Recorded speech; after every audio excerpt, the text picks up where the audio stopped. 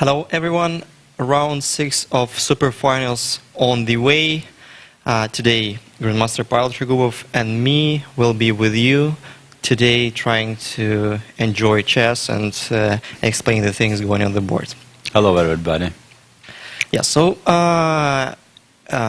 in women's tournament we have a sole leadership of Olga Gira. Who is doing quite well, huh? Yeah, she's doing quite well. She's like half points ahead of Natalia Pogonina and Alina Kashlinskaya, who obviously will try to reach here at some rounds. And I think that Olga Gira has only played against Natalia Pogonina, but she didn't face Alina Kashlinskaya yet. So the direct rivalry, the direct encounter will let the things become more clear. Yeah, talking about Olga Gira, I would say that it's not only about the result, yes, also the quality of her game is very high. Yes, she's quite solid. Yeah, maybe the only player who didn't cover any trouble so far, right? Maybe Natalia Pogonina is also doing quite well. But by the way, this is quite typical for both players. I mean, both are very solid with very good understanding of chess, actually, well prepared both. So it's not a big surprise. Obviously, the level of Olga Gira chess skills and Natalia Pogonina is just absolutely undisputed, and she can play like a strong man grandmaster, obviously. Right. And in the men's tournaments, now we see that the round has just started. And in the men's tournament, we have 4 players sharing the first place. The tournament is very tense, and the distance between the last place, dramatically for Dmitry Yakovenko, who lost 2 games in a row.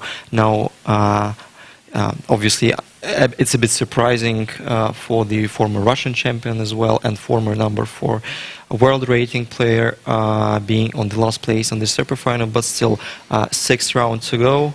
I mean, 6 including today's round, obviously.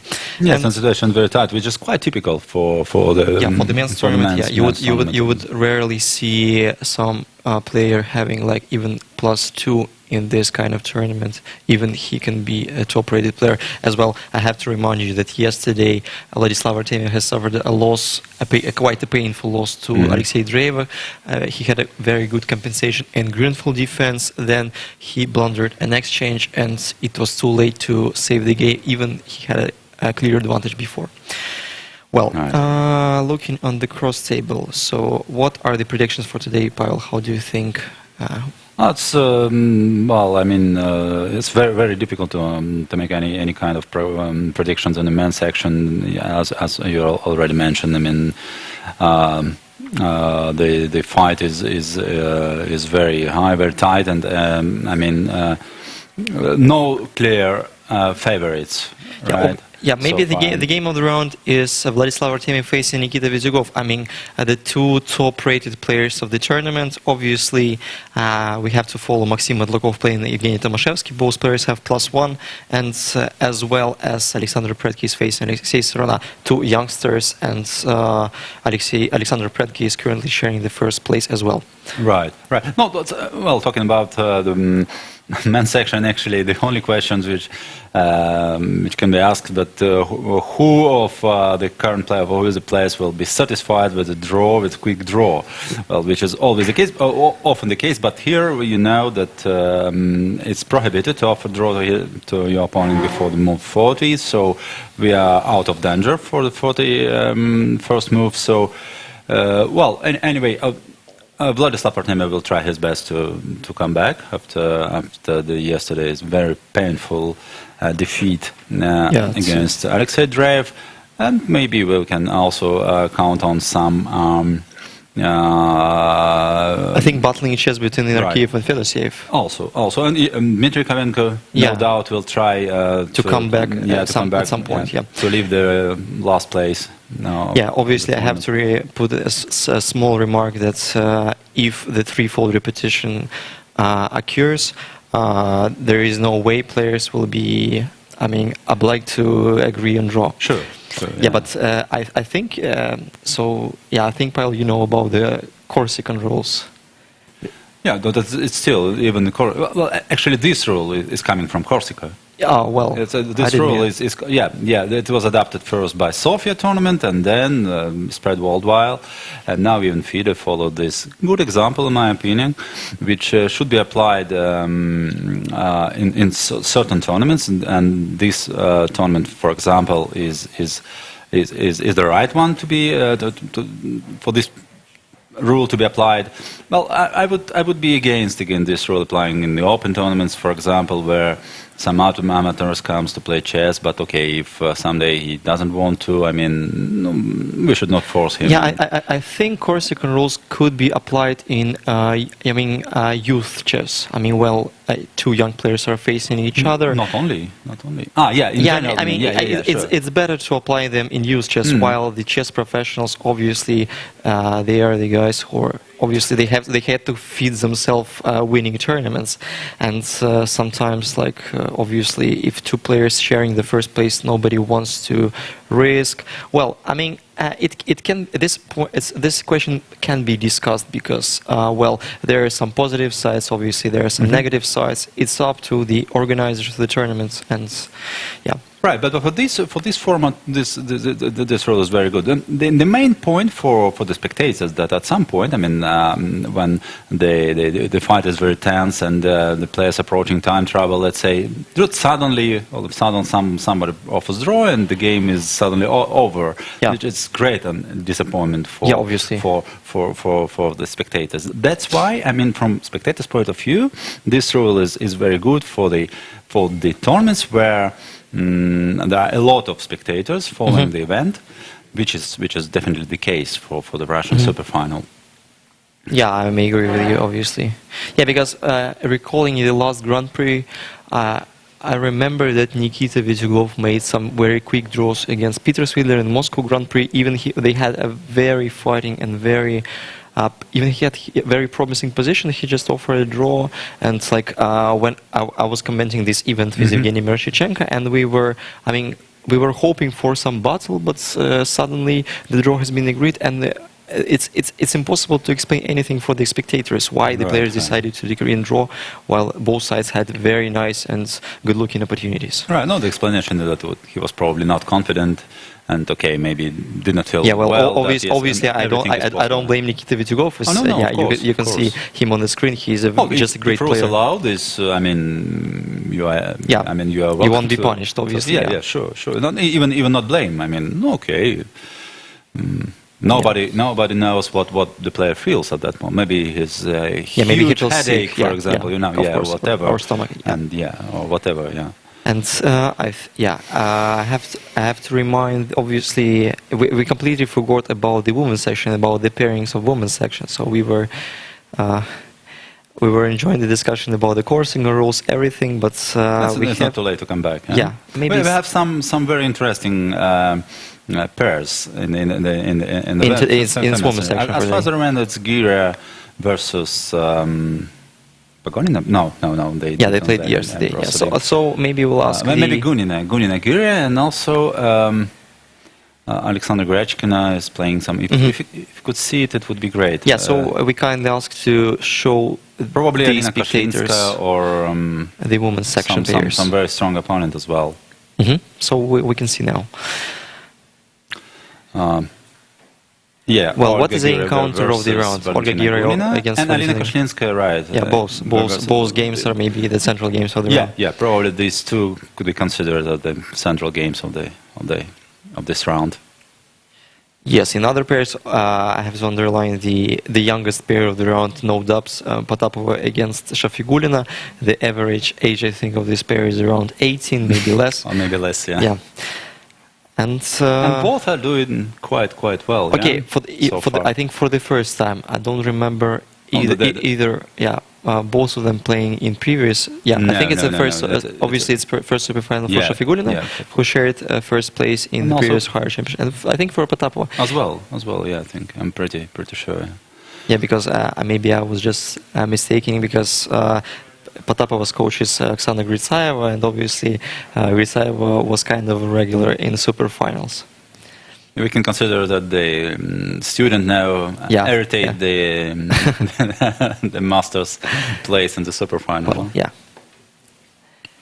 So, well, isn't it a good time? Yeah, I'm trying to refresh the analysis board. Yeah, so, yeah, we can see Kirill Alexeyenko playing against Dmitry Kovenko. Obviously, Dmitry Kovenko will try to do his best, his absolute best to win today's game. Otherwise, like suffering two draws in a row, I mean, you would rarely see Kovenko losing even a single game because he's well known to be a very solid player. Right. I think, yeah. And Kirill Alexeyenko, as a rookie player in Superfinal, performs, I mean, he performs well. He won a game against Vladimir Fedosiev, but he lost a game against Vladislav Artemiev. Obviously, he could make a draw in several ways. And also, after the game, Kirill told me that it was part of his preparation, but he just forgot about some, maybe knight f4 was a mistake in his Caro-Kann against Vladislav Artemiev. He just told me that the variation is not so safe for black, but he just forgot what he... And that's one of the main problems. When the professional prepares for the game, he looks for various, maybe hundreds of lines, and sometimes it's very easy to forget. To forget. And actually, you need about 3 or 4 hours sometimes just to revise everything you have already, obviously. right? And then it's another problem just to hold it in your head. I mean, and which is another story. And unfortunately, it happens quite often that just even top players forget the lines which were even well-known lines. Which were studied carefully, but the same which required a huge preparation. They spend about 1 week working on them, and then all of a sudden it happens in the game, and you cannot remember. It's a huge disappointment. Yeah, I think there are some top players who know their lines properly, and you would quite rarely see them forgetting these lines. I mean, like Maxim Vashelograf, for example, he just knows everything he plays. He has a very, he's very determined in learning the openings, and he plays almost the same. I mean, he plays Grunfeld with black pieces, and I mean, like he's trying not to widen the opening repertoire, but just making it narrow. Is rather narrow. That's why for him it's a little bit. This is an advantage. But on the other hand, of course, he can sometimes to be caught, and it happens to him actually. Sometimes he's just losing without, because his opening choice is quite predictable. Yeah, obviously. Yeah, so now the camera is focused on the women's section. We can see Polina Shuvalova against Alexandra Kostyniuk. So finally Alexandra bounced back yesterday. She won. I mean, obviously she could won this game much earlier against Daria Charachkina, but then in the interview she told that she had to win this game twice after taking bishop h6. But anyway, point on the cross table makes sense. Alexandra Pretke, a current leader, one of the leaders on the men's tournaments. And again, I think Alexander has changed his opening repertoire, because he was well known to be e4 player, and this tournament he plays d4 in every game. Even in the first round against Vladislav Artemiev, he made some. He had a very nice preparation, and he had an evident advantage against the top-rated player in men's section. But he wasn't very accurate, and obviously kudos to Vladislav Artemiev, who made some very nice traps and forced Alexander to make a draw. And so then he won a game against, I think it was, first of all it was Ernest Nerkiv and then Dmitry Kovenko. So he was 2 white games in a row. Yeah, he's very dangerous with white pieces, obviously, Yeah, by the way, I have impression that this young player has a very good character. I mean, he started with the beginning of this tournament was very unfortunate for him. I remind you that in the very first game he he didn't manage to win winning position against Vladislav Artemiev, and then suffered a very painful defeat against the second round. I don't remember against whom, with black pieces, but I remember that it was quite painful. And then he bounced back, and now he's already on +1 among the leaders. Yeah, so today Ernesto is battling Vladimir Fedoseev, and he didn't change his mind. He's playing the second game with black pieces in a row, and again you can see Grunfeld defense. So yesterday he suffered a loss against Evgeny Tomashevsky in solid Grunfeld line with G3. With G3 C6, yeah, and nevertheless, obviously Vladimir Fedoseev was one of the, players of the new generation who started to play knight f6, e6, and a6 third move. It was some kind of, I don't know how to describe, how to find the word. In Russian Superfinal, I think 2016, he used to play this on the regular basis. Yeah, and just twice, and then I saw several games of even Magnus Carlsen playing, Hikaru Nakamura, Magnus Carlsen, doing absolutely the same in the opening. Yeah, but I think Magnus Carlsen played it a little bit earlier than... Even before, before Vladimir. Well, maybe. But then it became very popular. Right, and then a lot of players started following this line. And then me with white, I played already, I think, at least twice against this setup.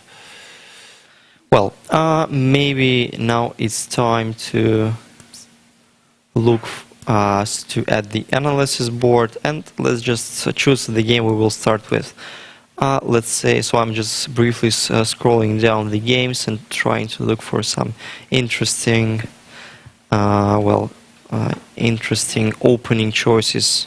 Okay, let's say we'll start from the main section. Okay, let's start from the leaders. Matlakov against Tomashevsky.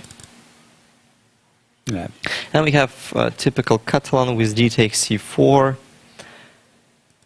queen a4. Also the other options are knight e5, which leads to some well-known lines like with bishop c6 or even knight c6. The other alternative is to play queen c2. This move was very popular because I think Boris Gelfand played this line on the regular basis. Also, Alexander Grishuk has played this line, but it leads to some, typical Catalan position, let's say. Queen a4 is obviously a possible direction. a6, queen takes, b5, queen c2, bishop b7, bishop d2. Well, still is very very old line. Yeah, so the theory hasn't started yet, let's say.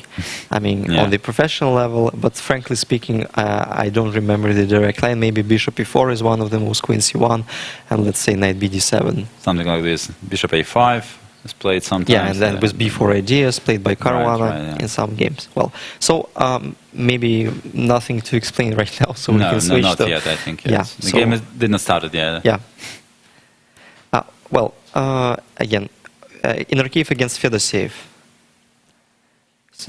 So, yeah, as well as we said, it's Grunfeld line with queen b3 fixed move, d takes, queen takes, castle e4, knight a6, bishop e2, c5, let's say d5, e6. Yeah, so still, again, the theory hasn't started yet. E takes d5, knight b4, and rook d1 is one of the alternatives, obviously.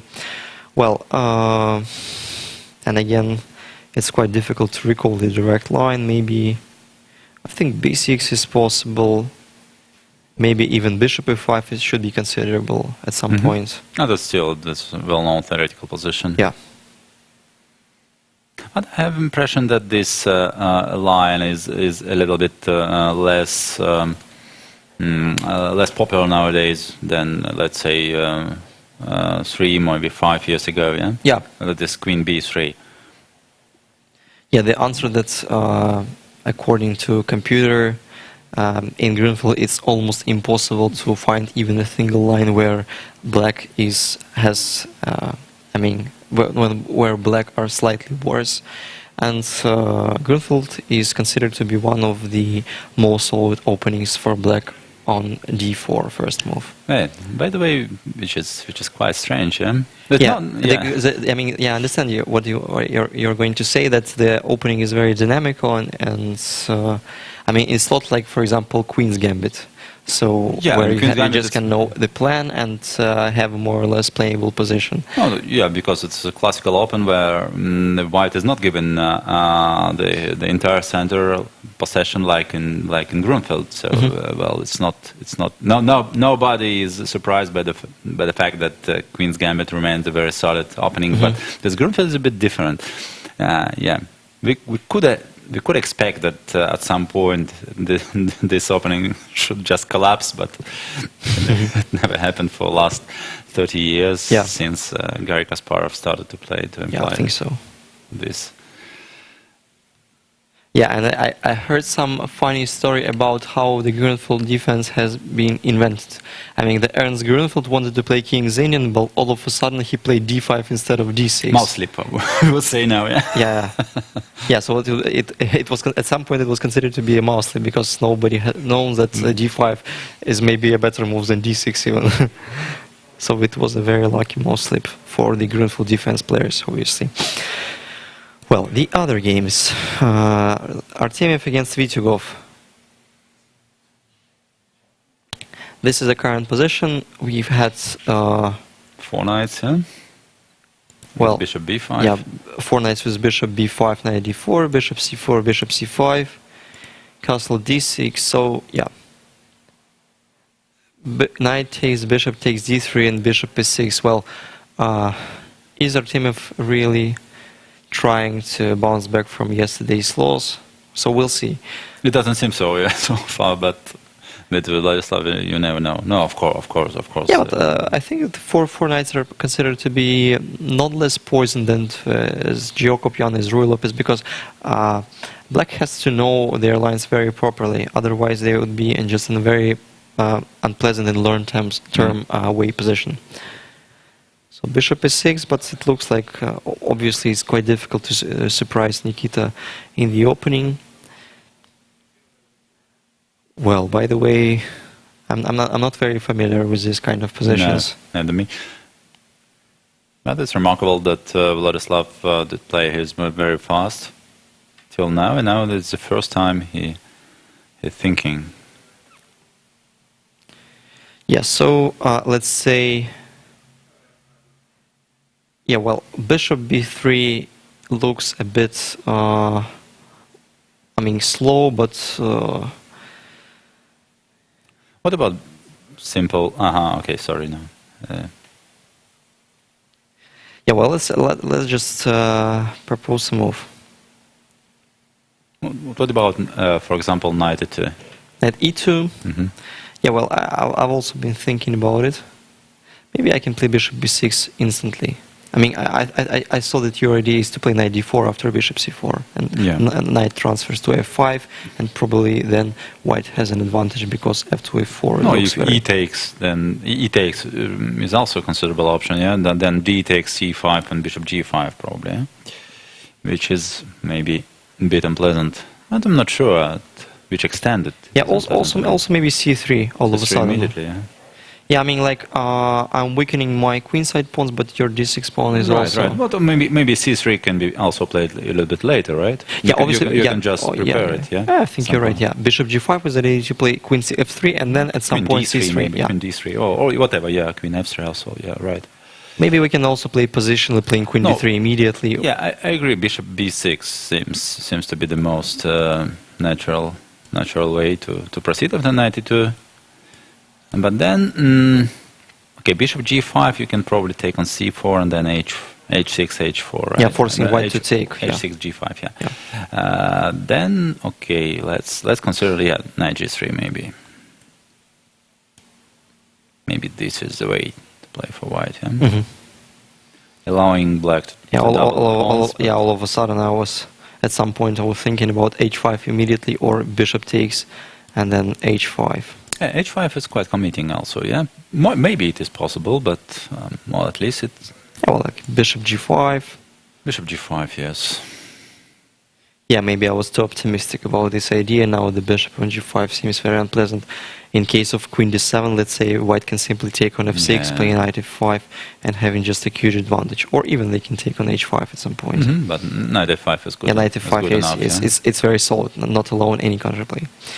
Yes, well, still, I mean, just as I said, that the position is looks at the first glance more or less calm. Then all of a sudden, like checking one of the moves with this, we understood that it's not so easy for black in human's point of view to react.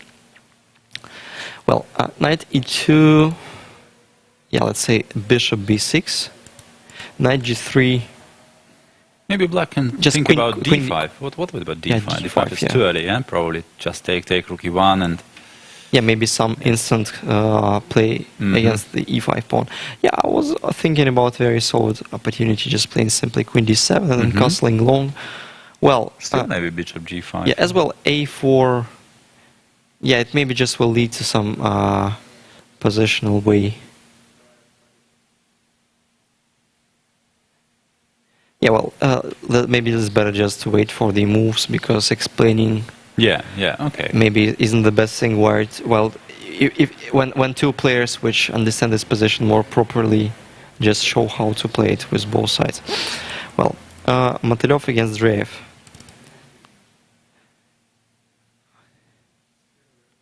That is Well, Sicilian. And Paulsen. Well, Sicilian instead of Karakan, which is considered to be maybe the Main- top choice for Alexei Dreyev. Even when in his young years, he never played the Sicilian. I think he started playing Sicilian when he was already about 30, even later. Maybe I'm mistaken, but this is my impression.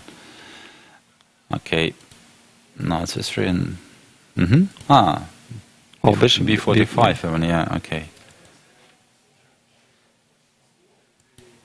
Castle d6 and a4. Wow. So, as well, I'm not familiar with this line, with knight f6 instantly. A4 is... And a4, at the first glance, it looks like a mouse slip. Yeah, but obviously, I think there It is is less not, sense yeah. in a3, because probably the black's idea is to take it on c3 at some point and maybe try to solidify somehow. What's this idea actually? Maybe I mean, I'm playing yeah. at some point knight a2, or maybe this is a point, yeah? Or Knight a2? knight a2 maybe. Yeah, so there has to be at least some idea and the reason why Alexander Motolev decided to play a4. I mean, because the other alternatives, I think, were like, okay, let's say bishop e3, bishop g5. Well, even queen d3 is considerable. Yes. Well, a4. Alexander spends less than a minute. Obviously, he knows this position well. Sure, yeah. They play quite quickly. Well, I can't say that it's surprising, but I'm just sometimes I mention how deep Alexander Motolev preparation is, as well as all of you know that Alexander is the coach of Russian national team, and obviously his opening knowledge is quite wide and very deep, and even these such rare lines are well observed properly by Alexander Motolev. Well, a4, and seems that Alexei Dreyev is a bit surprised of it.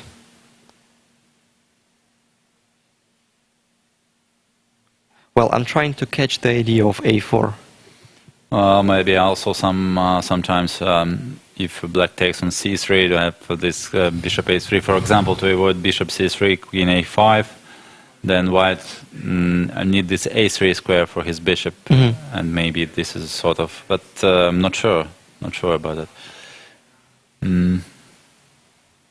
Maybe he's waiting for some move for black. Well, for example, let's say bishop d7 or a6, I would consider as more typical. Always useful move in this Sicilian setup. Yeah, but it depends on if white is going to take on c6.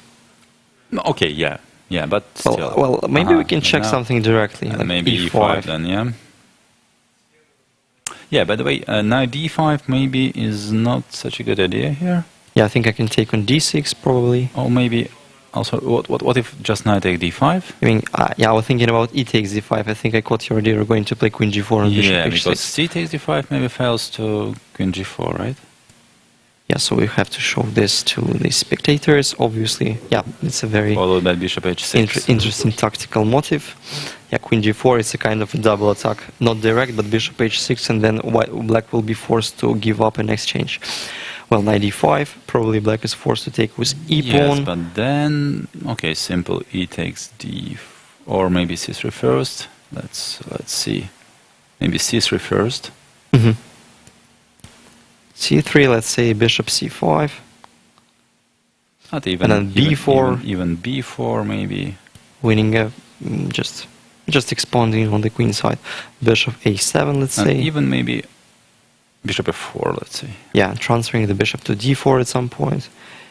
Well, I'm not sure. Well, let's see if this will be a sufficient. Well, at least Thing, some. Yeah, well, some obviously, yeah. unpleasant pressure. Yeah, white is pressing, and they have a clear plan to play C4 at some point. Yeah, right. Use the power of the bishop on G2. Well, E5 is also considerable. So if A6, probably white may take. No, by the way, yeah, but now we can see the point of A4, because if you do the same just immediately without playing A4, A6, right? We're trying to. Uh-huh. To make work the same idea, so E5. But maybe even, I don't know, D takes E5 is it too bad, or? I think it leads to a more or less typical position where white is just trying to press with almost no risk. Like Rook B8, Bishop E3, or yeah, I think we have to take first, just in case, and then play Bishop E3.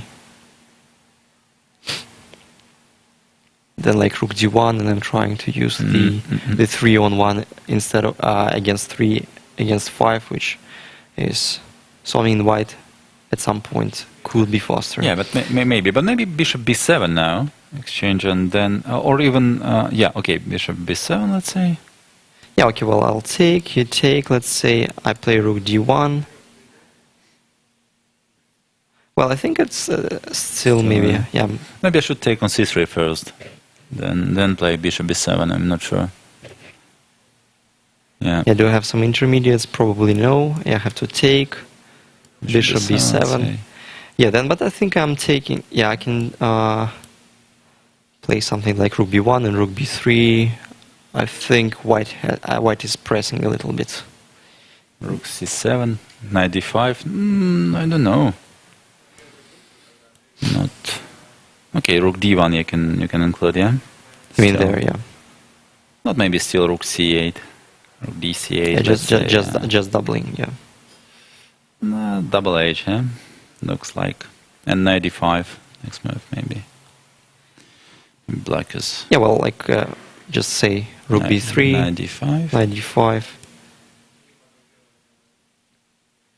Yeah, well, yeah, probably I've misplayed something, or maybe just the old line is not so. Yeah, but maybe there is some subtleties, here, and maybe A4, A6 is in somewhere in favors of black. I don't know, maybe some. Maybe that's just the best ways to take there. No, yeah, you have to include. Finally, yeah, that's Bishop you have to C3. include, and then after Bishop B7, maybe positionally it's better to keep the bishops on the board, but the question is how. The question is how. It's not Bishop so clear. A4, maybe, I don't know. Bishop D4 I didn't like because of Knight D5, I think. Knight D5 or Bishop F3 also. I was thinking that the point that if Bishop A7 there is nice tactical thing. Rook A8 also, yeah. Yeah, or Rook A8 obviously, yeah. Yeah, maybe A4 is just a good move. Right, waiting for, yeah. Yeah, regardless of black's reaction. Rook B8 is already played, right? Preparing for Knight C6, definitely. So now just preventing it completely. Yeah, maybe Knight C6 is not an option anymore. Then what's about, let's say, knight b3? Well, aiming for knight a2. Mm-hmm. I want to trade this bishop. Yeah, well, maybe I can take finally. Okay. Pawn takes, and then bishop will come to a3. Mm-hmm. Right. Okay, bishop. Let's be simple. Bishop a3, rook d8. Then I'll try to double. Queen somewhere, d2. Yeah, but I think I'm just in time. You're just in time then, yeah. Mm-hmm. Okay. Maybe this direct way doesn't. Okay, maybe then knight b3 is the direct way is not good. Mm-hmm. Okay, So well, yeah, after the rook b8, maybe yeah.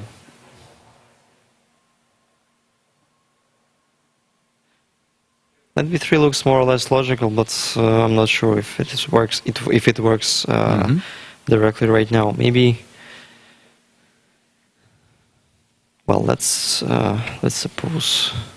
Well, because if knight a2 immediately, then bishop a5 or bishop c5, and knight is very awkward. But then maybe you can play knight b3, and the point that you are forcing black to play bishop b6, let's say, and then like knight goes to c3, and probably that's the position. So rook on b8 looks a bit awkward, and now even bishop d7 isn't impossible for black. Then maybe bishop a5 was a better option. Well, if I play just the same, you'll probably go to c7 this way. Yeah. But well, I think this position a6, yeah, maybe then b5. The position of black's bishop on c7 is a bit awkward, and maybe white can pretend for some normally we advantage. have this bishop on e7, right? Yeah, obviously. Yeah, maybe it had nothing to do. I mean, on c7. No, okay. Anyway, we will see soon what was Alexander's idea. So, yeah, so this is the current position, and we can move to the other games. Well, the next one is Predke against Sarana. The Catalan line with knight d2. Mm-hmm. Well, this line was considered to be, well,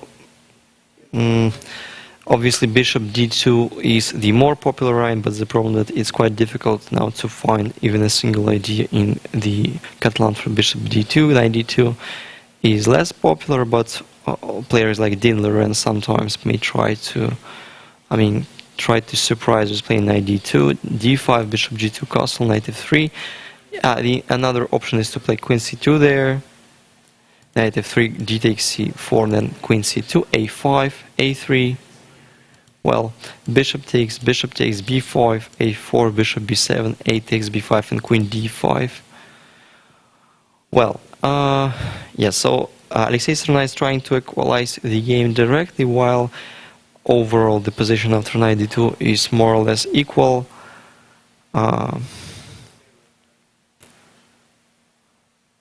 Is it still a theory? Because I'm not Yeah, sure. bishop to b5.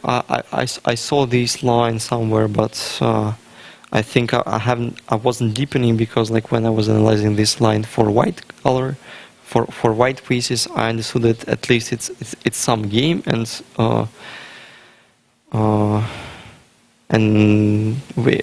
at least it can be tried.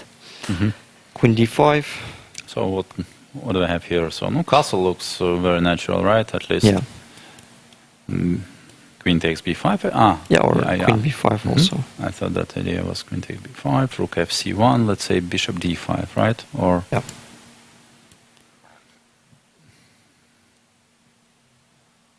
Yeah. By the way, the black is pawn up. Yes. Not okay. If white recaptures on c4, then yeah, I can play knight d5, for example. Maybe knight d5. Yeah.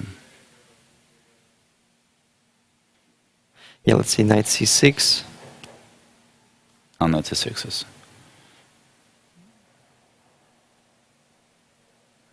It's a good option. If I'm not blundering some. Yeah, it looks like Looks knight like d4 it works. Yeah. Yeah, well, like castle, queen b5, maybe something else. Maybe something else.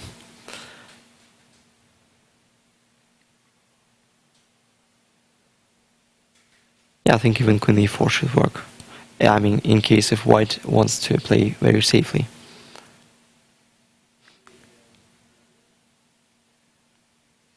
Mm-hmm. Maybe then take. I don't know what about bishop c6 here. Yeah, I want to take on a5, so. Ah. Yeah, by the way, this position remains unclear. Yeah, right. Even this one is. Okay, this is like yeah. a1. So queen a4, yeah. Queen a4, but then maybe.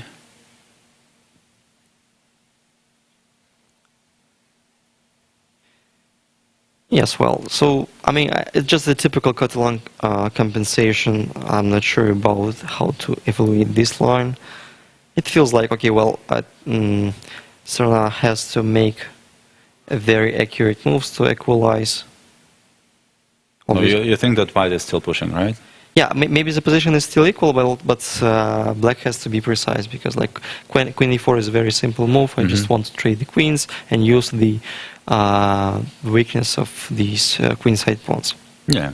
Oh, somehow I like this move. Yeah. By the way, I think one of the easiest ways is to play bishop d5 still, and then knight c6, and it seems to me that it shouldn't be enough for white to push. If knight e5 now. Knight e5, yeah. Ah, well, okay. Knight e5. So probably it's just still complicated. It remains. Oh, still some questions are to be answered by. Yeah, maybe I can. Yeah. Then take e4 maybe. No, okay. It's still knight b6, e4, knight b6 maybe. Well, but Okay, this position is in favor of white, I think, no doubts. Well, at least optically it looks so. Maybe not that much, but yeah, maybe on knight a4 and rook b8, but okay, well, like plus 0.15. Well, Predke against queen d5 is played. Alexander Predke is thinking. Well, also instead of castle, maybe there are other moves. Maybe Alexander Predke may start from something even awkward like rook a4, rook a5. I think all moves are considerable. White has a big choice. And Serna has spent 15 minutes. It means usually Serna is playing opening like in bullet chess. I mean, usually he's well prepared in any line, and he tries to secure some time advantage from the opening and then use it into the when you have the time trouble when you're playing against Serna. So both players have the same. After 6 seconds, they just have exactly the same time on the clock, and the only game was played between these two players. No, but by the way, I think this year in the Russian Higher League, Alexander Predke lost a game against Serna with white pieces. So he overpushed at some point. Well, anyway, so Predke plays white. He'll try to push. He has 2.5 out of 3 in this tournament. With white pieces, obviously, he's considered to be a very dangerous player.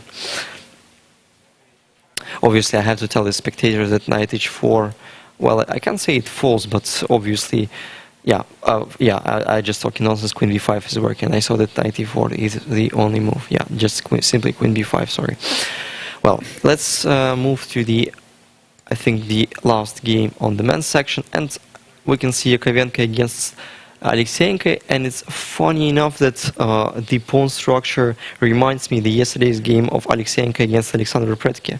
But the opening was a bit else. The opening was Rui Lopez, but now we have some kind of, I can call it as an anti-Sveshnikov. Right. Yes. But it isn't. I think it's called like this. I'm not sure. I think it's we talk about 35. Yeah, obviously, I'm talking. Why I'm thinking it's anti-Sveshnikov in this line, black may play this line, this particular line, or even e5 immediately, like leading to Kalashnikov's variation, where after knight c3, I think knight f6 isn't considered to be a good move. Well, here, yeah, or maybe it just it's playable. possible. It's It's always completely different possible, line. yeah. Yeah. Yeah, well, so knight f6 is also possible, but it just leads to absolutely different game. E5 is played, knight bishop c4, bishop e7. I think this position was also played in Svidler against Carlsen this year, Grenke, in Grenke. Yeah. Yeah, well. Mm-hmm.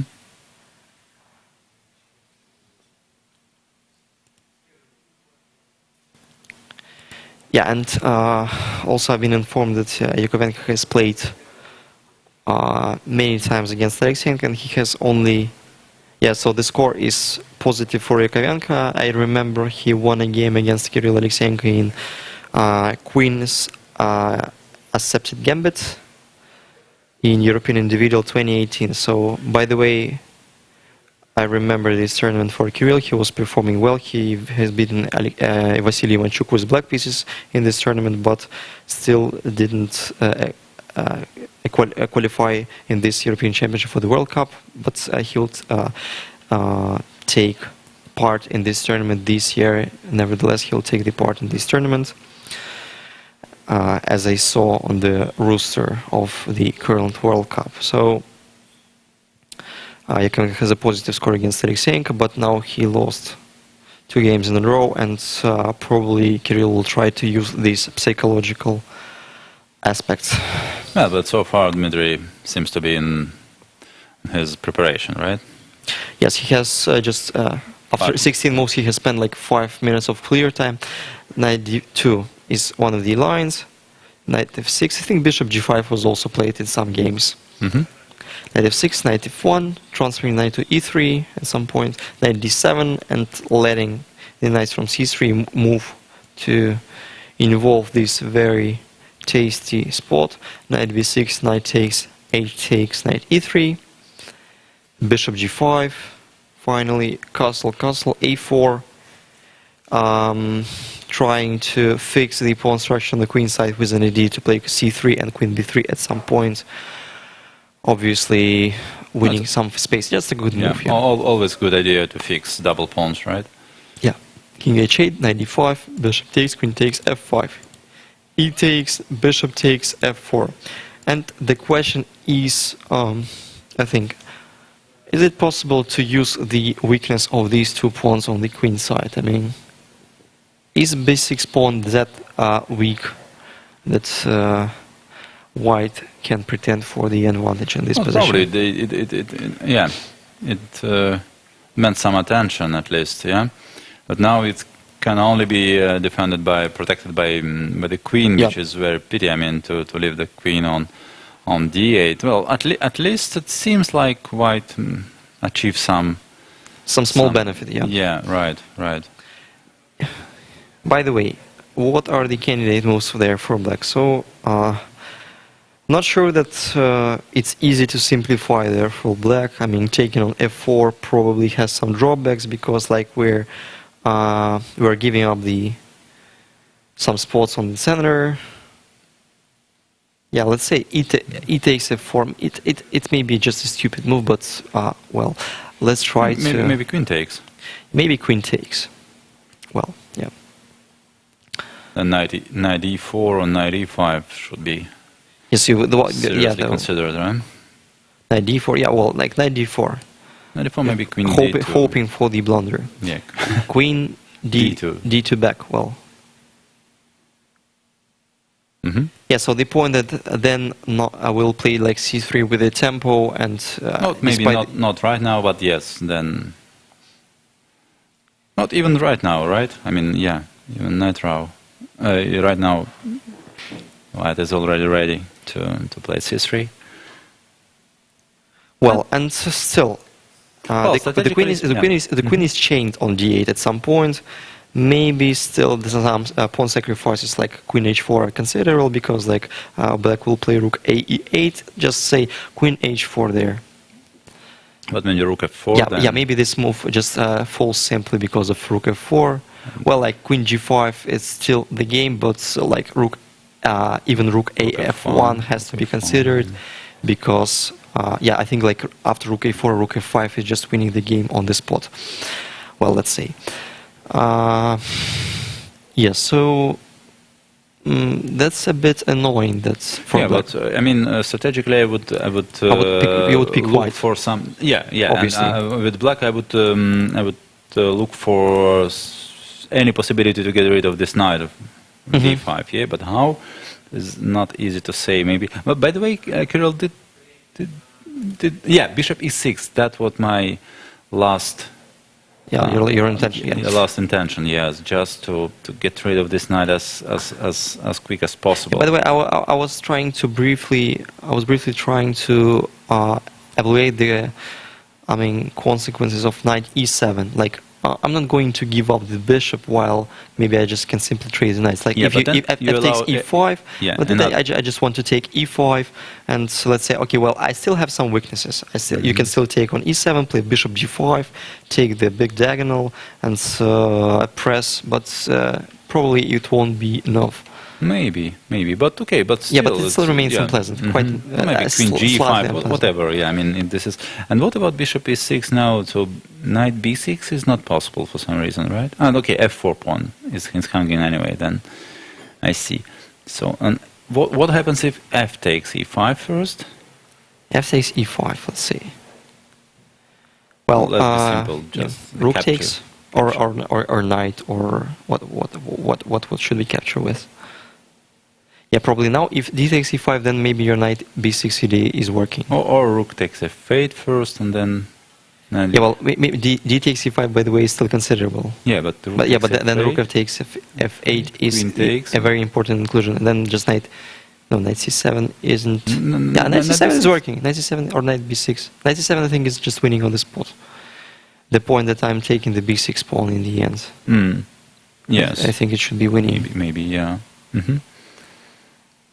Well, the other captures on e5. Let's say, let's take on f1 first. Queen takes, then. Queen takes, obviously, and then simply knight e5. Okay, knight takes b6, maybe. Knight takes b6, and then I can take and play queen b2 there. Or maybe c4 first. I'm not sure. No. I mean, just yeah. Well, I think both moves are c4. Maybe I can play queen f2 there. Okay, queen b2 is probably good enough, right? Yeah.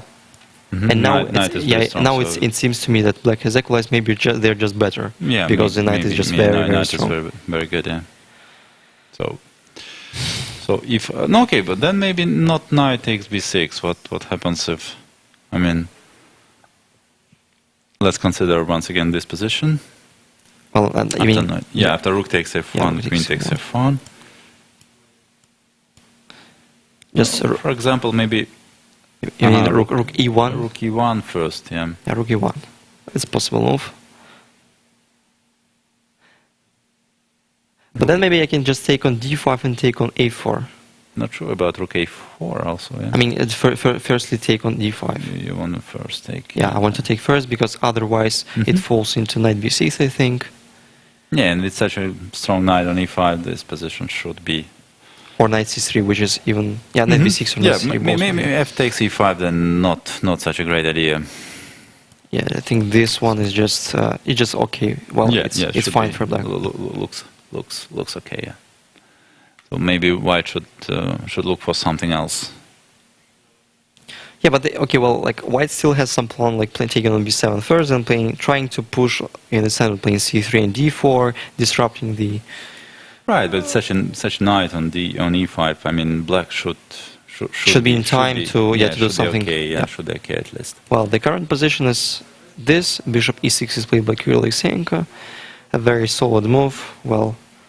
And let's see how Dmitry Yakovenko will react on it. Well, maybe this after an hour, after the prelude that took an hour, let's look for the women's section, briefly observe the openings. Let's start with the central games. The games were appointed as a central. Yeah. Kashlinska against Garechkina.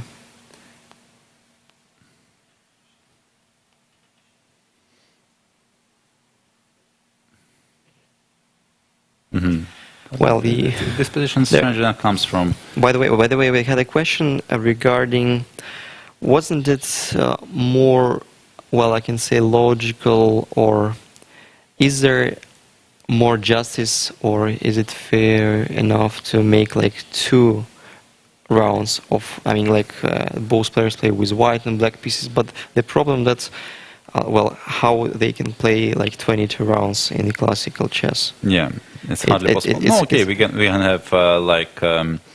It was like in the Soviet Union when players have played the tournament for, we months. Can switch for, let's say, the candidates format, having just 8. Yeah, 8, like 7 games. Yeah, or 6 person playing.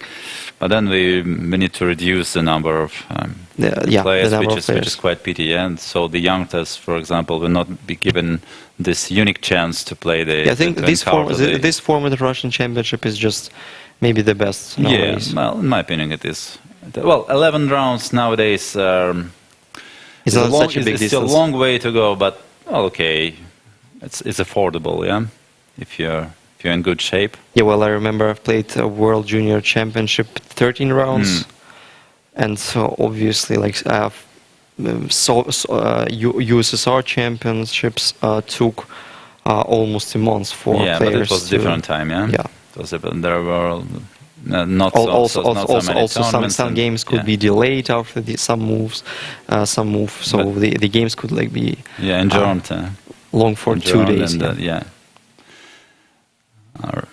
Nowadays the lifestyle is much more speedy and accelerating. So we cannot playing a tournament during 1 month, but. So probably the longest tournament nowadays is the World Cup, because it takes 1 month. It definitely is. But for some players it may take just 2 days. Yeah, unfortunately. And Kashlinska plays against Garechkina. I have to point out that Kashlinska's opening decision was a bit. I mean, I don't remember her playing e4 first move, because she's well known to be as a d4 player, right, as well as her husband Vladislav Vaitashek, who is just, I think, complete d4 player with white, as well as he usually plays neither against e4 by himself with black pieces. E4, e6, d4, d5, knight d2 variation. c5, e takes, queen takes, d takes, instead of, so d takes c5 instead of more common knight gf3, c takes d4, bishop c4, which is considered to be, I think, more popular than d takes c5 directly. Well, maybe this line is still poisoned and there are no dubs. We can feel some like invisible handle from the Vladislav Vaitashek making this move. Queen takes c5, knight g3, knight f6, bishop d3, knight bd7, queen e2. So Alexander decided to play queen c7 immediately. I think it could be a transposition from some Karakan e4, c6, d4, d5, knight d2, d takes, knight e4, knight d7, where almost the same position may occur. Queen c7 played immediately. I think b6 also would have been played. Maybe there are some. I mean, obviously there are some finesses. Some finesses. Maybe knight e4 now. And knight e4, and probably now I can, like, when you asked me to leave the square on c5, I'll obviously play queen c7 now. Well, and maybe then just no. Or maybe there is just no difference, because like she has played b6 on move 13, postponing this move for 5 more moves. Queen c7, castle, knight c5, b3, knight. So b3. Well. Knight e3, queen takes, bishop e7, bishop b2, castle c4, b6. It's hardly. It looks like black is doing fine, right? It's hard to say that white has anything, because they decided to give up the bishop, which usually makes sense in this opening. Maybe there is still some, well, not tactical, but okay. What about knight e4? What black should? Well, knight e4. That's like the most natural way for me. Well, maybe I can simply take with the take and play all of a sudden Queen B7. Queen B7, yeah? Yeah, the point that after Queen G4 now I want to play F6. Mm-hmm. By the way, if I would play Bishop B7, Queen G4 and F6, well, it's still possible, but nobody wants to give up this central pawn. Sure. And obviously G6 is not that beautiful. Well, it... okay, Queen D4, even, I mean, it creates some weaknesses. Yeah, at least some play, yeah. Maybe G6 is still fine for black, who knows. Maybe, yeah, if there is nothing direct, I can simply play, well, say, a rook Fe8 or D8 and bishop F8 and... Yeah, but this is not definitely not the first option we would consider, right? Yeah, maybe Queen B6. So Queen B7, yes, maybe this No, but Rook D1 is played instead of Knight D4. But I frankly speaking, now I'd like your direct approach to play Knight D4. I just... No, otherwise this knight will remain on D2 for a long time. Which is maybe the point that also Rook D8 is possible, so I'm just including this move. Right, but then anyway, White should be happy to exchange this knight. You mean just there? Well, maybe even knight takes. I mean, yeah. Okay, White is not fighting for advantage here anymore. Yes, I mean the position is equal, but maybe in the human point of view, it's well, like psychological advantage could be on Gerechkina's side because she has equalized. She has absolutely no problems after the opening, and now. Well, yeah, but that's exactly what I mean. Maybe White should just think about equalizing here. Just knight takes F6. Yeah, just take all the pieces of the board and play the endgame. Yeah. But now with this knight on D2, I mean, White. Yeah, it feels a bit easily be worse. Yeah, maybe. just Bishop B7. So taking the E4 spot on the control. Maybe Alina's idea is just take on F6, knight E4, but then Bishop goes back to E7. I cannot see. Maybe knight G5, or something. Maybe it would be or some weird stuff like Queen D7 all of a sudden. Queen D7, right? Or maybe knight G5 first, maybe knight FG5, then knight FG5, maybe. And knight FG5. No, maybe yes. Yeah, well, okay. Bishop B7, just once again. Bishop takes, knight E4, Bishop E7 of AG5. Well, but then F5. Maybe knight takes E6, I don't know. Okay, no, sorry, it is possible. It is not possible, right? Just F5 maybe, Queen H3 first maybe, and then knight takes E6. Then, okay, it should be calculated properly.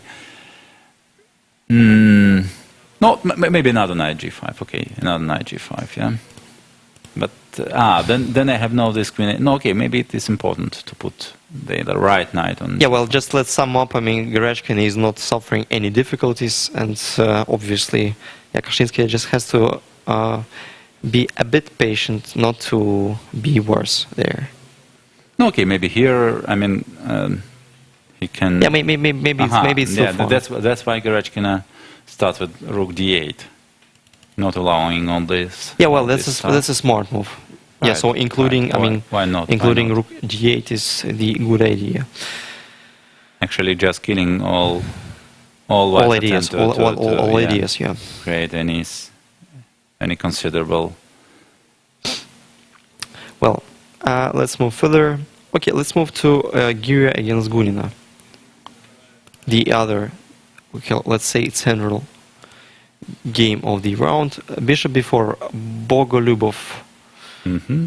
Variation, knight BD2, C5. Well, C5 is another approach.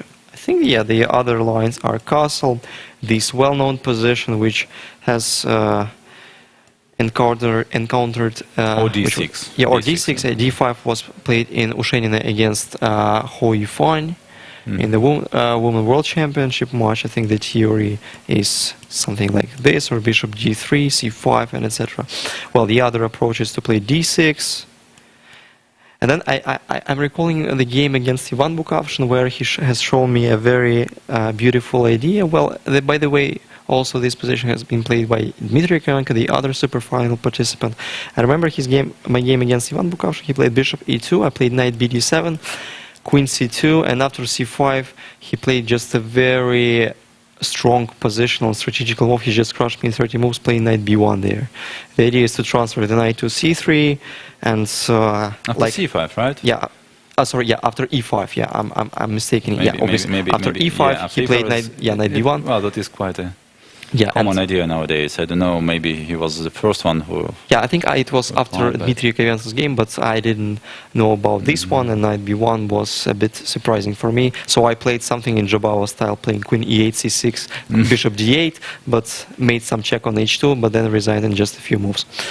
Well, that was another story. c5, I think it's more solid approach because it leads to some simplification of the center, forcing white to do something direct. a3, bishop takes, queen takes, c takes d4, queen takes, knight c6, queen c3, d5. Also, this position is, I think it's well known. Well, it seems to me, well, No, at this least it's particular forced. position, I'm not sure about it, but.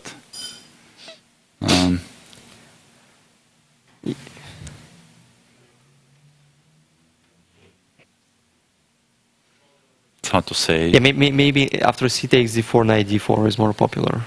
Knight d4, knight c6, and somewhere, something to somewhere. And, this position I definitely played, even maybe in several occasions.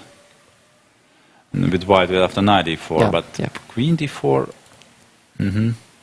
Yeah, but well, Olga usually knows at least like 12 or 15 moves. Right, but now she spent quite a lot of Maybe time. recalling, maybe. I'm not sure that Valentina have already played this opening herself, so maybe she was not ready for it. Well, knight d4, but knight d4 looks a bit slow, isn't it?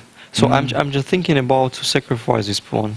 Yeah, castle, the first move which comes to my mind, definitely. So let's say, okay, let's be very greedy and take the pawn. That looks very dangerous, yeah.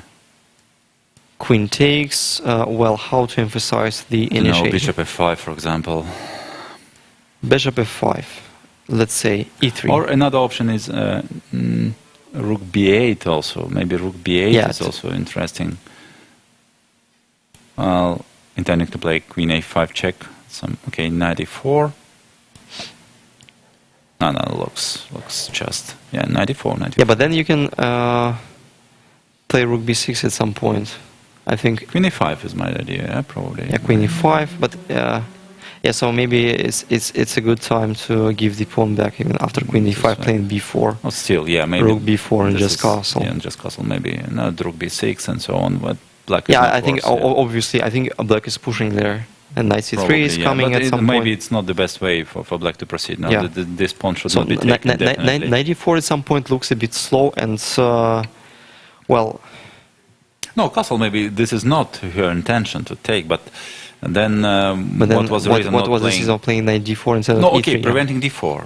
But why not if e3? Yeah. Maybe she Knight d4? wants to leave. Yeah, Maybe knight d4. Sorry, queen g7, obviously. Yeah. Yeah, no, Castle, maybe yeah. she didn't want to close her bishop on c1. Maybe her intention is just to go out with bishop now. But somehow, I mean, she's not. White is not ready for that. I mean, white is late with her development, and anyway, she will be forced to play e3, in my opinion. Well, okay, I'm pretty sure that black is doing fine here, having such a huge Development advantage. Yeah. Well, by the way, e3 now, I think it may fall into knight e4. 94, yeah. Well, I mean, No, but this one is just very risky position for Okay, white. let's try bishop g5, because that was the only reason for white not playing e3 immediately. Well, let's see if it works. Knight e4, let's say. Well, knight e4 is definitely the option, but maybe there is something else also. h4, g5 was also, I mean, it would be considerable also. Like h6, yes? Yeah, h6, bishop h4. What else? Yeah, well, the other option is to take and play knight c6. Maybe it's not late. It's not. Yeah, it's not late to equalize. Maybe. Not even here. Black is better. Yeah, rook b8 is coming. Well, I mean, Yeah, just better. just better. Yeah. Maybe white can equalize somehow on the spot, but it doesn't feel like. Well, maybe it's not yet objectively about equalizing, but I mean, it's definitely Not losing any material, yeah. easier to play with black. Huh? Yeah, bishop g5, just h6 is one of the options. Yeah, I think h6 is, yeah, it's better than knight e4. I mean, letting white have some choice. I mean, letting them make a choice. If g5, let's say, bishop g3, knight e4. Well, maybe again it's time to. It's not so late to take on c6, but then It it's looks hard like a very to. good version of some Nimzo in Yeah, some Rogozin, yeah, yeah. or some Rogozin, whatever. I mean, looks like Like with a couple of extra temples, so yeah. what was Usually this position occurs Bishop with bishop on e2 somewhere. Bishop g5 is played by Olga. I mean, which is yeah. Yeah, I think Olga has misplaced something. Okay. After h6, she can start with knight c6, of course. I was thinking about it, but like knight c6, maybe again I can sacrifice an exchange. Oh, you mean like bishop takes c6? You'll play bishop f6 there. Bishop takes f6. Yeah, well, yeah, but even there, I mean, if no, okay, then white is quite safe, right? e3 and long castle probably, yeah. Okay, there white is safe. As bishop takes, queen takes, everything, and then e4. Or even queen takes e6. Who knows? Maybe just queen works. e6. I still have. I mean, still doubt about it. Yeah. But yeah, but bishop f6 is the safest way. Yeah, well, yeah, bishop g5. Maybe, yeah, maybe that was the idea. Maybe we were blaming Olga for no reason. Still seems to be very long. Still, I mean, but maybe nothing special, you know? So what about some strength? Finally, finally, no, 94 it is possible, but maybe what I was also thinking about moving another knight somewhere. Okay, maybe it's too long, yeah. Yeah. Knight takes d4. Queen takes d4, and now just what about bishop f5? Yeah, but looks like everything is under control. Under control, yeah. And yeah, I think I can start with e3 okay, first. Rook c8. Rook c8 and bishop.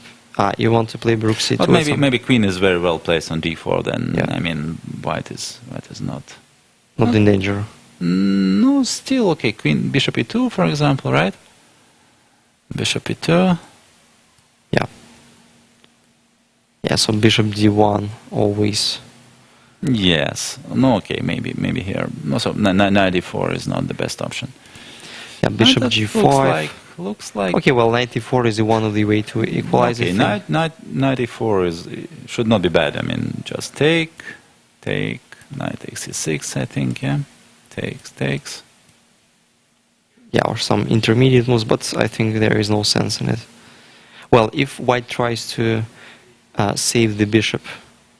Maybe she should, although otherwise she's worse, yes? Then rook d8 will come. I mean, maybe she should try. Like bishop a5. Yes. Let's say knight. Knight a4, maybe. a4. Why not? Trying to get use of some development advantage immediately. We need to calculate b3, knight c5, bishop b4. Maybe it works, yeah?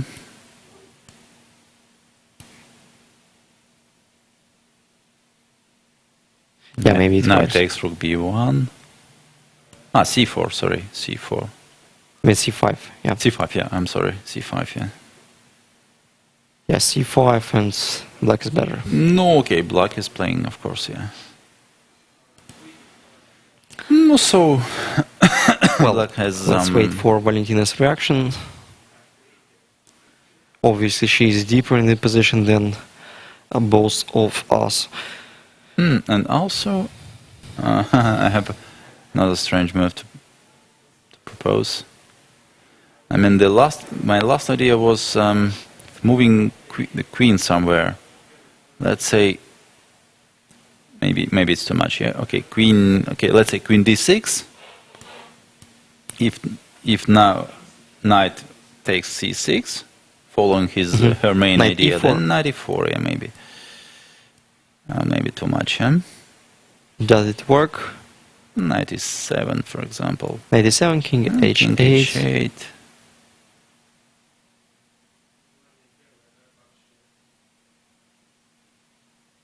Knight takes c8. Well, okay. Again, I'll try to be greedy, playing queen c1. be really greedy, yeah? Okay, bishop maybe e6. F6 or Bishop e6, maybe first. Well, just a good positional compensation. No, okay, yeah, maybe I will be able to get my material back, yeah? Taking g5, f6, and then probably... Okay, at least black can think about something similar. Yeah, so this is one of the options, obviously. Yeah, queen d6 is... Queen d6, no, okay, it leaves wide the possibility to play knight b5, maybe some other options, I don't know. Yeah, that one looks fine. I think knight b5 is a bit unpleasant. I mean, keeping the knight on the board. d4 is not possible. Yeah, so then I will going to take on f6 and play e3, and maybe white is in time to get some advantage. Maybe, yeah, maybe Gira was just made something fine. But yeah, we are still considering that knight e4 equalizes for black. Yes, I think yes. I mean, black cannot be in danger on this position. No, it's hard to believe for me. Well, let's proceed to the rest. And the second... yeah, okay, we have seen already the second central game. Now we can see the rest. Yeah, well, Gira is not on her workplace, watching the other games probably. Yes, so this is just another approach, I mean, of... well, there are some players that are considered to be hard workers, playing their own game, never looking on the other boards. And the other approach is, like, it's a very... I think... The other was is Fiedler's approach, yeah? Like, watching every game or what? Yes, it's always... So how do you think which one is which one works? Very personal. Yeah, it's very personal. I think, yes. It also depends of your current shape. Yeah, if you have if you have a lot of energy, then this is better to be focused all the time. And otherwise, I mean, if you lack in a little bit energy, you need some air, right? You need to walk a little bit and. To switch sometimes off.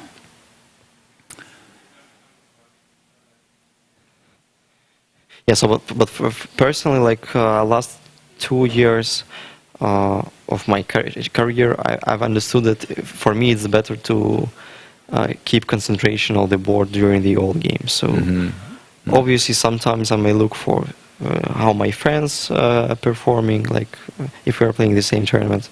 But like when I'm walking in the playing hall after every move, at some point I may blunder something because like the concentration is just disappears. I see. So what about you, by the way? Oh, it's hard to say. Yes. Okay. This last year, I don't consider myself as a professional, so I do what I want. But yeah, it depended of my level of energy. Definitely. So if I was able to see the whole day, so like while you had a peak rating, while you had a peak form, I tried to be not to lose the concentration for any second. I mean, was trying to work all the game long. But yes, sometimes if I felt that my head was already out of order at some point, I'm just was standing up and walking around a little bit. Having a breathe. Yeah. Well, Charishkin against Pagonina. Looks like white is, it's more or less, very typical position, and it was like something like... No, it looks like not such a bad version of isolated pawn for white. I'm not a great expert of this type of position, but looks like it because at some point Natalia captured on d3 the white's bishop, but normally white doesn't really care about this bishop in this type of position. So taking on d3 is never considered as a big achievement for black in this situation. I don't know what exactly happened. Knight bd7, h3. Okay. So instead of so the other plan is to play knight e2. I think castle and play f3, but queen h3. c2. Well, a lot of possibilities. h3 castle, queen c2, rook e8, bishop f4 back. Uh-huh. Bishop f4, that was avoiding this knight h5, right? Knight h5 was not a threat immediately, but... Yeah, well, but c5. Again, like after bishop f4, also black had an idea to play knight f8 and then knight e6 probably, or knight g6, and then like trade these bishops anyway. Yeah, but I'm trying to get the idea of putting the bishop on f4 right now, because, well, knight h5 was not a threat. Knight e4 was a threat, well, the positional threat, let's say, but after knight f3 it is not possible. So what was the reason to play? Okay, anyway. Okay. Yeah, well, like it looks like h3 and bishop f4 connection. Well, I can't say it falls into c5, but looks like black has made more logical moves than white in the opening, because like. No, okay, I can see now the point. I think because Daria wanted to play, wanted to put her knight on e2, but if she plays knight e2 immediately before bishop f4, then it allows knight e4. You mean like the queen c2? Yeah, instead of h3. I mean. Yeah. In this position, yeah, why not? No. Okay, I'm sorry. H3, yes. Let's go back to the game. So castle, queen c2, rook e8, right? And yes, I was about to say that if she plays knight e2 immediately, then knight e4 is possible, I think. Yeah, well, but it's a bit strange because I think it was nonetheless logical to start with queen c2. Queen c2, but anyway, after castle, I mean. And then play knight e2 there. I mean, like we're saving a tempo on h3. Yes, but then like h3 knight e2 connection of the moves is not very. But maybe queen c2 allows now knight h5 immediately. Yes, probably this is just one of the that's one of the well-known lines. And I think even take I think this position is just knight e2. Yeah, it is possible. That's a theoretical position. Like but even like very recent games of I think even Caruana played it. Maybe I'm mistaken. It has been played quite often. Yeah, well, but what was the reason of h3? So knight h5 is not possible. Queen is still on d1, and after castle. Okay, now, this is very interesting move for other restaurant. Castle, queen c2, also preventing knight h5 because h7 pawn is hanging. And finally, bishop f4 because... Well, like, again, if knight e2, let's see. Then knight e4 now. Well... Probably this is a problem, but still bishop f4 is possible. But then, okay, at least knight can exchange some... some pieces, maybe. So black has a slight lack of space. It's good for them to exchange some minor pieces. Some minor pieces, right. So with this move, further, they prevented all kind of exchanges.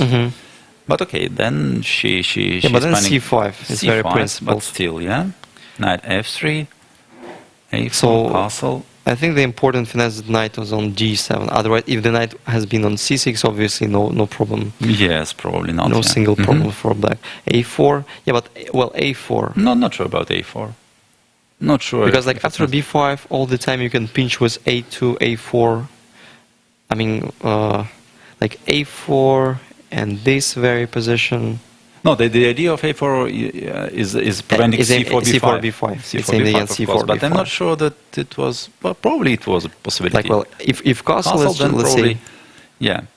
And the point that h3 pawn is not that good because after bishop f5, then I think g6. At some point, like bishop h3 is a position may occur, but then just g6 and then b5 becomes very strong and seems like black has a positional advantage. Yes, well... so a4, okay, a4, and then c takes, knight takes... Knight c5. Knight c5, castle, right? Takes, yeah. But okay, yes, that's what I mean. I mean, maybe black should not take on d3, because this is simplifying a little bit and makes white task... easier?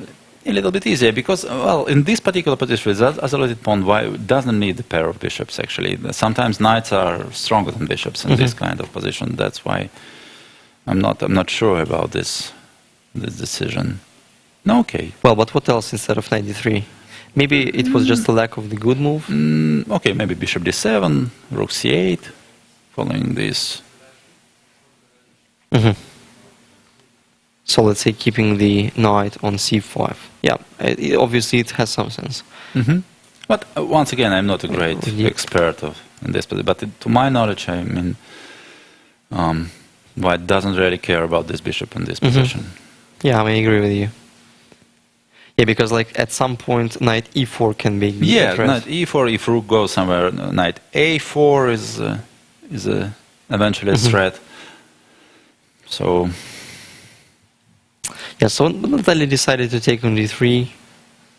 Queen takes, bishop e6. Well,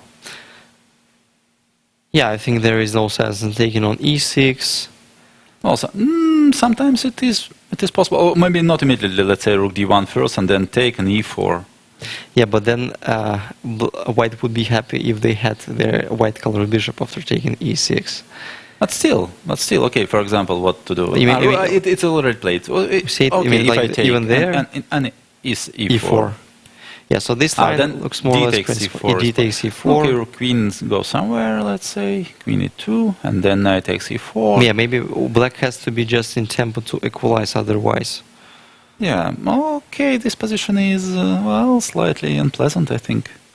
With queens on the board, this e6 pawn. You think is even there? even there? Yeah, I think. So. Yeah, maybe I have something. No, knight d5, queen e4. You Queen have. e4. Yeah.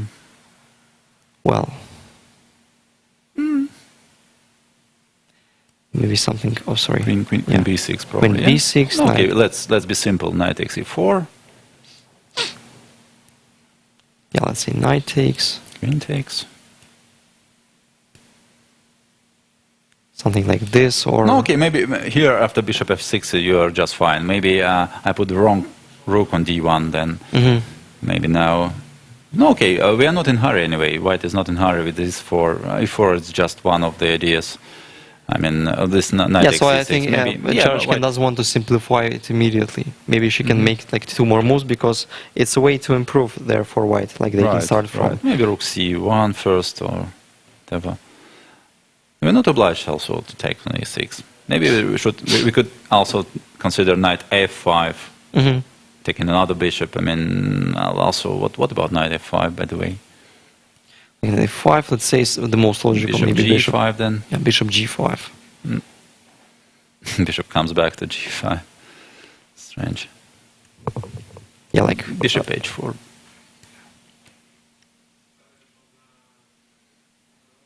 Yeah, I'll try to annoy if I'm not blundering anything. Mm-hmm.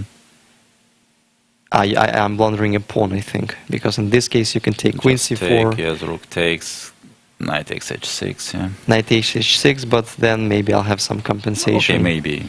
Yeah, maybe even king h7, and let's say, well, I'm entering the second rank, I have a compensation. Yeah, okay, right. Yeah, well, That's not- obviously knight f5 is an alternative. Well, That's also maybe White should start with rook c1 to avoid all this kind of. mhm. Oh, okay, I would take White definitely. Yeah. Definitely. Yeah.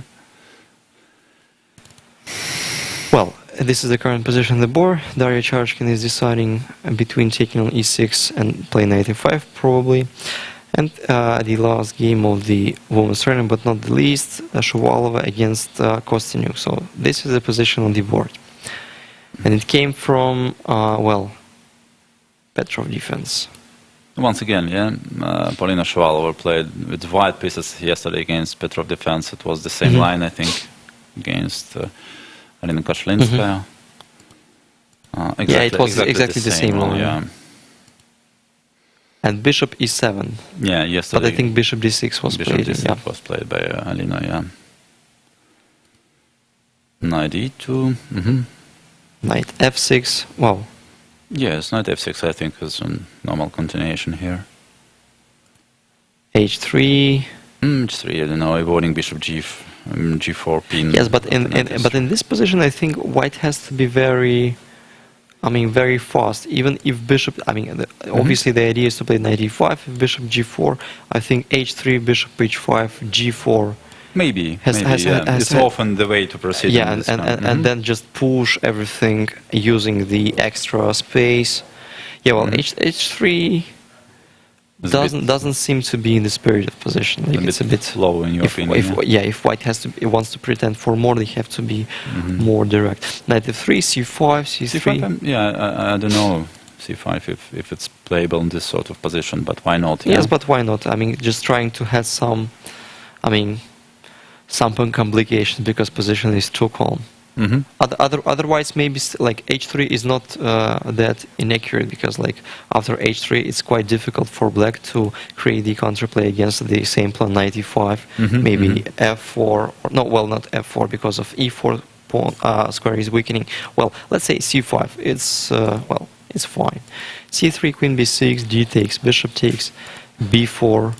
Knight this. This d takes c5 is well, also very committing. Okay, b4 is committing, I would say, yeah? Yeah, but the point that Polina decided to transfer the bishop to d4 in tempo, like queen c7, queen b3. By the way, maybe bishop d4 falls to knight e4, no? Like bishop d4 looks more or less logical after bishop e3, knight e4. Maybe yeah. c4, yeah. Yeah, maybe, Then sometimes you want to return the pawn back on b2, but the problem that the pawns are not going back. So that's what my coach has studied me, and yeah, it's it would be great for in some endgames where I was like playing h7, h5 immediately, or he just told me that don't forget the pawns are not coming back. Not coming back, yeah. Yeah, so knight e4, it looks like, yeah, well, it's a very complicated position. Even c4 has to be considered. Right, yeah. Just yeah, maybe bishop b4, c takes d5, knight c3, black is fine. If I'm not blundering queen b3, well, it's another story. Maybe I'm blundering everything. Yeah, but anyway, somehow, yeah, and Polina. Yeah, c4. Polina did not went for this quite natural option. Yeah, she started at with queen b3. It looks like, well, I don't feel that queen on b3 looks very useful. Yeah, but what a6? What? Yeah, no. Okay, she's just preparing for bishop d4. Yeah, trying to avoid this knight e4. Bishop and knight h5. Yeah, so knight h5. So the point that bishop pawn on d5 was hanging.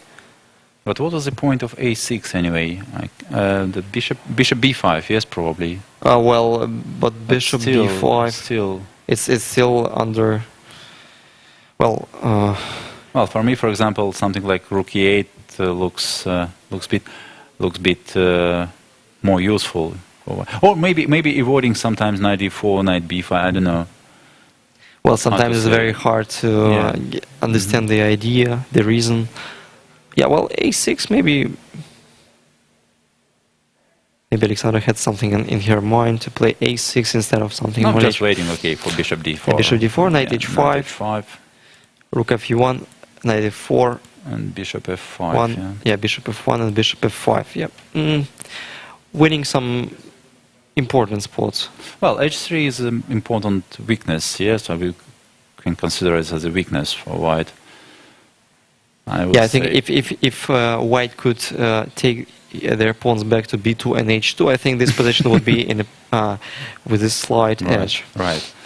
And now it's far from clear. Yeah? Well, white's plan is to, I think, to eliminate the knights on the board. No? Oh, sure. Yeah, it would be great for white. Well, any exchanges in favor of white with this position. And yes, but with an inclusion of b2, b4, I don't know. No, the bishop should remain on d4. Whose pawn is weaker, d5 or c3? By the way, so now this isolated pawn doesn't look so. I mean, it's not under attack. By the way, in case of the trade of black-colored bishops, I think it will be easier to attack c3 pawn instead of d5, because the bishop on f1 also seems to be a bit restricted. Well, after bishop f5, well, rook a d1 is more or less logical. I don't know if white already wants to play bishop e4 or not. Maybe not, yeah, because... I mean black, yeah. Black, yeah, wants to play. So, yeah, white can make any move she wants. Maybe a4, a5 can be a bit low. That's maybe slow, maybe too slow, yeah. Well, the other options. But also considerable, yeah? Why not to improve her pawn structure if... Yeah, it depends on the... She has time. On some force play, maybe... And maybe played g3 already. g3 is already played. Wow. G3. Mm-hmm. That's very important. If white has time for that, maybe that's fine then. Well, there are some very, I can see, tasty option there for black. One is very greedy. Take on h3 with the knight, and let's say knight takes h3, king h2. Probably, I don't think there is any other idea instead of playing king h2. Bishop e4, probably. Then. You mean a knight e4 back? No, bishop e4. Bishop e4, yeah. Bishop e4 is one of the ideas. Bishop e4, well, and what to do? Maybe just a much better position for black. Much better, I mean, no. Well, it's an I extra would not say so, pawn. no. For example, bishop g2. And now you're making a threat of taking on h3. Well. And if it takes on f3, knight g5, then bishop takes d5. And I'm not sure who is better there. Yeah, so I just not clear at all. Overlooked this. Bishop g2 looks... Okay, g3 is an important move, yeah. So if it is possible, but then...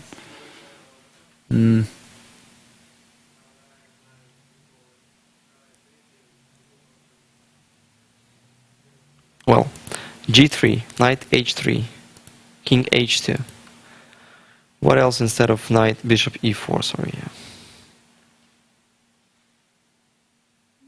No, it looks like black has no really choice here, yeah? Ah, okay, queen d7 is also, yeah, probably. Queen d7, let's say something very... Straight. Logical, yeah, 95, let's see. No, it seems like should take, maybe also. Maybe like positionally, yeah. Queen is 6, maybe, I don't know. Looks very scary, but... Yeah, but maybe it works. Maybe it works, who knows. Yeah, so the queen h6 is the kind of the threat. But then, yeah, g4 is not the move. It's hard to say.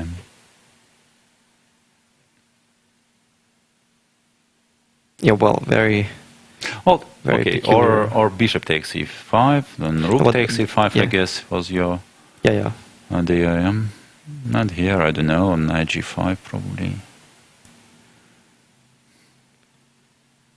Yeah, knight g5. Also, who knows what is this? Well, maybe yeah, so they takes, just very strange position after knight f3. No, that seems. And then bishop e4. Yeah, it looks like equal. Yes, at least if knight takes d4.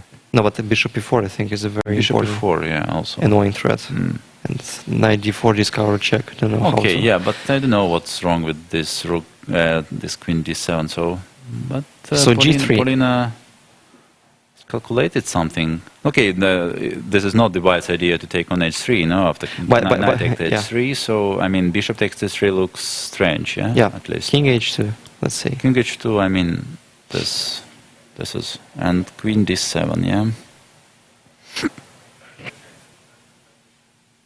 Maybe just rook d1. Okay, queen d7, rook d1. I mean, sorry, queen d5 is still not possible. So then maybe it's just stupid. I mean, bishop g4 or something. Yeah, I mean just. Or rook e8, even. Queen d7, knight e5. No, knight e5. We just consider it, yeah.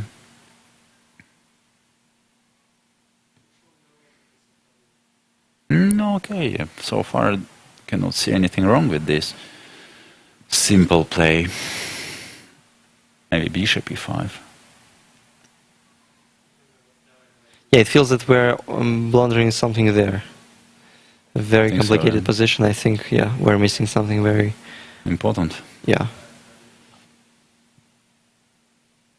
Okay, knight c4, knight c4, even d takes c4, so maybe. Yeah, knight c4, I thought like queen h6 probably. Queen h6 also, yes, there are too many possibilities. Yeah, queen h6, knight d6, knight g5, and knight g5 is probably, I think it may be winning. Even. Yeah, if d takes c4, I thought maybe it was not clear. I could take there, you take, I take there. I just play b2 and I resign. Yes. Also, yeah.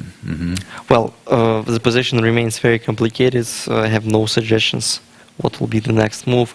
Knight Well, H. but knight h3 seems to be critical, right? Otherwise, pawn on d5 will drop, and well, it's not easy to say if black will have sufficient compensation there.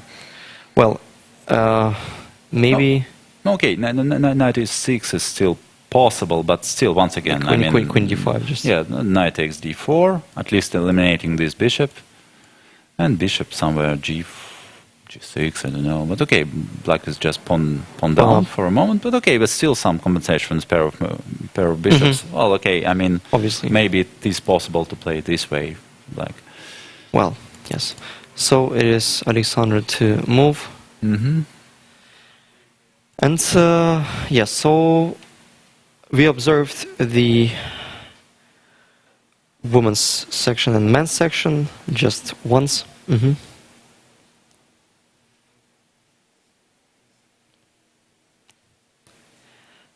Yes, I know that Polina Shuvalova is well known for her. I mean, she's a very sporty chess player. She plays tennis, plays football on a very, very good level. I think as well as Alexandra Kostyuk. Well. No, even better. I saw her playing soccer. She is a really good player. I didn't know about tennis.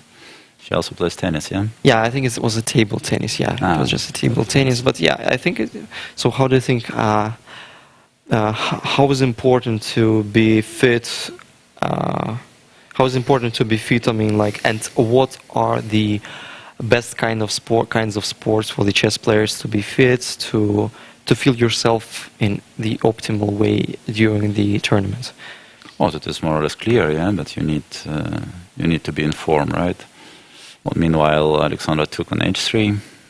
Yeah, so I mean, by the way, like for example, you can choose between the soccer, between like football, yeah, European football, American soccer. You can choose between football or swimming, and let's say you'll have the you'll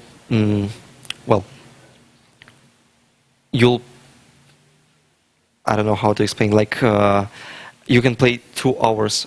You can swim 2 hours, or you can play football. Yeah, I would choose football, but it doesn't mean that it's better. No, I mean in terms of being fit during the tournament. Well, what is any better? Any sport is good, I think.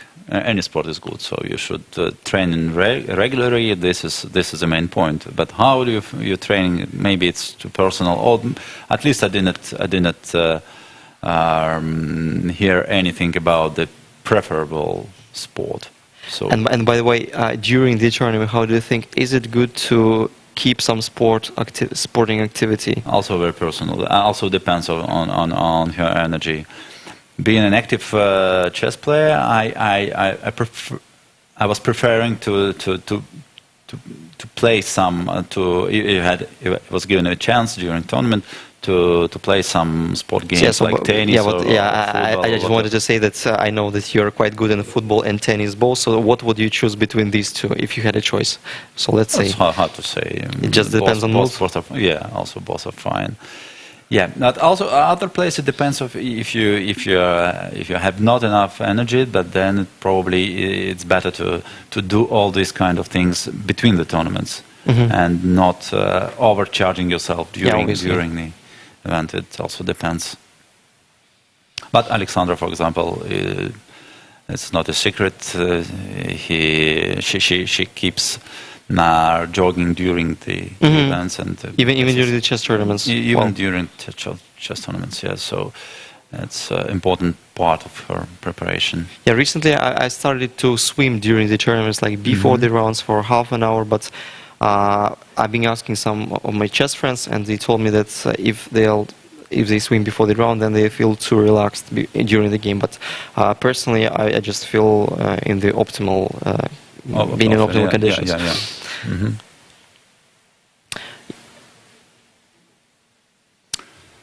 Yes.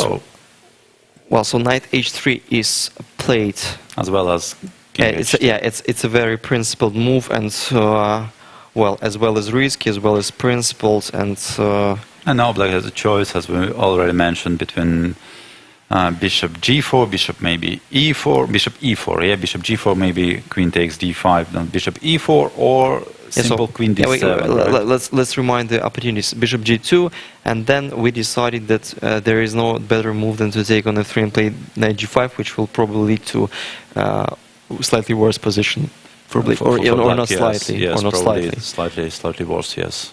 Or even considerably worse, yes. Yeah. For example, bishop takes knight g5, knight takes d5, and f4 is already a threat, yeah, and a very unpleasant one.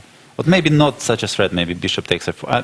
Hard to say. Yeah, like positionally, we can simply play king g2, and even rook h1 at some point is considerable. Just pushing. I mean, obviously, with this pair of bishops, no dubs, white has a sufficient advantage. Maybe here queen d7 is also possible. So maybe you mean so there not be underestimated this. Still so counterplay. You mean like yeah, well. Yeah, no, queen g4, let's say. Okay. Other queen d5 maybe also. Yeah.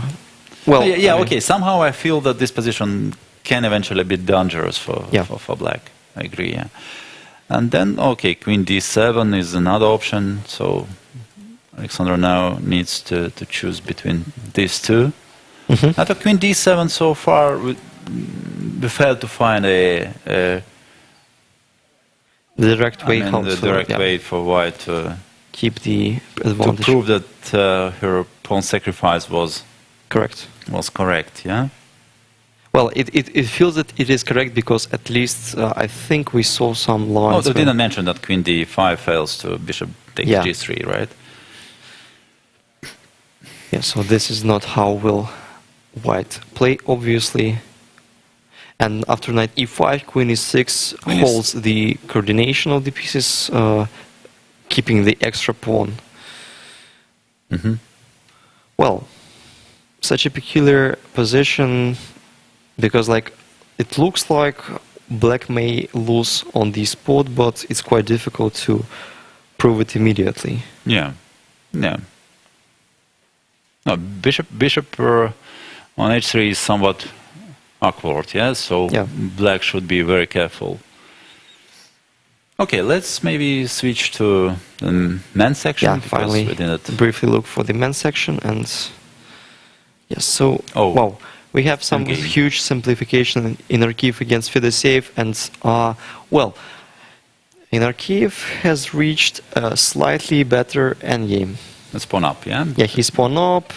Maybe it doesn't really matter, but the weakness of black squares matters sufficiently. Can be important if white managed to maintain this. Okay, well, bishop f6 looks, I mean, very tempting. Yes, but then rook d6, right? Rook d6. Should be played immediately, otherwise, I mean...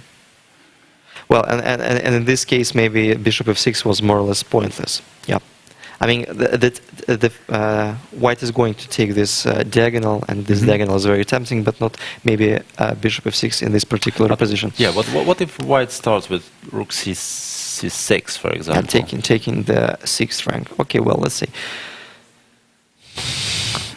Could black, let's say, trade something very... No checks on d2. My idea is, of course, to play bishop f6 on the next move. Well, let's say bishop e6. So at some point I'm going to threat to take on a2. Right. Yeah. And maybe. The question is this advantage sufficient to create some real problems? I'm pretty sure that awkward play black should call, but how difficult? No, but no doubt that this is an achievement to receive such kind of position playing. I mean, facing Grunfeld, because you would rarely see even this kind of chance. Let's say. Yeah, it seems like I mean. So maybe king g7 at some point could be the black's options. But maybe still we should try to put the bishop on this diagonal. Maybe this is the only chance. Rook f5. Okay, let's say bishop somewhere. A1, c3. Okay, c3. Yeah, c3. If bishop takes a2, maybe then rook a6. I don't know if it works. Rook c8, right? Yeah, rook then c8. maybe it was better idea to put the bishop on a1 then. Mm-hmm. In this case, obviously, bishop a1. If bishop takes a2. Yeah, then probably rook a6 works. Maybe rook 6. So rook is untouchable, as you can see, because of rook e8, rook h8 Yeah, mate. I'll just show it for the spectators. And Vladimir Fedoseev has made some move, so let's see what... the rooks... The rooks has Yes, but- disappeared from the board, yeah? Bishop f5, yeah, sorry. So what was the position? King g3 instead of rook c6, by the way. Uh-huh. So the question that if rook c6, maybe a rook d3 was the idea of Vladimir Fedoseev, but again... Still bishop, even bishop f6. Yes, but bishop f6 and rook a3 and maybe... yeah. maybe nothing special, yeah? So I'm just not leaving the back rank and it will be hard to prove. Right, right.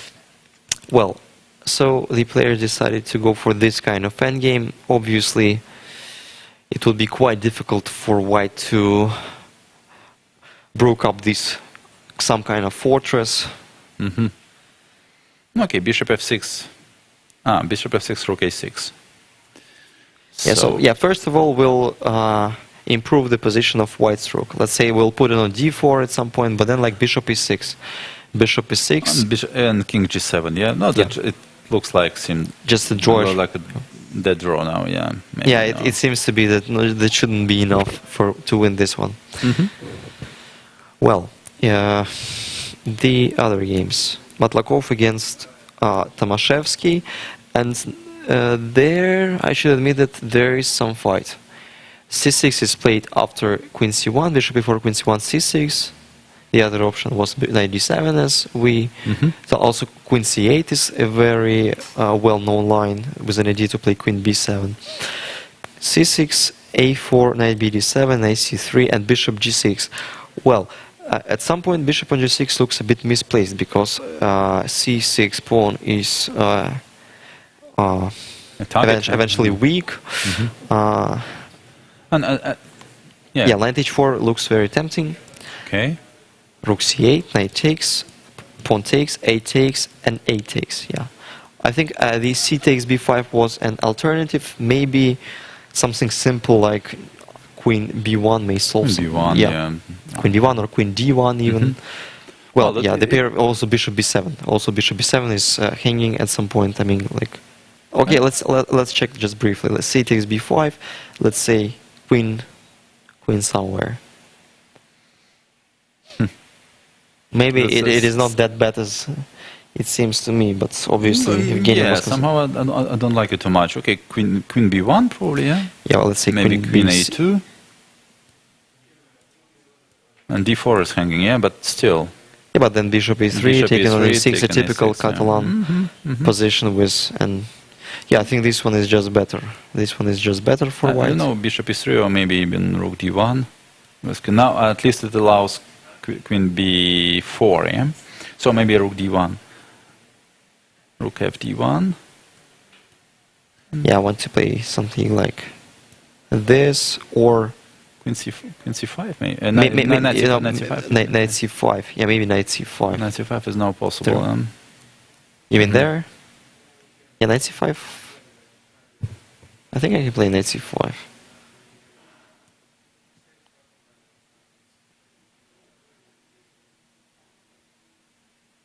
Okay, yeah, maybe I'm not. Yeah, well, very accurate. even bishop e3, I think queen b4, and You mean even if you take everything, yes, then white yeah, if you should take be- everything, I think yeah, it will be the question if black will be able to play bishop c5 like immediately. Mhm. Try to create some Okay, counterplay. maybe we are not very accurate. Maybe we should postpone a little bit queen a2. Also bishop b7 is considerable, so it remains complicated. Maybe Obviously, after queen b6, just bishop e3. Knight g4, right? yeah, bishop e3, knight g4. Yeah, but then maybe even simple e3. Right, yeah, but it looks a little bit c3, unpleasant, e5. Well, I think it remains playable, but there has to be some reason for Yevgeny not to take with c pawn, No, because yeah, it's also very considerable and logical Right. continuation. But even the game, I mean, white is better in my opinion. Yeah, It seems to like me as well. Matlakov is given a second chance to play with a pair of bishops. Mhm. If you remember his game against Kirill Alexeyenko in round 2, I think, where he was very close Yeah. To win, but somehow. Yeah, so managed his I think I opponent made to a draw halt. with a pair of knights against a pair of bishops, yeah. Right. Queen b6 again, like, let's say. Well, also c5 probably is possible, but personally, c5, knight b5, c takes d4. I think this position is in favor of white because of pair of bishops. It seems to be. And we have the first result of the day, a quick draw between... Relatively quick. Relatively quick. I mean, less than 2 hours. Mhm. But obviously Ernesto... Yeah, he was trying to... He did try, but... He did try, but he realized that there is no sense to spend so much time playing this position, even with the pair of rooks. Rook c8 was played in this game, or maybe king g7 will be the important inclusion after, if rook goes, for example, for d1. Yeah, so a first result, Inner Kiev has drawn the game against Vladimir Fedosiev, securing his +1 score, which is, well, maybe just a part of the strategy. Sometimes it's not a mistake not avoiding the draws even with white pieces. Well, Right. and after the first result, yeah, let's briefly look for the rest of the games. Artemiev against Vitugov. Wow. Well, the position is a bit strange, but it seems that... Well, by the way, Well, what my is first evaluation? How to Yeah. evaluate this one? No, The bishop. What the bishop on c2 is Yeah, doing, yeah, so I think if we just suddenly, I mean, change it for the pawn, it would be almost the same. I mean, Well, yeah, it's hard to believe, yeah. Yeah, so that such a just- bishop white can be better. yes, what but happened actually? So we didn't see what happened. Let's have a look. Probably. yeah, so knight e2 was played. Bishop Knight b6 e2, and knight bishop g3, knight g3, exactly what yes. we were thinking Castle. about. Castle and bishop b3. Well, instead of bishop g5, But by now the way. with knight g3, I mean bishop g5 has Maybe h6, yeah, just simple. has less sense, right, than h6. So bishop b3 simply, right? a5. Bishop b3, a5, c3, h6. Well, h3, d5 looks very obvious. Queen e3, a4, bishop c2, rook e8. It looks like just Nikita is trying to outplay in positional way Vladislav Artemiev. Well, knight f5.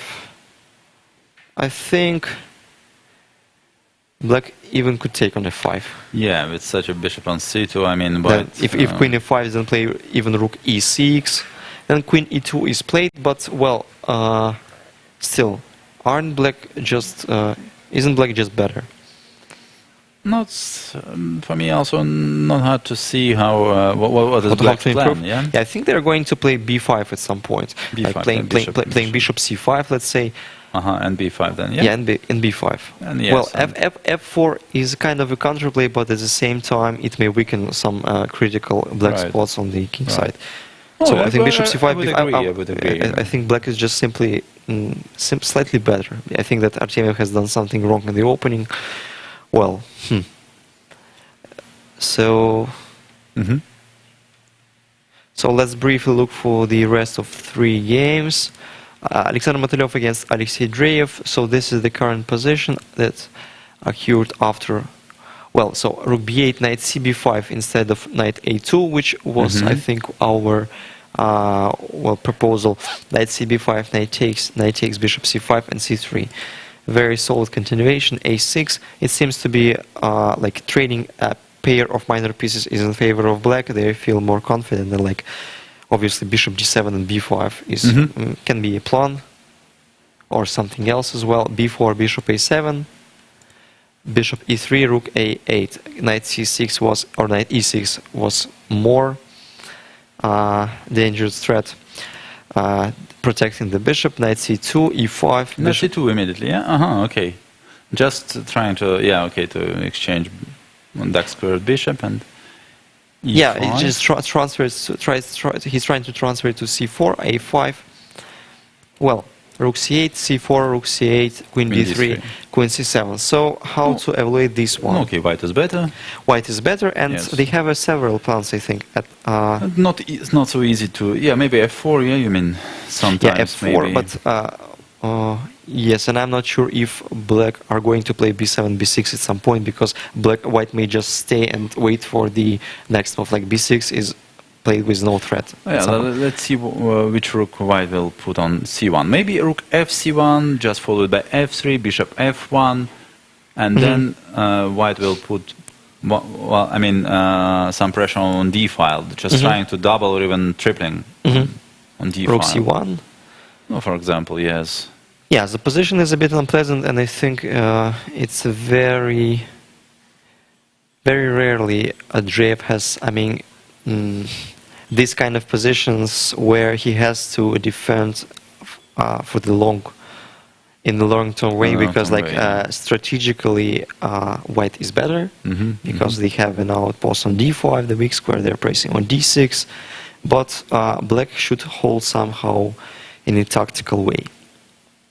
Well, by the way, how to regroup?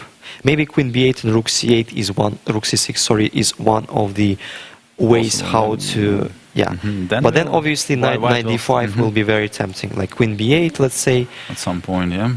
But by the way, knight d5 is tempting in any circumstances, because if black takes, then white will get this c5 opportunity. Yeah, like you take with e4, like e pawn, then bishop h3 somewhere, and c5, just it may be crushing. Maybe knight d5 directly is also a good. So white has a good choice of a very pleasant choice of plans. And well, Pavel is slightly better. He's pressing Predke against Sarana. So what is the position on the board? After well, I think it was castle, queen b5, and queen e4. That's what you predicted. Queen takes, rook takes, knight bd7 instead of bishop d5, where I think we've concluded that it remains a bit unpleasant for black, because of the idea of playing knight e5, knight d7, knight takes, and e4. Right. So knight d7, rook c4, bishop a6. Yeah, I think it's almost the same. Bishop f3, bishop, rook a b8. No doubts, white is trying to push. Pair of bishops makes sense. Bishop a5, knight bd5, rook c2, knight b4. Well, white is just clearly better. White is just clearly better. But it just pawn up, yeah? Looks like. Yes, yeah. I've heard some very popular in Soviet Union joke that, when it was told in the radio, I think it was some Soviet championship, and it was it was a radio telling that, in opinion of Master Natsakanyan, white is a pawn up. Is a pawn up, yeah. Yeah. Very famous joke, yeah. So, in our opinion, white is pawn up, and they have a pair of bishops as well. No doubts. I think it's the pawns are weak, of course, and the pawns are weak, but the pair of bishops is. And the black knight has some outposts, but still. Well, it will be at least 50 moves game. Right. 50 more moves. Right, yeah. Maybe now it's time to all of a sudden to take on b4 and try to push d5 as soon as possible. So white has to find a good way to trade their pawns d4 to e6, and then maybe it will lead to some 4 rook endgame with b2 pawn. Well, it remains very complicated, and another possibility for white is to transfer his rook to c3 or b3. Yes. Yeah. Well, yeah, that's one of the rook c3, maybe knight d5, but still. Well, rook a3, keeping the tension. Well, obviously, it's quite unpleasant to play this position with black, I think. Predke is one of the most likely he will try to go for +2. Right. Yeah. And the last couple of the games, it's probably the last game, of today's round, Dmitry Yakovenko. So I think it looks like the position is still the same. No, but where is the white pawn on f4? I'm sorry. What happens? So yeah, bishop e6 b6. We saw that position. That was the last one we saw. Yes. Well, it's quite difficult to understand what's going on there. Just knight e5, queen e2. Well,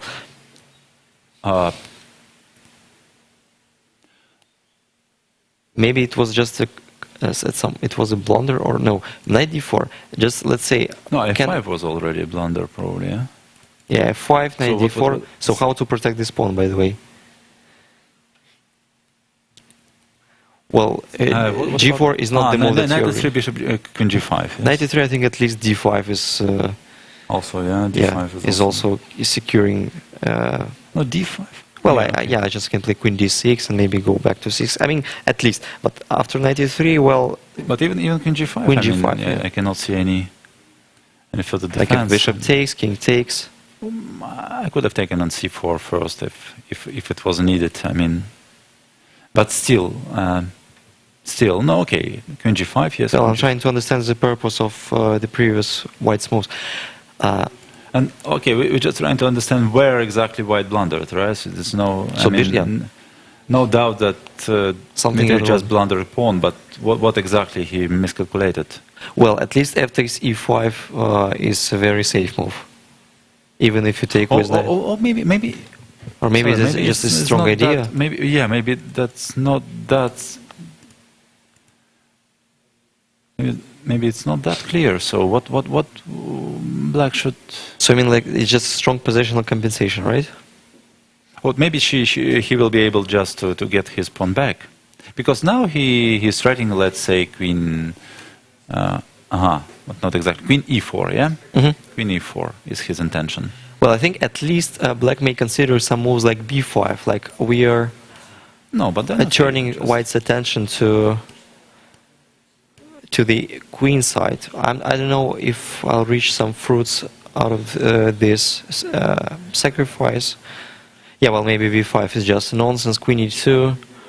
Well, how to proceed? Queen e4 is an idea, yeah? If knight goes to e7, then but maybe... if I'll just simply play g6 at some point. Like, am I that worse, or even am I...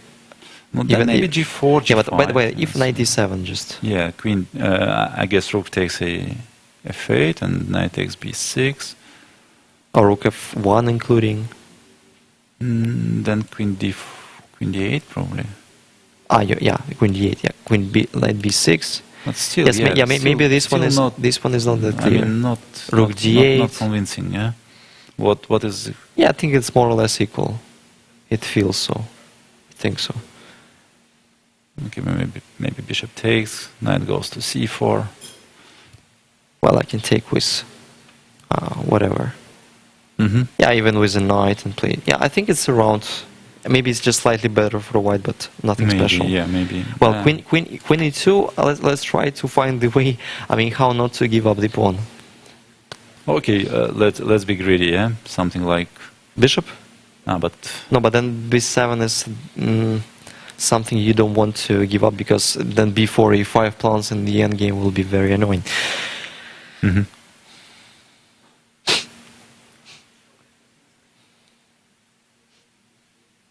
Well, maybe just a strong positional sacrifice. Some positional decision, yeah. To keep some tension in the game, yeah. Otherwise, he would be forced to exchange everything, yeah? Probably after bishop e6.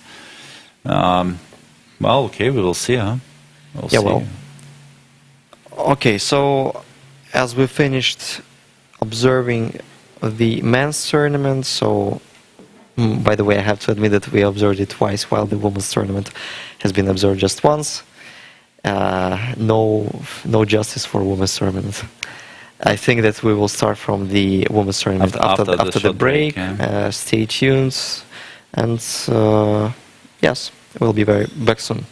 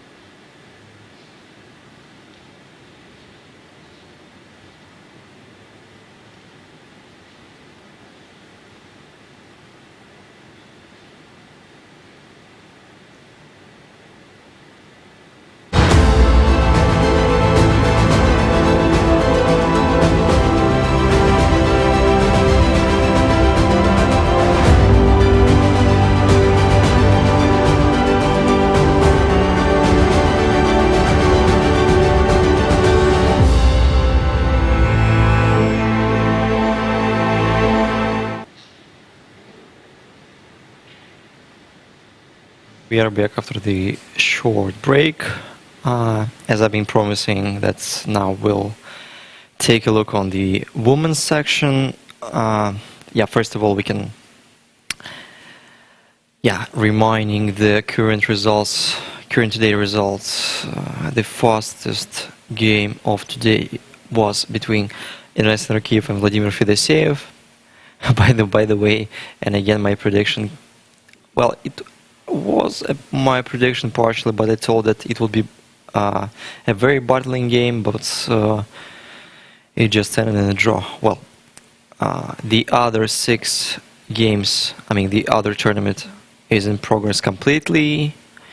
No draws agreed, no resignations.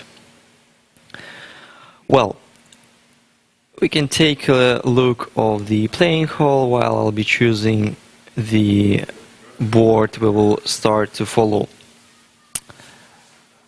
Well, and again, almost all players in the women's sections are on their working places, while we can see Alexei Dreyev calmly walking in the center of the playing hall. Well, we can start with Goryachkina against Kashlinskaya. Let's see. Alexander is securing a slight advantage according to the pair of bishops. Bishop e7, bishop b2, castle c4, b6, rook a d1, rook d8, queen e2, bishop b7, knight e5, h6. Yes, everything seemed to us quite logical there for black. And rook d6, it feels like Goryachkina proceeds and is going to receive an endgame with a pair of bishops where obviously there will not be any chance to attack their king. And yes, and that's a rule. According to the Josef Dorfman's method in chess, in this kind of positions, the side who has the pair of bishops at the knight and plays against the bishop and pair of knights their aim is to reach the endgame with a pair of bishops against the bishop and the knight. So trading all major pieces, not letting any chance to attack. Rook d1, rook d1, rook d8, knight d4, a6, a3, bishop d6, bishop knight c2. No doubts that Goryachkina has. I think she has a slight advantage. Knight d7, knight e1. So obviously, at least she can trade all the pieces. By the way, I think this option looks more or less principled, but I'm not sure if it works right now. b5, trying to destroy this pawn chain, try to widen the field of work for the pair of bishops. Obviously, b5 seems to be logical in this case. Well, b5. Let's say if the pawn, if it's possible to capture on b5, and let's say a takes b5, queen takes b5, if it works.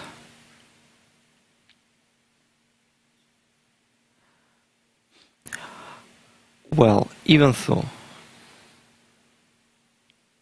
there might be some compensation even after bishop c5, king h1, knight e5. The point that bishop e5 is not working because of rook d1 and rook e1 mating threat is quite annoying. After knight c2, knight d7, knight e1, b5, yes, so b5 obviously is, well, it's one of the alternatives, and it seems to me that Alina isn't enjoying her current situation on the board.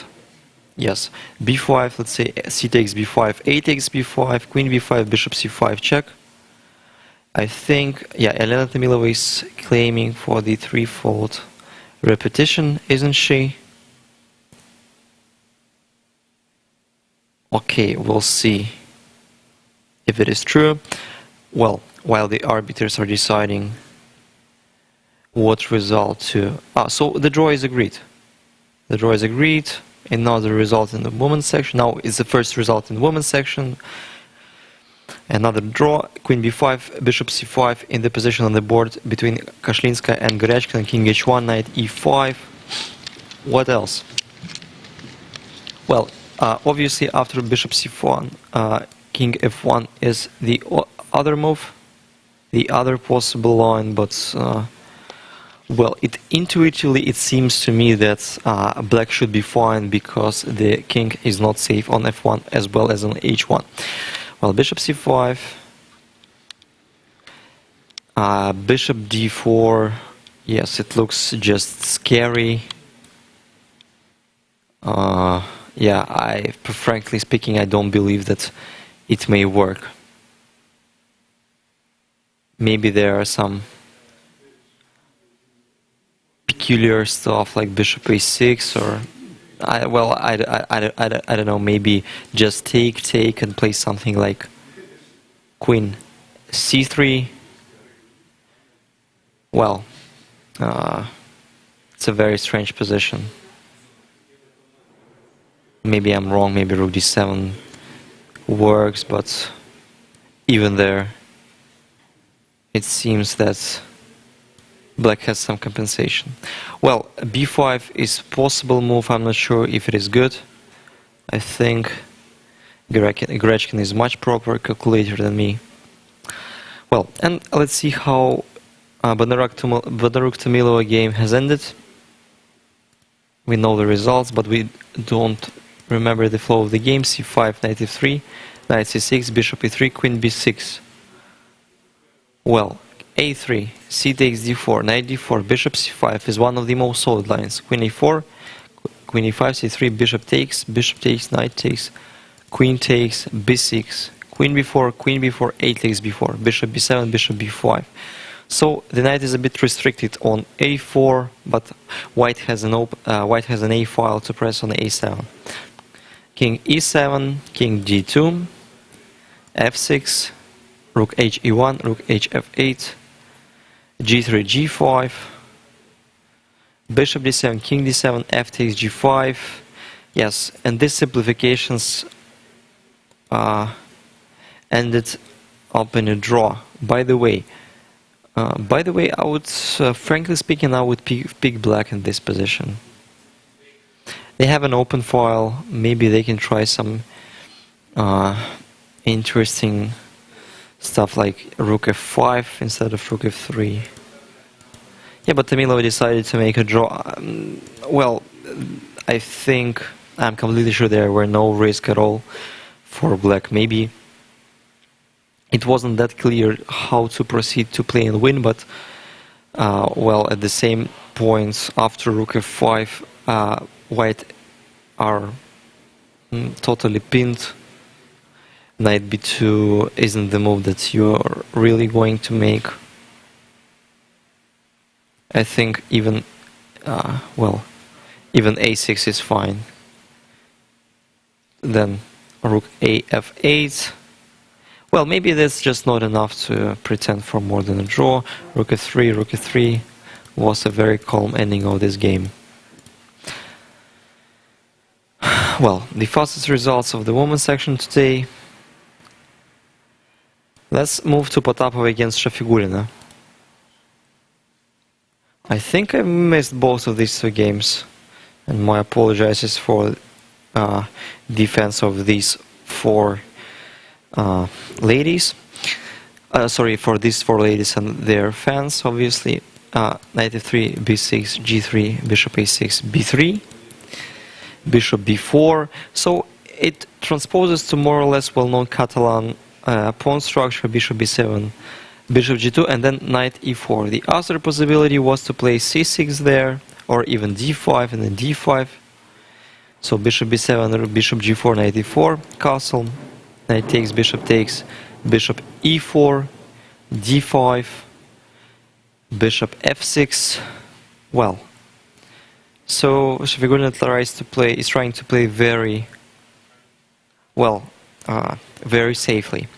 Queen f6, queen d4, queen takes, knight takes, bishop takes, king takes an a6. That's the move that I, frankly speaking, didn't like, because usually there is almost no sense in playing knight b5 because of knight a6. I think there could have been something else instead of it. Well, a6, e4, maybe overall just this position is not that good, and knight e4 is not the best move in the opening. a6, e4 is quite logical, c5, knight c2, king e7, f4, creating some extra space, rook d8, knight e3, rook a7, rook f2, rook b7. Yeah, so black's position is quite passive. Rook af1, f6, g4, trying to explode and create some weaknesses on the king side. g4 is played. Maybe e5 is an idea, obviously. And then let's say b5, e5, b takes c4, b takes c4, rook f8, f5. So to sum up, obviously white has created some just enormous pressure on the center, on the king, so it looks like all pieces are on their best places and ready to explode the position of the black's king. And obviously, yeah, Zarina Shafigurina has to feel the tension of the game, and obviously the knight on b8 is misplaced. Well, by the way, if f takes e5, what was the idea of Margarita Potapova? Let's see. Maybe, well, f takes e5 looks very principled. How to proceed? F takes e5, just taking the pawn. Well, I think g5 should be considerable, but I'm not sure if it was the exact idea. So, well, for example, g5. The point that at some point I'm going to play f6, I think. f6, and then take with pawn and create some chances to promote it somehow. Well, even I'm not sure on g5, because I don't see any direct refutation after f takes e5. Well, as well, I don't know what is the black's next move, because knight on b8 is still restricted. So let's say g5.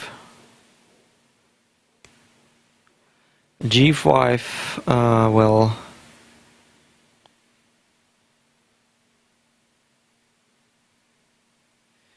well, absolutely no ideas.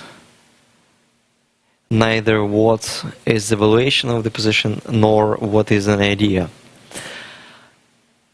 g5, let's say, I don't know, let it be just h6, eliminating everything. Well, h4. H takes g5, H takes g5. Well, obviously the point that if e takes f5, so frankly speaking, I didn't consider e takes d5 in case of, at least I can take with knight, king d6, rook d2, and some discovery checks at trading. I think it's just quite unpleasant. And finally, my colleague has arrived back. Yes, and yeah, well, so I have absolutely no ideas how to relate the current situation on the board. Yes, so maybe I think Pavel will help me to explain just what if black simply takes on e5. Maybe I'm just missing something simple. The idea is to put g5. Yeah, so I saw g5, h6, let it be. Yeah, maybe. Maybe something like just h6. G takes, and then f6. G takes. G And maybe, takes, f6. F6 maybe. And maybe even d6, okay, allows knight Yes, c6. for example, king f7, let's say. No, now it's hard to say. Maybe knight g4, yeah. King h3, let's say. King h3. Well, and two pawns are hanging, and probably this position is just quite unpleasant for black. Probably white is just winning. Seems like, yeah. Maybe not rook g8, but anyway. And just d6. I was thinking about d6 after knight g4, d6 maybe. Not maybe. This is still. Yeah, maybe black is still alive. Yeah. But maybe knight takes and d takes e6. Wow, that's a nice idea. That's a nice idea. Yeah, and it seems to be that this position is just winning for white. Let's say king h3. And yeah, there is no defense against f7. Yeah, white is pushing, right? White, I think white is winning, yeah. No, here is winning. But maybe just like knight c6, f7, knight e7. Yeah, but there is no doubts that this position it has to be winning. Well, maybe check first and then just take in d6, yeah? Yeah, check. Let's say king somewhere, or yeah, this position is obviously lost. Well, that's nice, energetic play by Margarita Potapova. Rook f8, f5 is played. Well, if it works, it is just strong. h6, h4, h takes, h takes. Yes, the other option was to take on h6, obviously. Immediately, yeah? Yeah. That's, yeah. Not easy to say why it was not played. And yeah, it's maybe a simple better. move followed by f6 looks like quite. Maybe king d6 is possible here, yeah? Maybe king d6. But still looks unpleasant. Maybe rook d1 or. Yeah, rook d1. Maybe black has to take.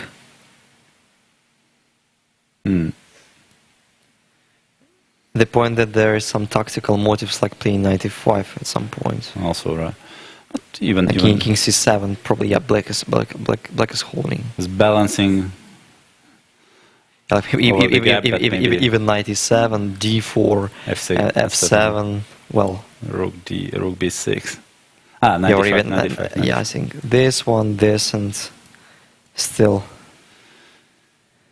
it remains complicated. Maybe even black is better. Maybe, yeah, obviously this line was full of inaccuracies, but I was just trying to explain that the position is rich of opportunities. Well, the current position on the board is, yeah, well, it's g5. g5 is played. Well, it's an interesting idea by Margarita Potapova. Well, let's come back to Gira against Gunina. And now we can see some Catalan pawn structure, and yeah, so the position has determined, and it feels like Olga Gira has no risk. She's trying to create some problems, pushing. Playing against these b7 and d5 pawns. So let's see. Let's look. Yeah, how what happened in the game? Yeah, in the opening, it was bishop g5 and knight e5. Knight e5, yes. So yeah, I was also looking the possibility to move this knight somewhere. Thinking mostly about knight a5, but okay, knight e5, yeah. g3, h6, bishop takes, queen takes, bishop g2, and it seems like white have received very comfortable cut along. Yeah, but maybe h6 is too slow, yeah. If black decided to play, somehow, I mean, I felt already that it was wrong to leave such a strong knight on d4, so that was not probably the best solution. Okay, c8, queen d2, knight c4, queen f4. Well, the point that ace, queen f4, g takes f4 is that bad. Let's say rook b1. Maybe another rook also. Another rook, another rook, yeah.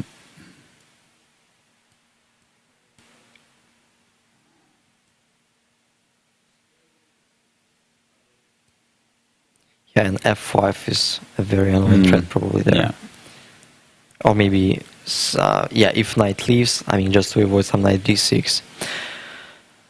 Well, so queen e7 was the decision made by Valentina Gulina, b3, knight a3, queen e5. Well, so knight f5 is a threat.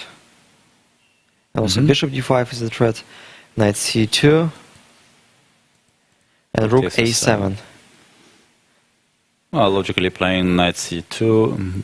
Yeah, I think black has to take on d4, queen takes.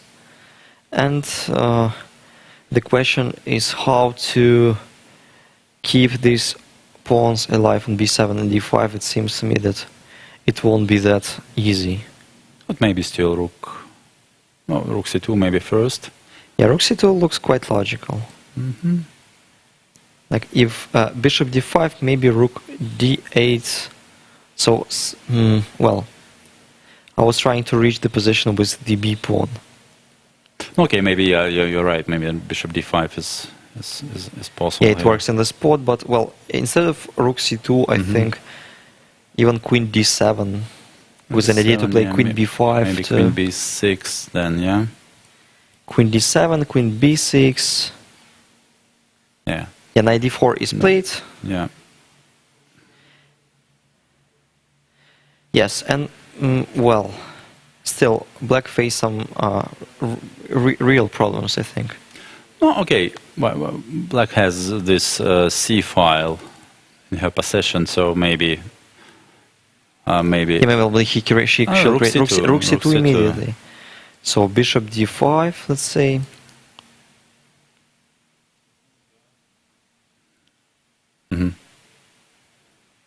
Well,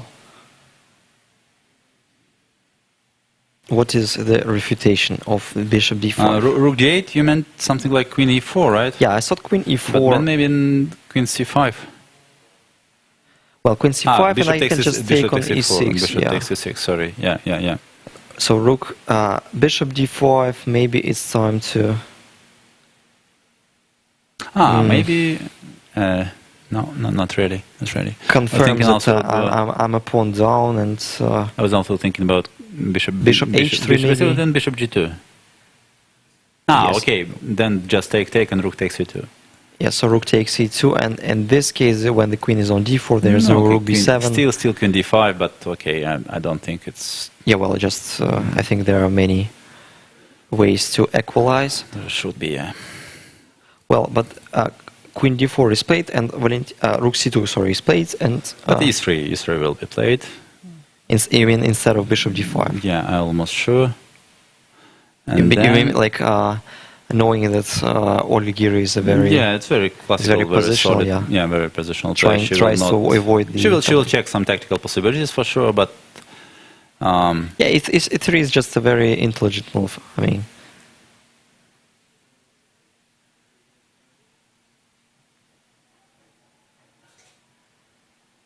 Yeah, maybe something like just queen c7, avoiding queen b6.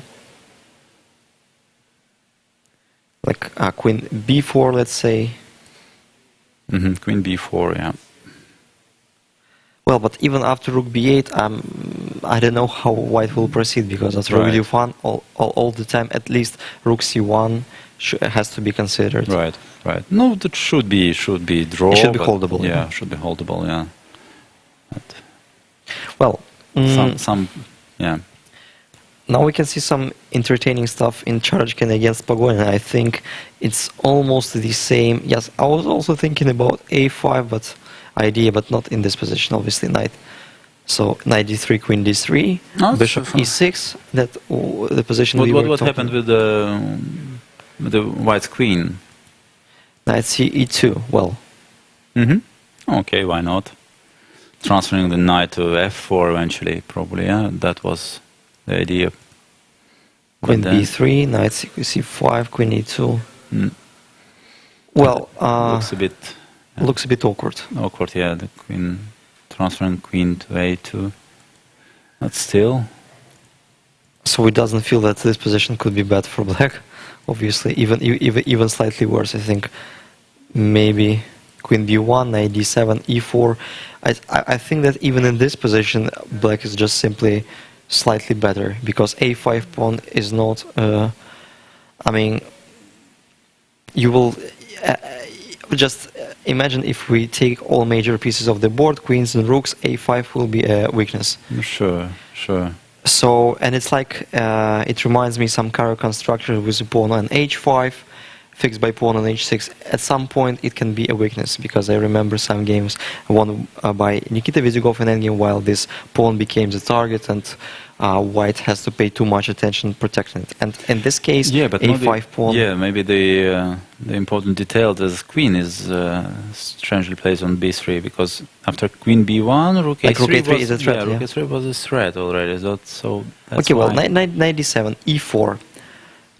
I don't believe this position is, well... So e5, what's wrong with e5, knight d5? Knight right? d5. Knight d5, well, maybe I can just play Yeah, bishop then f8. rook d3 at least.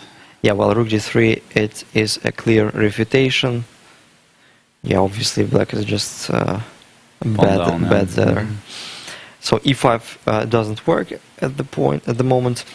Instead of e5, so again, if bishop f6 is possible move, because after rook a3 I can take on a3 and then take on d4, and at least this position is complicated, but now I'm trying to analyze it more precisely and think that this one is just better for black.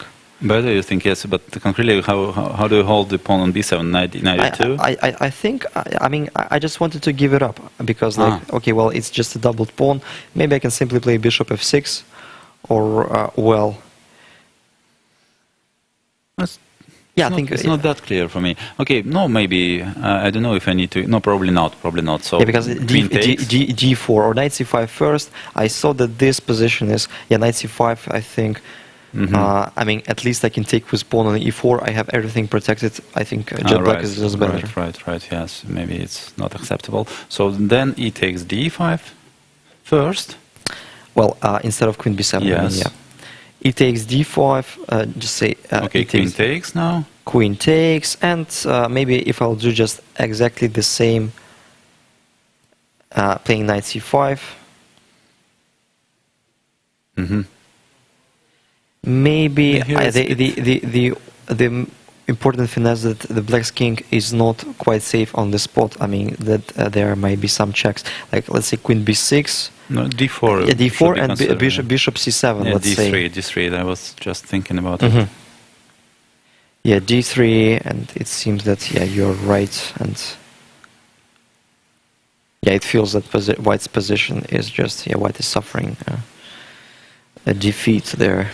Okay. Well, knight d7, anyway, e4, bishop f6 looks very principled. By the way, I think Natalia has made some move. Well, bishop f6 and e5. Well, looks a bit strange, but yeah, I'm not convinced. No. Yeah, because like e5, it means that we are ready to play just with a bad pawn structure till the very end of the game. It means if white has something directly, otherwise I think rook c4 or something else, maybe bishop c5, or it looks like it's a very nice French defense structure. Yeah, it's very strange. Now Daria is counting on her kingside attack, apparently. Her last move, bishop g3, but yeah. So bishop g3, but it's way too long to create even a single threat. But still looking for a queen, yeah? Bishop h4 and something, hoping to have this you mean rook like h3. it's a small trick, yeah tricking. I mean, okay, but Natalia now should deal with that. The queen is sort of trapped, yeah? So it has no move. Yeah, but like maybe I have to wait for your rook a3, then to take on e3, take on c3, and maybe commit that.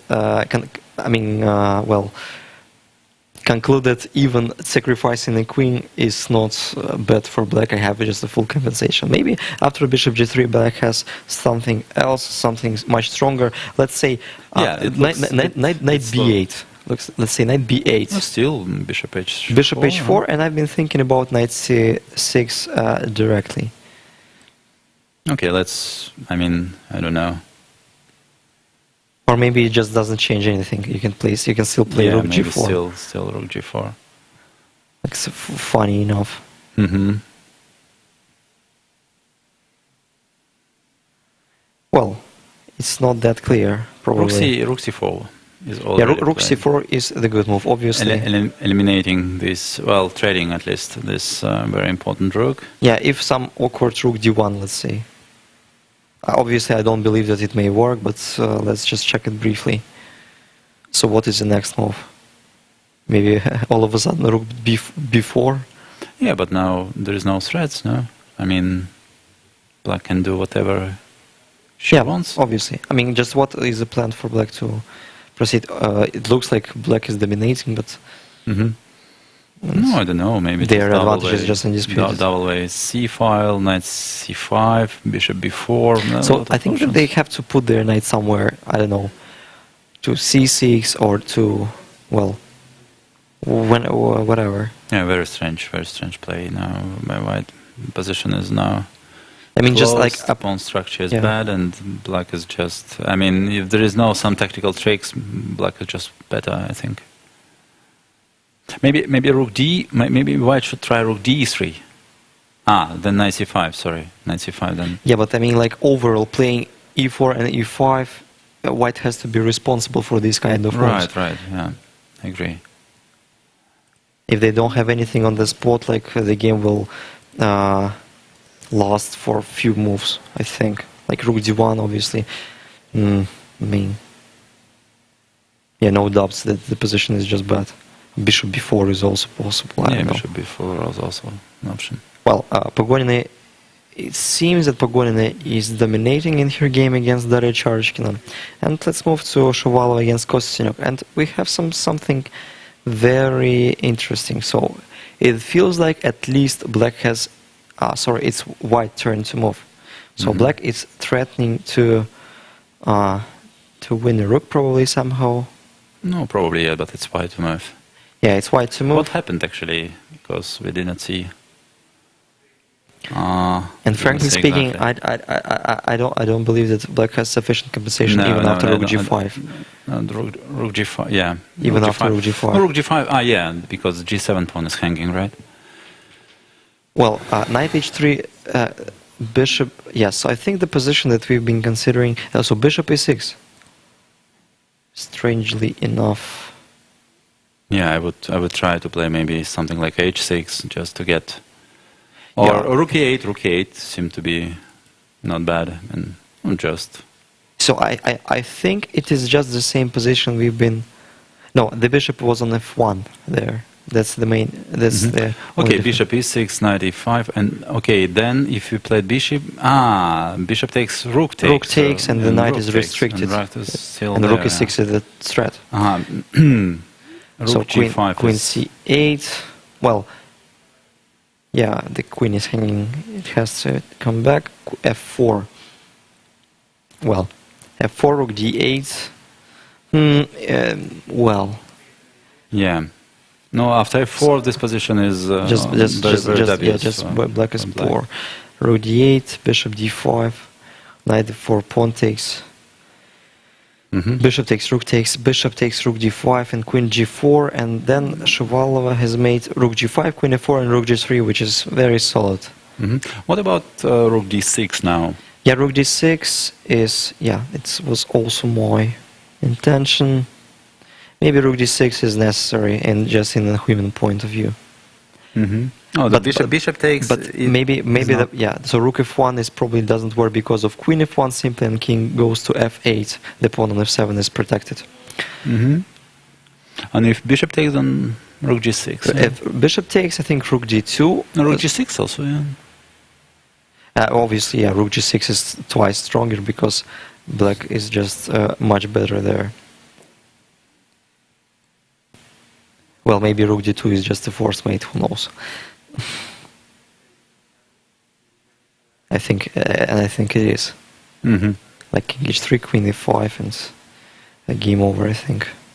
Yeah, okay, at least it doesn't look good for. So still some White. practical chances. I think rook g6 is the move. I mean, it's just needed. Mhm. And no question, no doubt that it has to be played. Yeah, I think that White need to cover somehow this e4 square now. Maybe just Queen c2. Queen c2, for example. Yeah, it's good enough. Queen c2, let's say. No, maybe rook g6. If just will try to play positionally playing rook g6. Yeah, but the queen f2 is And quite queen f2 annoying. is- Is yeah. annoying. Otherwise, some h5 inclusions maybe. Yeah. So no, but what is the move? Check. Check. The point that after king g2, queen e4, let's say, white cannot go king F2, g1 because yeah, of because- rook g4. Queen f2 and king f2. The same Queen f2 is story, the same story. Yeah. So maybe it is not just normal move, but yeah. And also, Well, if rook h3, so Rook black may h3, just yes. repeat. Okay. Black may just repeat. Queen f4. f4, then yeah. Let's say king g2. Oh, but then no, maybe now rook d6 also. I mean, maybe it's getting dangerous even for white, no, or not? Maybe not. Maybe it's just okay. At least yeah, there is queen 24 okay, still, well, right? maybe the compensation is. Well, It's sufficient. in the best way, it's enough for draw. I think Yeah, yeah. not more than Yeah, that. of yeah, course. I think, yeah, no. Black cannot dream about. Only if white blunders something like rook d4. Mhm. So this is the current position of the board, and I think queen e4 is played.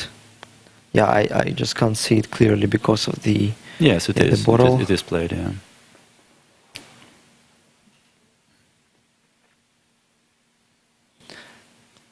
Well, also king h3 should be considered, right? What's wrong with queen h3? Good question.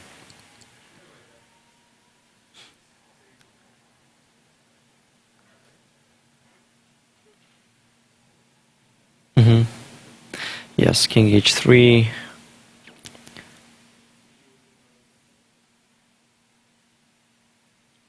Well, not that clear. Maybe rook d5. Yeah, I've been I don't thinking about know. like Queen h3 is already played, by the way. King h3. Like rook d5, rook g7, king f8, and well, how to proceed there? You mean yes? I don't know what is. Okay, queen f3 is the threat, right?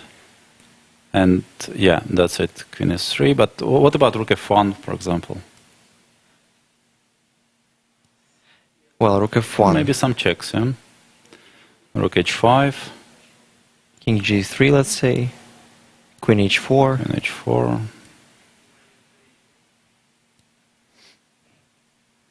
Okay, king f3, let's say.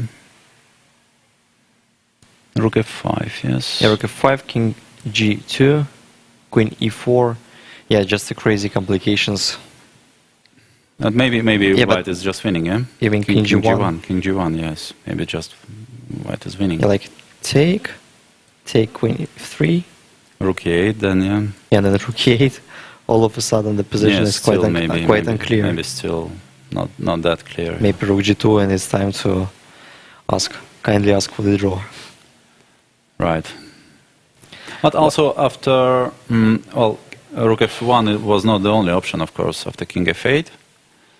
Maybe there is something stronger. Yeah, obviously. So we've got another question that's, well, maybe I think, Pavel, you know better about this topic. I've heard that, and it's well known that Vladimir Fedosеев has his own chess center, as well as Alexander Kostyanyuk has owned the chess tournaments. Like, and it's, I think in overall it's a part of the charity program, as I understand. Yes. So sure. can you briefly tell about this tournament, if you know something you can share about? No, that's just a good tradition that Alexander has already for 10 or even more, 11 years. Just she organized a tournament for children. Well, the first one was organized, I think, in Moscow or even in Elista, so the tournament has changed a lot of places already. It used to be organized in Kaliningrad as well for several years in a row. And now it's back to Moscow, to Skolkovo. And the next edition will take place in October. That's for Alexander, it's poor charity. Good. Indeed, yes, for charity program. So, is there any tournaments outside Russia, outside Russia? So I've heard that there is also the chess center in Paris. Right. We have chess school and chess academy in Paris, and also organized there in the end of the year, in the end of the school year, every year now. This year it was already the second tournament, and we're going to hold this tradition as well. Also the tournament for kids. It used to be in the Russian embassy in Paris, and this year it moved to the Russian Center for Culture and Science in Paris. And well, that's a good tradition. And yeah. Actually, it was already the third tournament. Sorry, I was talking. And we are, of course, very grateful to the direction of both these establishments, the Russian Embassy and the Russian House for Culture and Science. And I've also been informed that soon the Women Grand Prix will take place in Skolkovo as well. Right. So Alexander will participate there as well, I wonder. Yeah, by the way, a lot of players of this tournament will participate there. Alexander Gorechkina as well. Maybe Alexander Gorechkina, despite the fact that probably it is the same cycle, or it is another cycle. It's already the next. But she'll just play for. No, she has already granted her place in the candidates anyway. Yeah. But even if she so now she can just play very confidently. Yes, at least in the candidates. So but Grand Prix. The reigning world champion will also participate in this Grand Prix. So, So Zhu and Jun also. Zhu and Jun also will play, and by the way, she will play also in Skolkovo. So Alexandra Gorechkina, and then Valentina Gunina, and Alina Koshlinska as well, who got the wild card of the Russian Chess Federation. And the Russian field will be accomplished by Katerina Lagno. So we will have 5 participants. Who is surprisingly absent on this super final. Yeah. Maybe she has another tournament or... Just home busy. Home duties don't allow her to participate in all the events she would like to.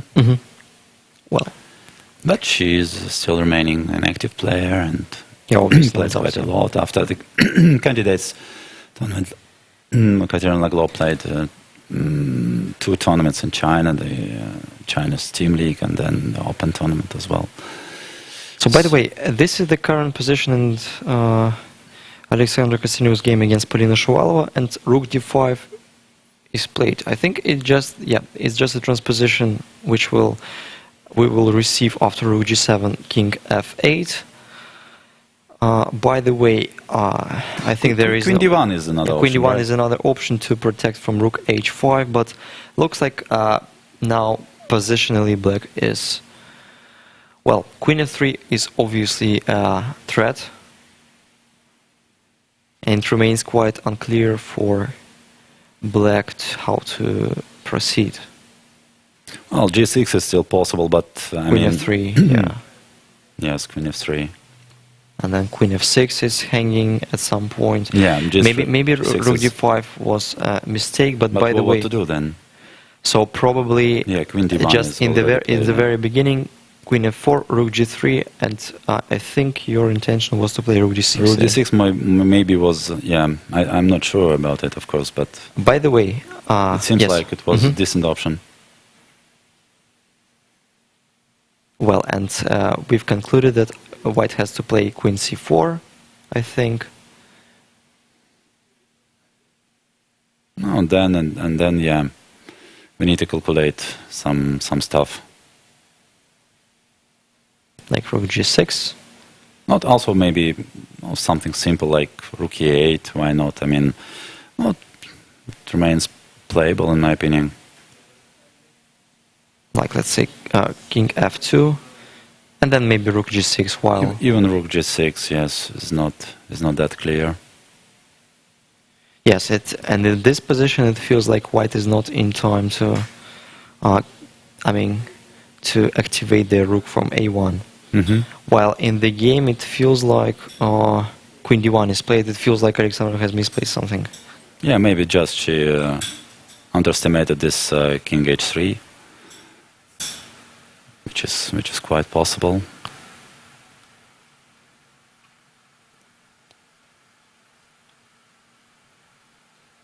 And now queen g4, queen h5, yeah, looks very unpleasant. Maybe black should think now about something like, I don't know, at a5 maybe it just allows rook take g7, which is also disastrous. It's hard to say. Yeah, maybe something weird stuff like g5, but it feels like it won't work in many reasons. Yeah. Even queen h5, let's say. Mm-mm. Yeah, I mean, the only trap was, it was played against queen f3, but it allows queen h5. No, but even queen f3 is working. Yeah, so queen f3 also works. Well, something strange. What about rook d6 now? Rook d6. Maybe I have to even queen f3, yes, even queen f3, or yeah, maybe I would be very greedy. Well, then some checks. Then some check, king g3, queen d3, right. Somewhere there, I think. Oh, at least some queen checks, c2. Yeah? I'll play bishop f2. Queen somewhere.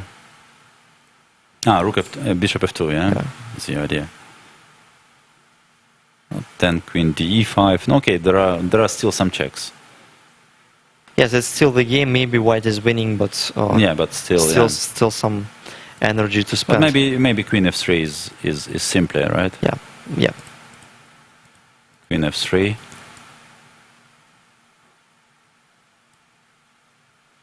Yeah, queen f3 is very safe, and obviously this endgame is completely lost. Yeah, because of the bishop on d4. No chance. That's why I think that maybe it would be a good idea to start with a5, but it seems like, a5 allows rook takes g7, which is also bad news. Well, it seems like there is no enough compensation. Well, okay, let's see what happens. Maybe still, I mean, yeah, but it's hard to say. Maybe queen e6, but then king h1, king h2. Yeah, simply.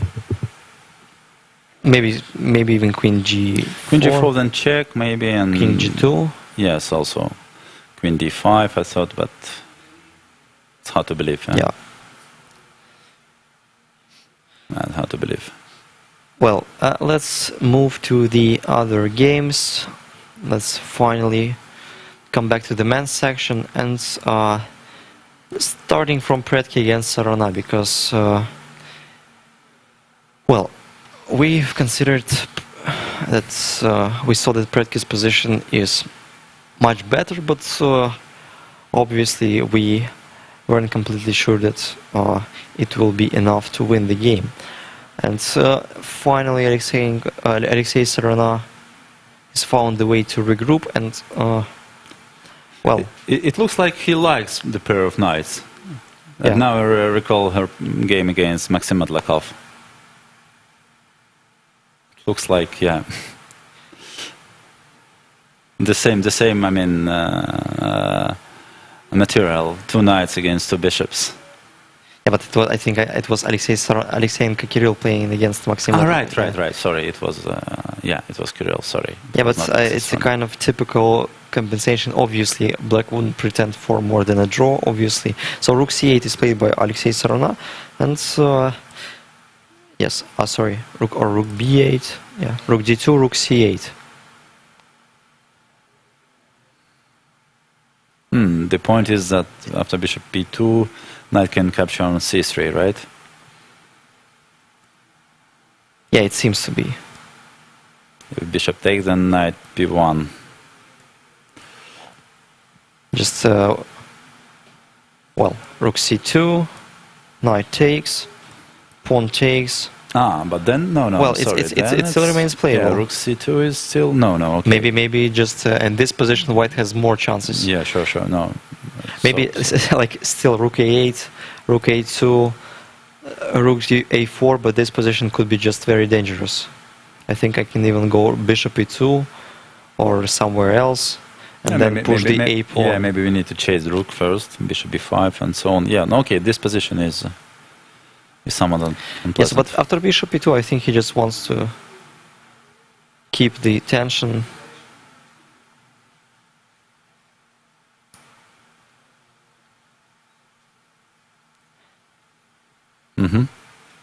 Well, I'm trying to understand.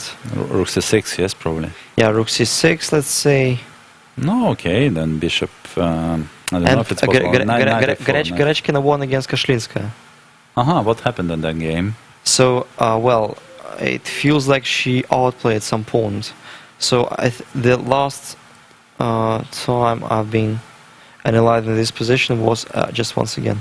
Yeah, so just a mate on the board. Well, so knight e1, and there I've knight e1. Yeah. I've been puzzled if b5 works. C takes b5, a takes b5, and I couldn't understand how black will refute queen takes b5. So my first idea was to play bishop c5 check, the idea that if king h1, probably I can play knight e5, the point that if bishop e5 I take rook d1, but then yeah, obviously rook takes d8 first. Rook takes d8, queen takes, maybe even queen c5 is holding queen d2, queen c3. No, queen takes. Sorry, queen takes c5. Yeah. So it is very unclear line. Queen b5 was more or less principle. Maybe I'm just blundering something. The point that if knight e5 I just take bishop e5. If bishop c5, maybe I have something like king f1 all of a sudden. Sorry, what about knight takes e5? Yeah, so knight takes e5, bishop takes e5. Yes, and well, bishop c5 I think queen c5 is stronger queen now. c5. Yeah, queen c5. c5. Yes, queen c5. Maybe that's why. It felt that a b5 should work there. Should work because of the pair of bishops. The position of white's king on g1 is very... Well, unsafe, it's not unsafe, but in every line you have to calculate any check that's quite unpleasant. So c takes b5, a takes b5, knight d7, rook d7, rook h1, b4, a very good technical move. Knight c2, queen d8, queen b5, and Garechkina just won this position in a few moves. Queen h4, h3. It is unpleasant. This position is already... Bishop takes f3, a very strong move. Just winning. King g1, wow. It is just study-like and ending. Obviously, they could be in other opportunities, but it's just a forced mate. Just rook d2, queen takes, and no defense against queen g2. Just a very strong game by Alexandra Garechkina, who won her second game in a row. Yes, and now she's... Now she's on +2. 4 out of 6. Yeah. Wow. That's a strong result. That's a strong result. Garechkina on her way. Well, a very surprising defeat for Alina Kashlinskaya, who is... Yeah, but the opening turned out to be... it feels like she had a lack of experience in e4 move positions. Probably. And it turned out into an opening catastrophe. Well, the other games... In the women's section, I think we've briefly looked through all of them, but okay, let's move back to Charishkina Pogonina just briefly. So this is the current position on the board: bishop g3, rook c4, rook takes. All of a sudden, no, but maybe there is no better move. Queen takes, rook a4, queen c6, rook g4, knight f8. But it feels like, well, obviously white remains being slightly worse. Maybe knight has to go to e2 and then like to f4 or d4.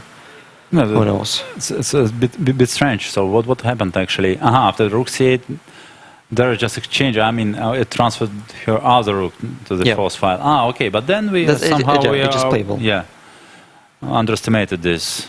Mhm. Yeah, but I mean the position remains unpleasant. Obviously, black has an advantage because of the pawn on d5. I mean, yeah, if white has to avoid the trade of queens, otherwise the endgame would be just very unpleasant. Mhm. But now maybe she should just take on b6, yeah? Yeah, and to simplify everything. For example, pawn takes, queen takes, let's say. Yeah, knight d5 doesn't work, it seems to No, be. it doesn't seem to be working.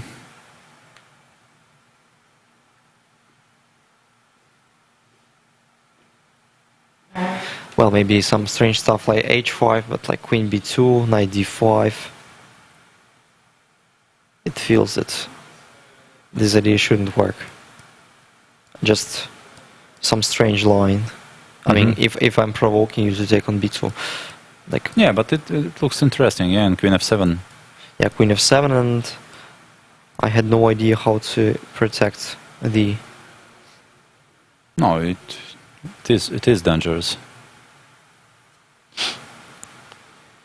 Well, so if queen takes b5, maybe h5 is not such a bad move.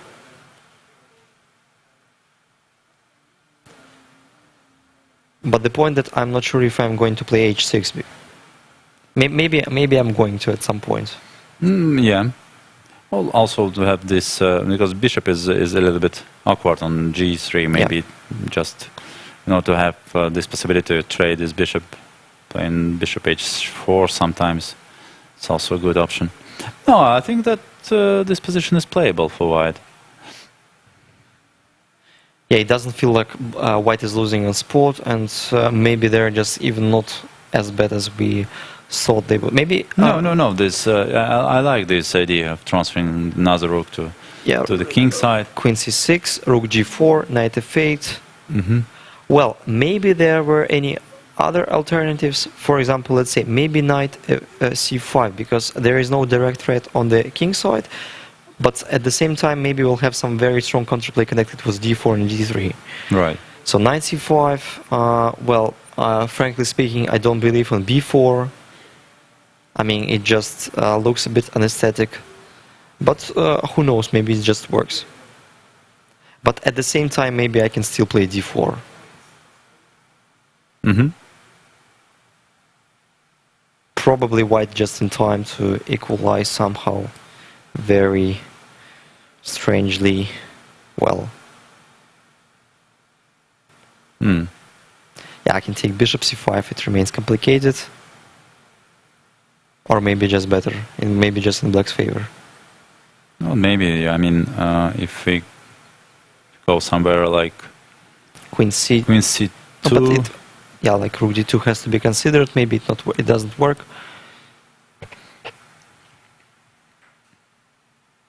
Queen c2, let's say. I'm sorry, but bishop f2 is possible. Yeah, bishop f2. Yeah, we didn't defend against this aim, against this Then idea. queen b3 probably, threat. yeah? Queen b3 after bishop takes c. No, bishop takes c5, queen d3. But then I think I saw some. I had some idea on queen b3. Maybe rook d3 is possible. Maybe rook d3. But then rook c5. No, but rook c5 is working all of a sudden. There's a point that I have queen e5 check and bishop f4. Mm-hmm. Wow. That's nice line, yeah. Yeah, so we have to show it to spectators. Obviously king f8, but then check. Let's say king whenever. Yeah, whenever. The idea is just take on d3 and after c2, white has this bishop f4. Yeah. Just a very funny thing. So I think Alexander Motylev, yeah, he has finished his game against Alexei Dreyev. It was a draw. Alexander looks a bit disappointed, yeah? And it seems like he missed something. Yeah, he has got a very comfortable position out of the opening. And what happened then? So I'm trying to find what is the. So where's the game? Yeah, here it is. So this is the final position in Motylev against Dreyev game. Yeah, I mean, just Here that white king is very exposed. So Yeah. what happened in the the opening? So which plan of sorry, yeah, rook f8. knight a5? So Alexander decided to play knight f5 after knight g4. So knight g4 was the not knight e5. Yes, I would. well by the way, knight d5 looks more or less promising. Bishop takes, let's say pawn takes. Well, maybe f5. Maybe Alexei was counting on f5. I don't know.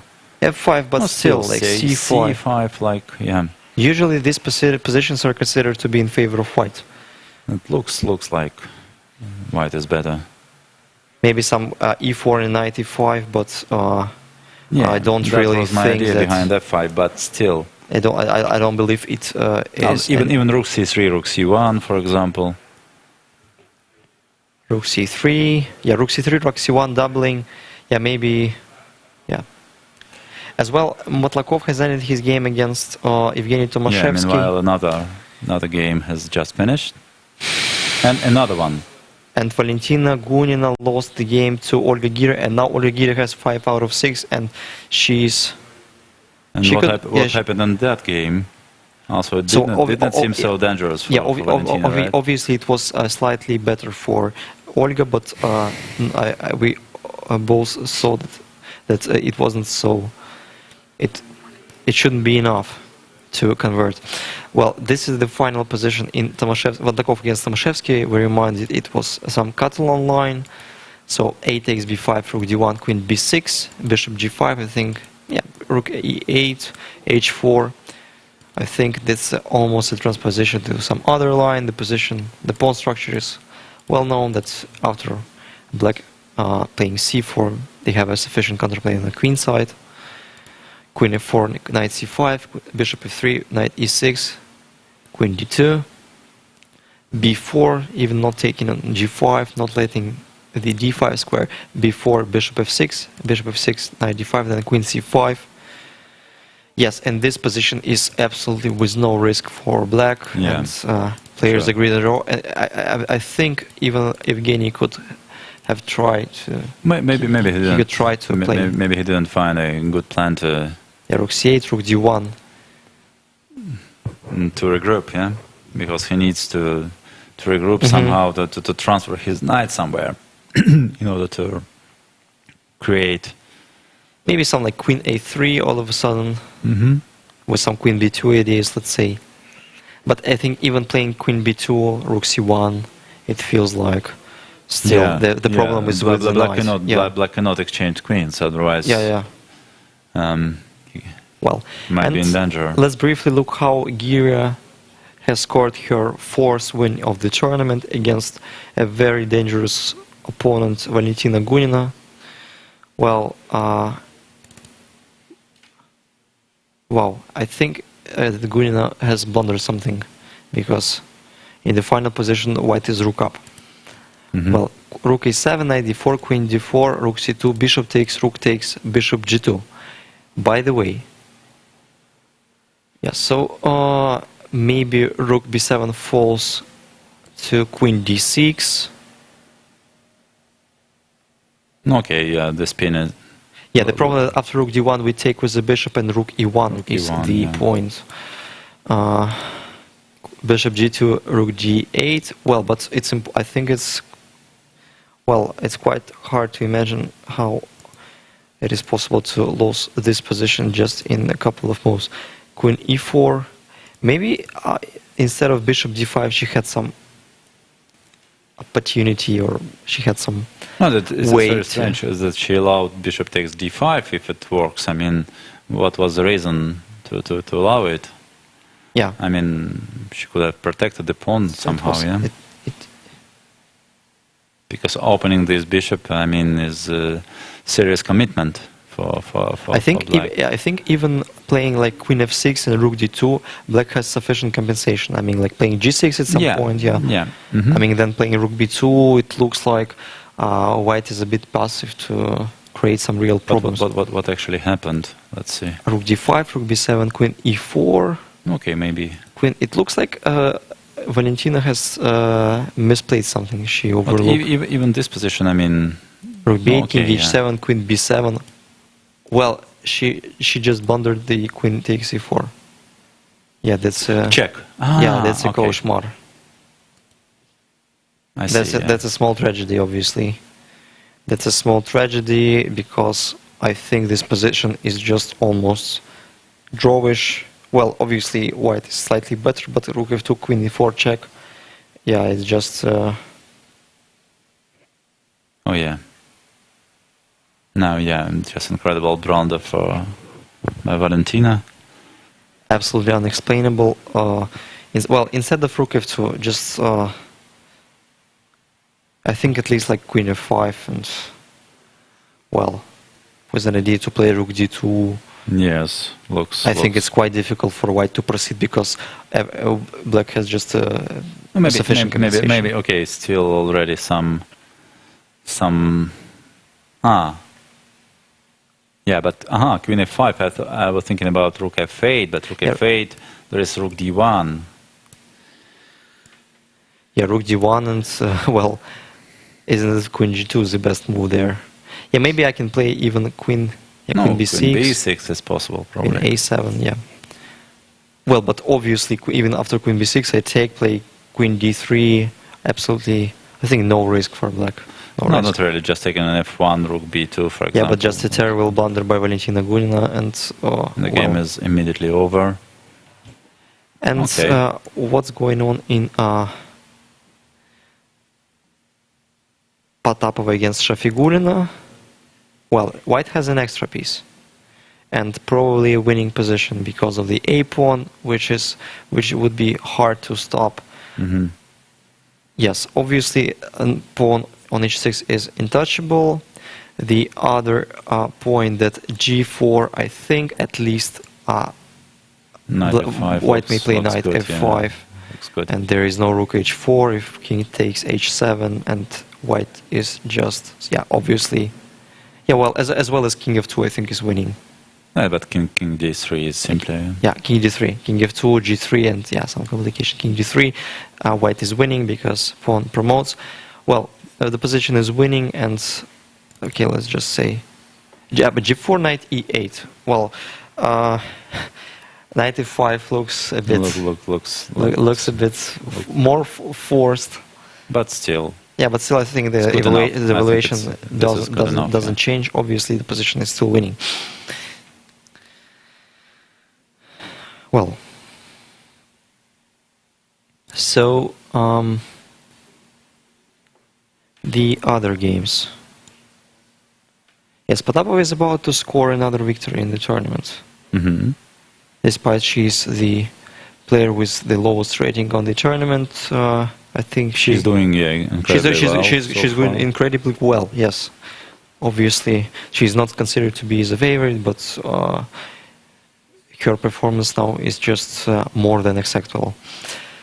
The other games, well, let's move back to the men's section, and we see some very entertaining position in Yakovenko against Alexeyenko, and it is black to move. Well, king g1, and Alexeyenko decided not to repeat the moves, but he has just a very crushing idea of the beautiful mate after a7 check, king h1 and knight g3, winning the game on the spot. Well, g5 is just yeah, I think it's just a very strong move, but by the way, if something, can white make something weird like g3, by the way? It feels like it should be lost. It should be lost, yeah. Maybe knight d1 and then rook f3, or in other... so starting from rook f3. Yeah, rook f3 first. Yeah, it should be a checkmate. Yeah, so knight d1, just cutting off the white pieces. Mm-hmm. Well, just, I suppose... yeah, because after king f2, at least black may play rook f8, winning the game by several ways. If a7, let's say, let's try to find the forced mate. Knight d1, let's say. Well, king g2, or I think it doesn't matter at all. Doesn't really matter, yeah. Yeah, like well, maybe. yeah, I think there are just few ways how to checkmate there.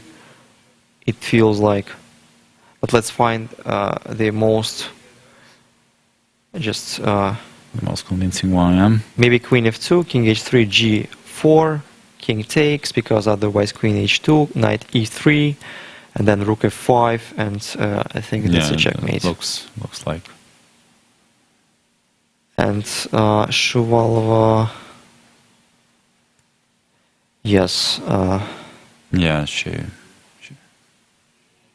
finally won her first game in the tournament. Yes, after the very shaky start, Polina has bounced back somehow. Well, let's briefly look the end of the game. Rook d6 happened. Rook d6, finally, rook g7, takes, king f8, rook g4, rook g4, rook h6.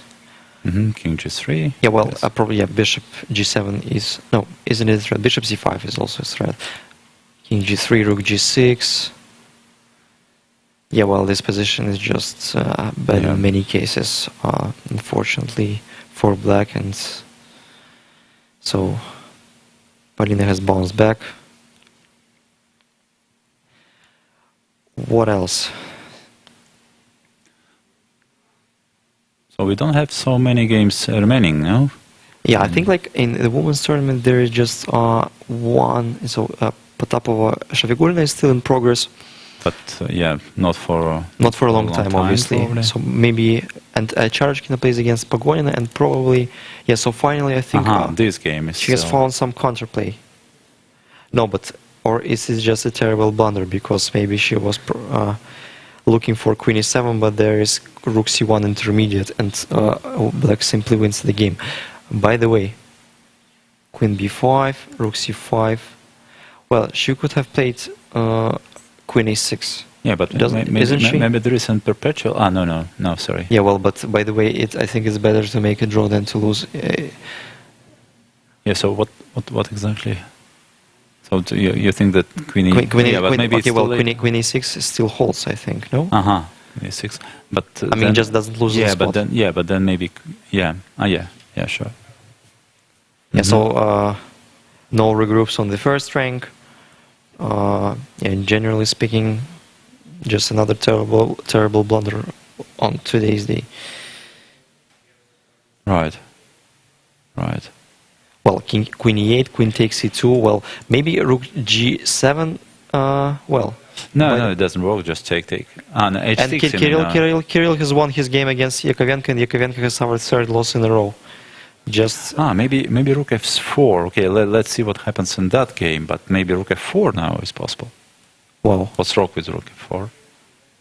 You mean just a very nice trap? But can I do something? Well, Queen f7 is a threat.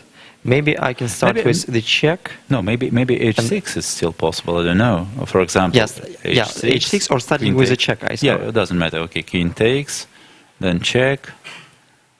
But okay, well, the threat is not. Yeah, I can take. For example, you go Rook, or I think. Or maybe Bishop knight g6, Queen e6, and King h7. Well, maybe this is a point. This is a very unclear position. Maybe Black is better, but it's time to prove. Well, Alexeyenko has won his game against Yakovenko. Maybe we can ask somebody. Yeah, maybe we can ask for the interview with Kirill Alexeyenko.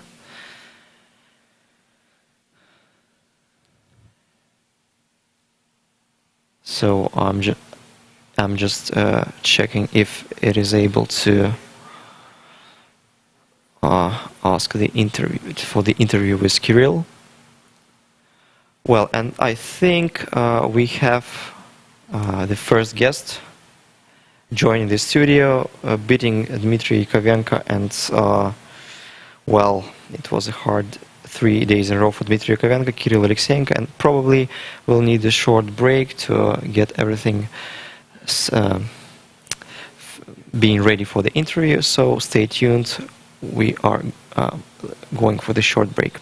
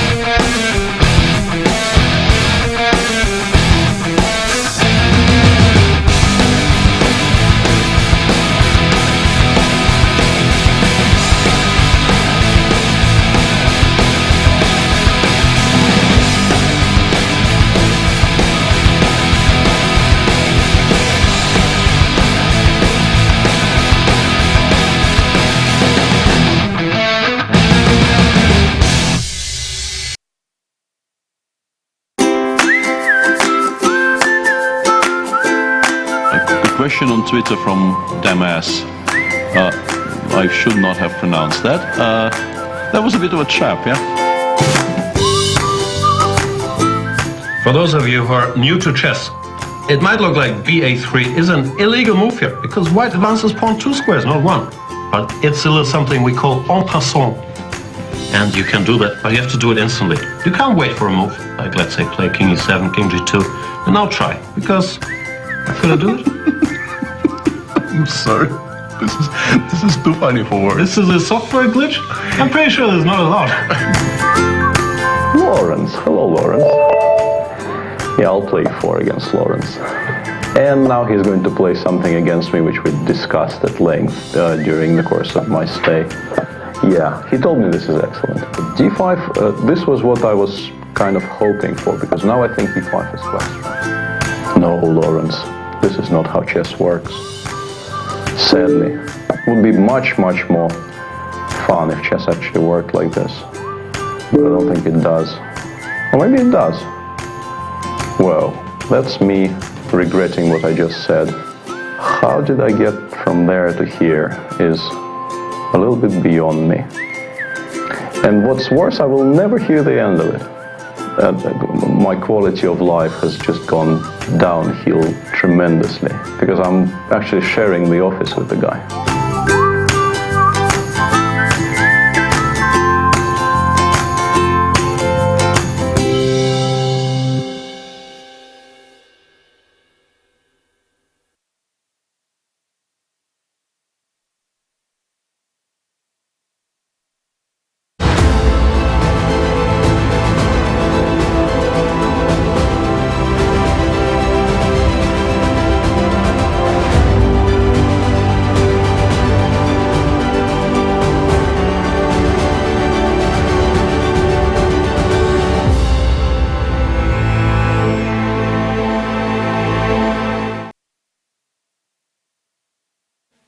We've got the first guest. Finally, we've got Kirill Alexeyenko in the studio, defeating Dmitry Yakovenko. And, well, Kirill, obviously, congratulations. Such a nice game with black pieces and such a painful loss, unfortunately, for Dmitry Yakovenko. Please share your thoughts about the game. Where was the critical point of the game and where White could have played better? Okay, in the opening, it was some line, the White trying to avoid the Sveshnikov. They played knight c3, e5, bishop c4. Dmitry used to play this line quite a lot, so I knew some moves. Yes, and here Dmitry usually played only castle. We had to play then a3, h3, just trying to keep the pieces. And in this game, he decided to choose another plan. He transposed immediately the knight from f3 to d2, f1, e3, and d5. So it was knight d2, knight f6, knight f1. Well, in this position, I saw in the game Swidler-Carlsen in Grand Chess Classic this year. So I decided to repeat Magnus's moves, knight d7. It was completely the same, knight d5, knight b6, take, take. And maybe it's just not pointless, because in this case you have a plan to play f7, f5 in some good reaction. Quite very simple to play castle, king h8, f5. And it's quite tricky position for White, because if Black at some point will push d5, they'll have strong center.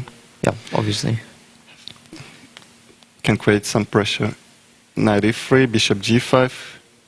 Well, as I remember in the game of Swidler-Carlsen, it was c3, c3, king h8, and a3. I think f5 was yeah, played, f5, knight f5, bishop c1, rook c1, take on f5, he takes f5 and d5. And Black has comfortable position. So this position is equal, or it's slightly better for Black? It's equal, but you know, it's easier to play this, yeah, definitely, with black pieces. Because all my pieces are in the center. Yeah. Okay, so he decided to play a4. I didn't know this move. But okay, I have the only plane in this position. So king h8 was an obvious move. King h8, knight d5, take, f5. Yeah, looks more or less principled. Yeah.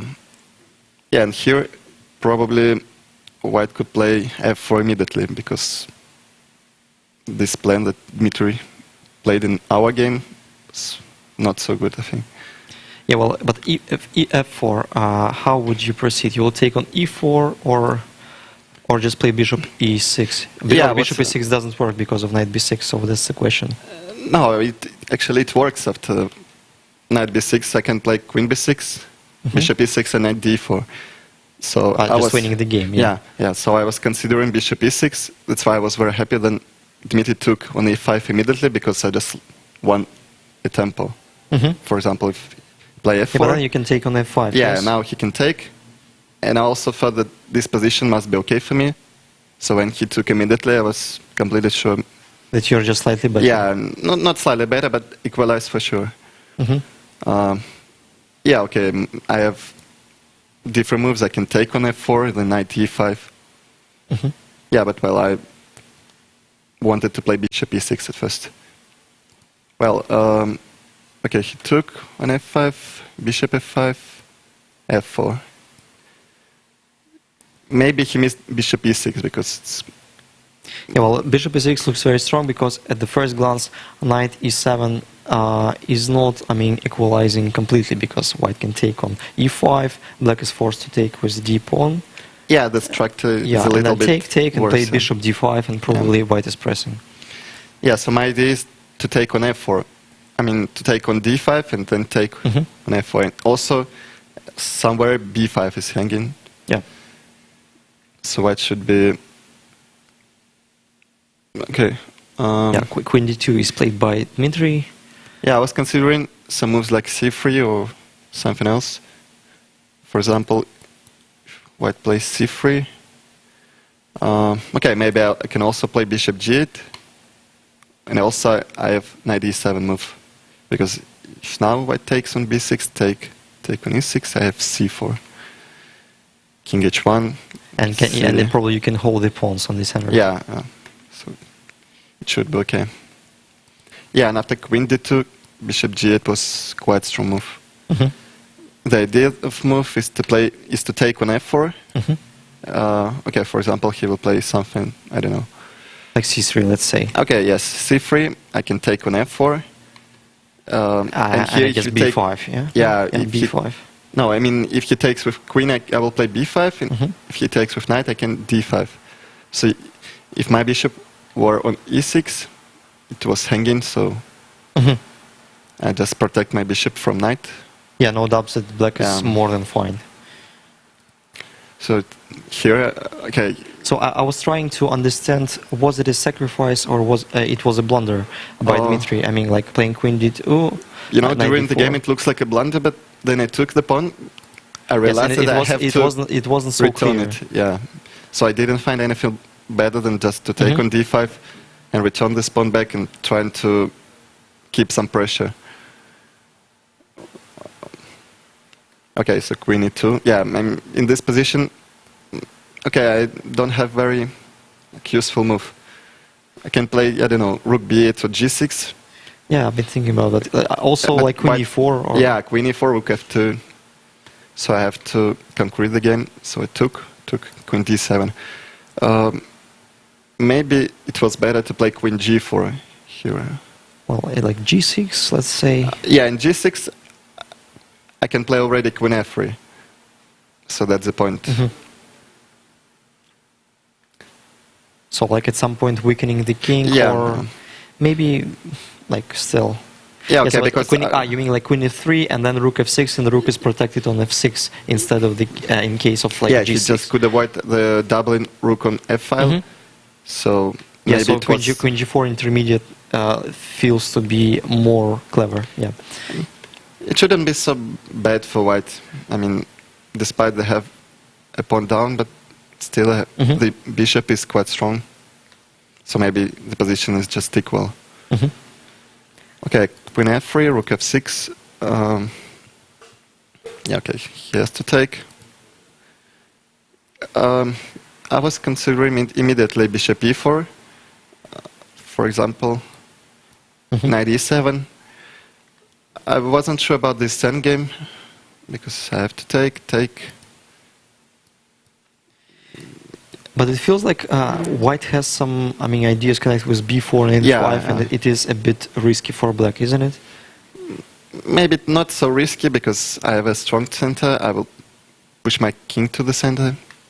Like, for example, d5, Yeah, okay. like say bishop g5, f3, bishop f3, king j8, b4. b4, like Okay, if king you're, d6, and it feels like you're in time to, let's say I'll take on c5, a5, king Yeah. e6. yeah, king e6, a6 and knight c6, and you're, when the, Yeah, the c4 in the end, maybe we're blundering something, but Yeah, but definitely I can avoid this endgame. I can play some other move. yeah, Okay, I I can think choose. that you have Okay, I can even play d5 keep the knight on the board. because white cannot take on d5 because of Yeah, knight just d7. winning. So this position. d4, Is d5 is definitely not the worse safest, for me, I yeah. think. Yeah. Maybe So you're maybe checking bishop c6 Mhm. was stronger immediately.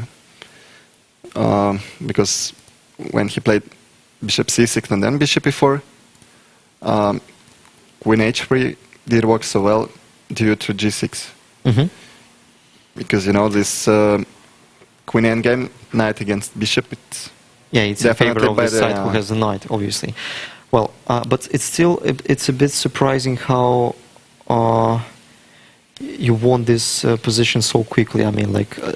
maybe Dmitry underestimated my counterplay because Maybe he saw that he's just better, and because his a pawn is going to promote to a. quite fast. Yeah. So it was queen e3. Well, could he play b4 immediately? Here, okay, b4. Probably can d5 is principled because queen stays on h3, which is bishop f3, and maybe I can consider d4 in this position. or okay, maybe taking on b4 and playing e4. Yeah. Actually, it was the thing I'm considering. Mhm. But also d4 looks quite good for black. Well, maybe Well, it's a very peculiar pawn structure because d4 seems a bit awkward because you're weakening all the white spots. Yeah, but the in the queen on concrete, h3 is in the quite concrete stupid. in the concrete way of analyzing this position, it feels like if b takes c5, you take on c3, and you're much faster. Obviously, queen h3 is totally misplaced. Yeah, so he has to. Yeah, queen e3. Yeah, queen e3. Okay, it was. Yeah, actually, queen c7 was the idea to protect from b4. Mhm. That's why I didn't expect b4 after queen c7. Because, for example, if I play king g7, b4, d5, bishop f3, and it's not so easy to even to measure the position. I don't know who is better here, because it feels it's easier to play because with I white. have a center, but the a pawn is dangerous. So Well, I think I definitely have to protect from b4. you have to. It looks like you have to hold this one. Playing, maybe you have to keep the queens on the board, playing queen d6 somehow.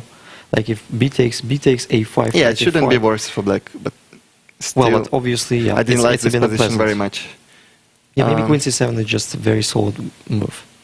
Also, I was thinking about d5, bishop f3, knight c6, also with the idea to protect from Mhm. b4 due to d4, but here maybe I could play a5. Well, and if knight pawn on e5. Yeah, and if I take with pawn, c5 pawn is hanging, and if I take with knight, Mhm. white can take on e5. And also, after d4, white can play just queen g5. So, for me, queen c7 was very deep move. Yeah, well, maybe white had to play something like bishop f3 and realize that the position maybe slightly worse. But Dmitry wanted to play for a win, probably. Yeah, so he just gave you a very strong counterplay, like Queen C7, and probably you were dreaming about B4 in this way. So I couldn't believe that B4 is possible to play. Queen C3. Okay, Queen E1 maybe. It's the only move. Yeah, it's needed probably. Yeah, because if White will protect the B4 pawn, I will play D5, Bishop F3, E4. Just. I think you may crush. Yeah, much faster. Okay, Queen E1, Queen D4. This is almost forced. D5, Bishop F3, Knight C6. Mm-hmm. In this position, I didn't see a good way to defend for Dmitry. Maybe Rook B1 was a little bit stronger. So you mean that the pawn on D3 is Yeah, the idea, untouchable? for example, if I will play Rook F4, White will play A5 here, Knight B4, and this position a bit different because Rook standing on B1. B7. Yeah, and B7. Rook F. But Rook F8, B8, yeah. Yeah, I mean, Mm-hmm. it's completely different from this position from the game. So after Rook B1, So Rook B1, Rook F4 inclusion is in favor of White.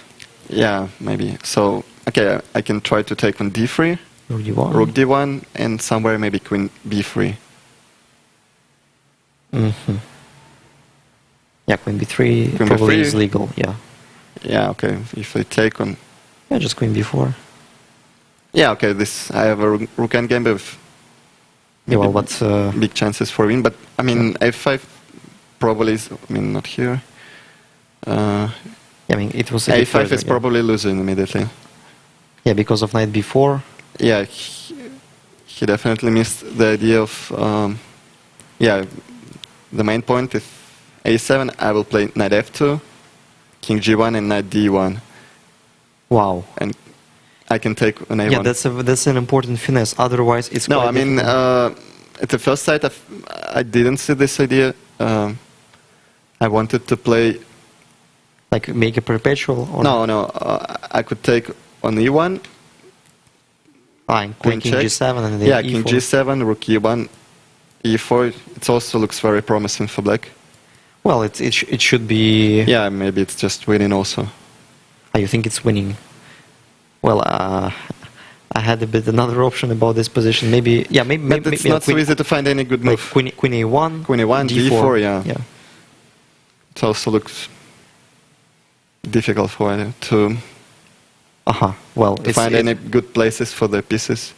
as well, like Bishop B5 somewhere. Yeah, maybe just, I don't know, E3. Or Yeah, well, E3, Rook D1. Yeah, maybe, or maybe Bishop C4 is more accurate. Let's say, because like after taking on D4. Yeah, okay. I mean, this position is not so clear. It's Mhm. Knight Okay, F2, Knight D1 okay, idea. let's see what has happened in the game. Well, he played Queen B1, and Mhm. here calculated the first winning. G5. Yeah, that was a very beautiful move. Yeah, the idea At the after point, Knight A7, G3, Knight Knight G3. F2, King G1, Knight E4, King H1, and Knight G3 is mating. So G5 was quite cute trick. Well, Yeah. it wasn't the trick. It was probably just the best move in the position. Yeah, I mean, it's I quite... mean, but the idea is a bit. Oh well, it's well-known tactical motive, but it's a bit unusual that you can face. Even Yeah, in such during the game I was composition. thinking, where should I put my rook for this cute combination? But I didn't see if rook Just F5. yeah. so G5 is just G5 wasn't so obvious at first just sight. crushing. Yeah, so Queen A2. Okay, it was G5 here. Yeah. Yes. The point.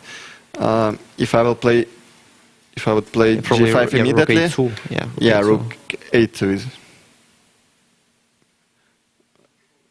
Yeah, I think Well, so. and you think that White escapes or what?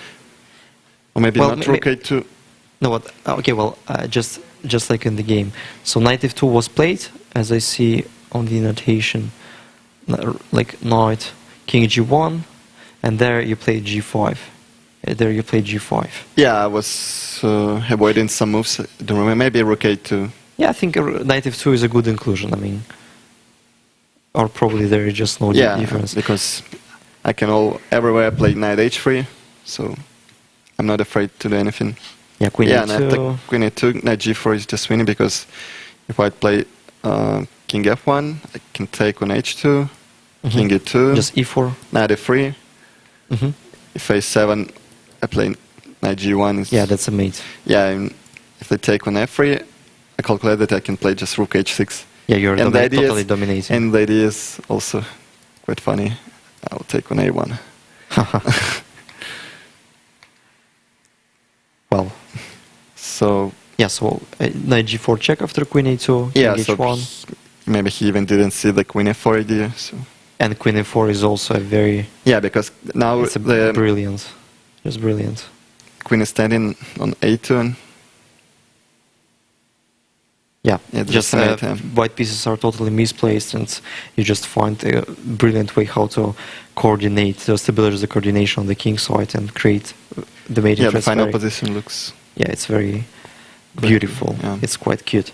Well, Kirill, congratulations once again. Thank you. It was a very nice game. Obviously, obviously, like you were tenting the pressure all the time. Then you find that you can just gain a tempo that after playing bishop e6, and your opponent took on e5 immediately. So you just gained the tempo, and then. Well, just a well-played game, and so obviously the chess is the game of inaccuracies, and the winner is the chess player who is taking all the fruits from the position. So you took all the fruits. Congratulations once again. Good luck in the rest of the tournament. Yeah, thank you too.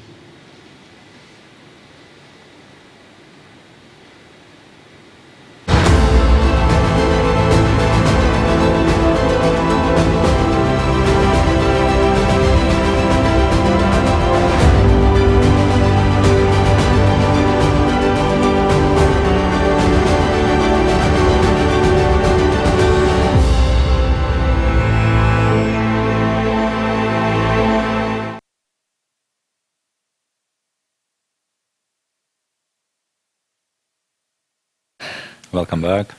So there are still 4 remaining games, I think, in the 6th round of the Russian Superfinal. Let's have a look on the game of the women's section. I think it is the last active game.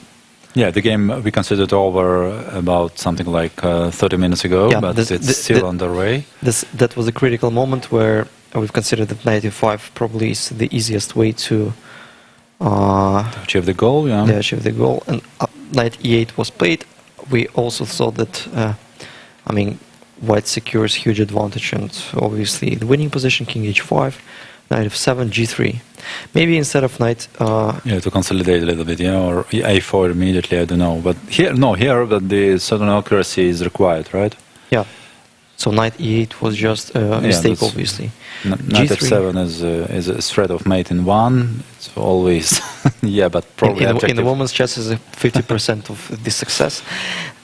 King g4, knight e5, king g5, rook h8, queen f6, knight f3. So white is in real danger because if black eliminates the last pawn on a2, the position will be simply drawish. So rook h1 is played, rook a4, rook a1.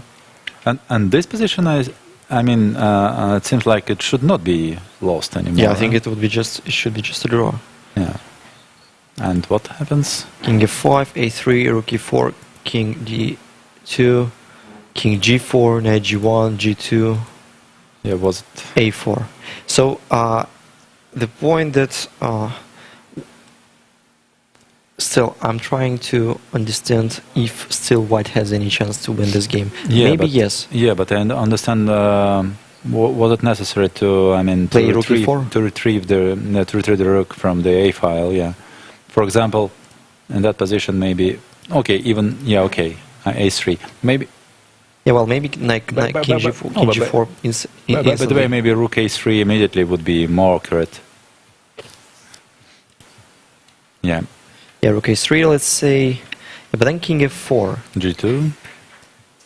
You mean that after king g3, just g1 simply? Yeah. It's just G1. Yeah, this is just a draw. White is forced to take with rook a2, and obviously the game may proceed, and obviously anything may happen.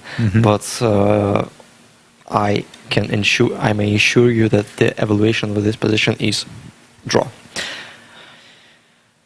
Well, king f5 is played, and then a3, rook a4, king d2, king g4, king g4, knight g1, g2, a4, and it seems to be that...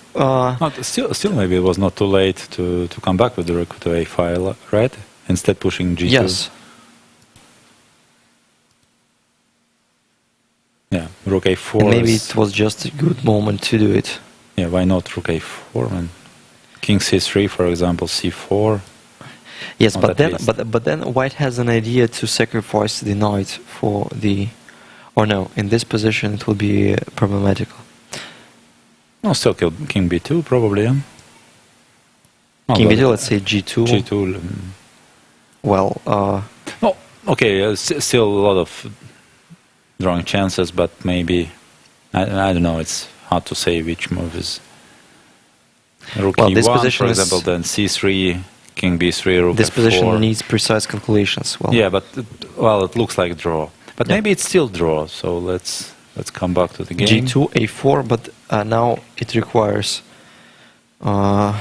very, very accurate play by Zarina Shvigulina. By the way, I don't see how to stop the a pawn. Maybe. Yeah. Okay. Rook f4. Let's say. Yeah, rook f4. Thinking about it, am I in time to play a5? Rook f1. Rook f1, and I thought that rook c1 is. Yeah. e1. Enough. So let's say rook c1, king c1. Yeah, but the king g3, maybe king d1 is enough. So let's say, the position is very... sorry, I'm in time to play a6, at least. A6 is winning. Well, so now it seems to us that black has some problems. Rook f4, just a second. So this is the current position. Rook f4 is played, by the way. a5 looks principled, and maybe rook f2 check first. Maybe rook f2 check first. Mm-hmm. Yeah, right. But then Still knight e2. Knight e2, king f3. Mm-hmm. Rook a3, let's say. Well, maybe, yeah. I don't know. maybe king e4. Yeah, rook g3. Rook g3 and king d5. Yeah. Well, the position is quite complicated and Still looks drawish, but it's not easy. Not easy. There are a lot of possibilities for both sides. Obviously, black has some counterplay in the human point of view. Well, Potapova Shafigulina is in progress. Well, the other game and the last two games are in progress. Potapova and Shafigulina and Charchkin against Pagonina, and this is a current position. I think it is just the same position I've been talking about. No. Mm-hmm. All of a sudden, I guessed the order of moves, but well, rook takes b4. How to avoid this one? Okay, well, black may take with check. Black may take with check on e5, first of all.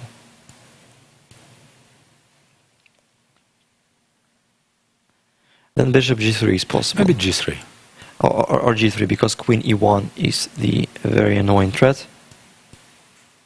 Or maybe it just still works. Yeah. I'm sorry, I just forgot about it, yeah. Yeah, but maybe just position is lost. Queen e5 Queen check. e5. Yeah, well, the other option is to play f4, but I don't believe in it because, well, because of something. What is your idea in case of bishop g3? Bishop g3, I thought I can play queen e1 as well as... Maybe, but then I think that maybe queen h5 first. No, okay, queen e1, yes. Then I should move my bishop somewhere. You mean bishop d6? No, let's say, yeah. Maybe he's the only one. Mm-hmm. Yeah, well, you have bishop f4, by the way, I think. No, okay, let's say bishop d6. Bishop d6. Well, and I'm in search of some concrete stuff. Let's say, yeah, if for example queen h1, king g3, rook g1, queen f3, yes, I think it's more or less forced. Yeah, looks like forced. It's looks more or less then forced. it's, I agree, yeah, it is dangerous. It's dangerous, maybe h5. Maybe e5. Maybe e5, because I need to play e4, and it seems to me that probably just... No, but am I blundering queen d5?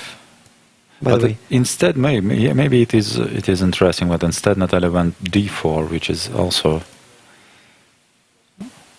Well, d4 maybe is just the best move in the position. Now I see why. So, yeah, d4 is not possible. So if g3 is then simply... Queen d1, yeah? Yeah, simply queen d1.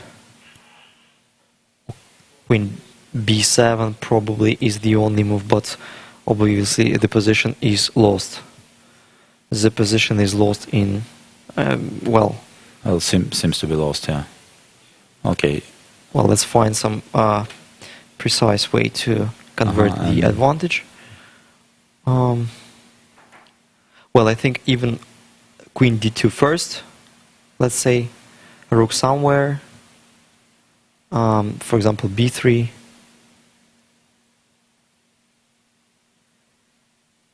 Yeah, rook b3. Well, I've been thinking about knight h4, queen f2, and queen h4, but then rook h3. But it's still maybe it still has to be lost. So I can start with this. Pawn takes. Then probably queen takes. Queen g2. Queen h4. Rook h3. Queen f4, let's say. Yes, the position is lost because of queen g3, rook c2, black is winning. After rook g3, Well, We should think about h5 also. h5. Yeah, well, No, it should be d3, h5. Just a lot of just options, winning yeah. position. So d4 is a very strong move. Maybe just crushing immediately. Well, in the men's section, we've got another result, and Alexei Sarana has made a draw against Alexander Predke, and even in the in the final position, Sarana is even slightly better.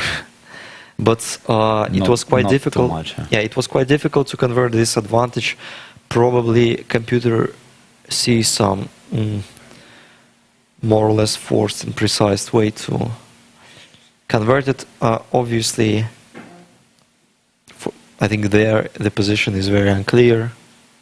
Black has sufficient counterplay because the pair of knights. I think at some point Black had to release the pawn on d4, just give it up, and force Black to take, and then just try to push the b pawn somehow. I mean, for example, there it was maybe it was needed. It was necessary to find the way how to just sacrifice. Yeah, maybe rook d2 is somewhere too, but yeah, otherwise knight d3 is coming, right? So yeah. Or maybe just before, for example, yeah, bishop c3, knight b6, bishop a5, knight bd5, rook c2, knight b4, rook d2, rook fc8, knight bd5, rook e2. Well, maybe some g4 and g5 plan. maybe rook, yeah. Trying to expand on yeah, but both then sides. it's giving up f4 square. Maybe Well, rook e5 is okay. Rook e3. We're thinking about rook e3, right? misplayed. Yeah. But then still knight e5, rook e3, maybe Maybe g4 even there. immediately. Yeah. Yeah, but then rook b5 still. Well, You're right. so that's why rook b5 is aimed against rook b5. So probably it was just not so clear how to convert this advantage. Then when Black had to give up the white square, to trade the white square bishop, obviously with this knight on d5, Black has almost no risk, or maybe they're just pressing a little bit. That's true. Okay. Well, so draw in Predke against Sarana. The other games, Artemiev Vladislav against Nikita Vitugov is still in progress, and well, Vitugov is better. I think he's better. Definitely. Well, queen g3. I think it is needed to keep the queens on the board. Otherwise, well, the pawn structure is just bad for white. Just At some point, maybe Black will try to trade the bishop for the knight, yeah. then push the king side, and No, it should not be lost, by the way. But okay, objectively, Yeah, but it remains it's unpleasant, I think. Sort of unpleasant, yeah. The As a e4 queen pawn g3. is defended pass pawn, which Yeah. should not be ignored.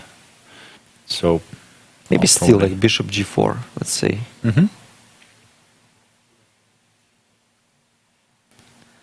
Okay, let's try to check. Yeah, check, queen e7, let's say. C7, yeah. Okay, queen f4.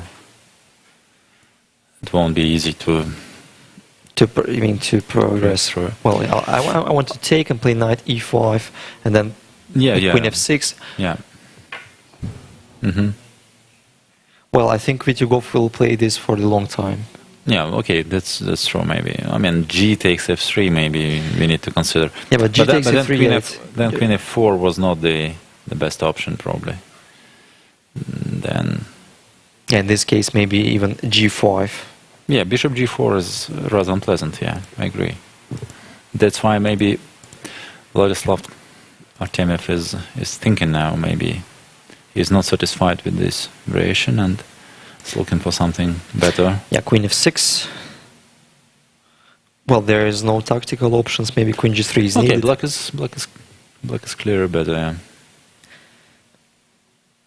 Well, this is the last game in the men's section. Yes, in other games the draw has been agreed earlier, and Alexeyenko won against Yakovenko. And yeah, we can come back to Potapova against Shafigurina. Queen g3 is played. This is the game between Potapova and Shafigurina. So the rook e4 is played, and Potapova is thinking if she can win this game on the spot. Well, so probably our idea was to play. Oh, by the way, maybe a5 is still possible. So rook f2, maybe white can simply King c1? go. I mean, even king e3. And make a check? Check. Let's say, probably not. Yes, king, yeah.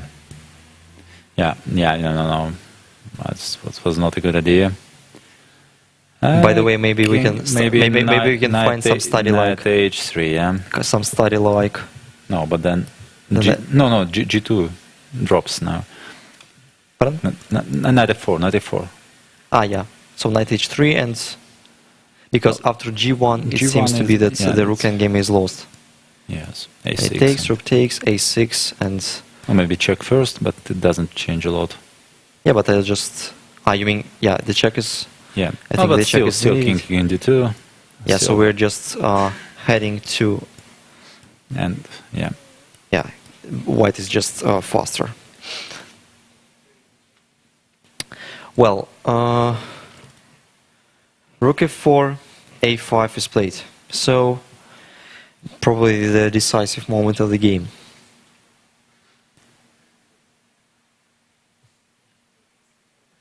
But maybe we need to find a better square for a king. For example, in this line, rook f2, king e3, rook f1, check.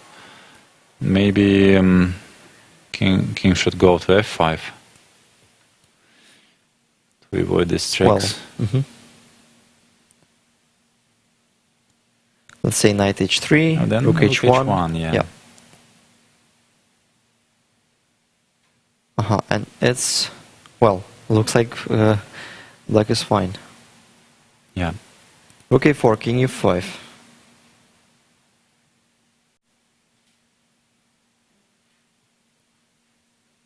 Well, probably it's just a draw. I have no idea. Probably, yeah. I have no idea about it. Yeah, in this case,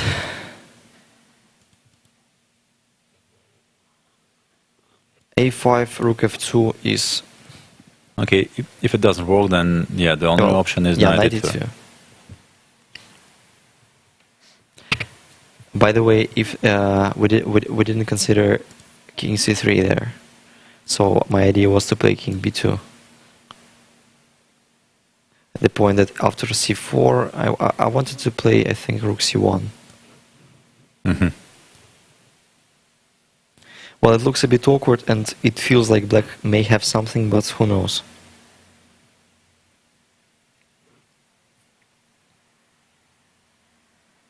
Yeah, maybe white is just winning. Oh, okay, maybe rook f5. Rook f5. Yeah, it comes with the check. Ah, it's a check. Yeah, okay, c3 first. King c2 and rook f5. Yeah, and probably that is the way how to disrupt the coordination. So because then after rook a1 and rook f1, and strangely enough, white is forced to repeat the moves. Otherwise, yeah, well, rook a4 is not losing, but black can just play some king f5 at least, I think. When? And king f5 at least. But rook b1 or rook b1 is also possible. Yeah, but rook b1... And then rook f5 anyway, probably. a6, rook a5, and rook b6, but rook a1. Yeah, but isn't it a draw? I mean, just... It is, I think. Because after knight e2 we have rook a2 check. Also, yeah. Well, the critical moment of the game, a5 is played, rook f2 is anyway, it feels like it's an only move. So let's see if Natalia Pagonina has managed to win her game. Not yet, but about to do so, yeah.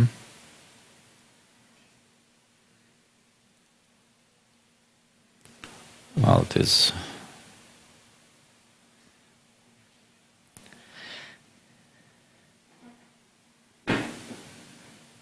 I think we've got another question regarding. So, by the way, how do you think, Pavel, what is better for the young chess player to try to win every single not so strong chess open tournament, or play in some open tournaments, for example, like Aeroflot, Qatar Masters, and not to pretend to be one of the best there?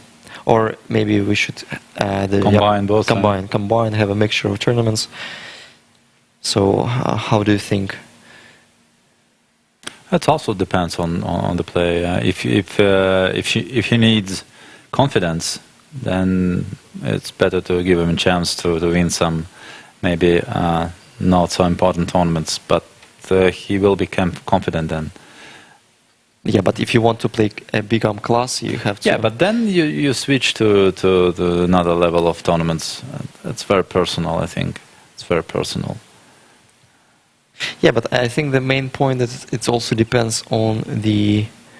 Well, if the player has financial opportunities, I mean.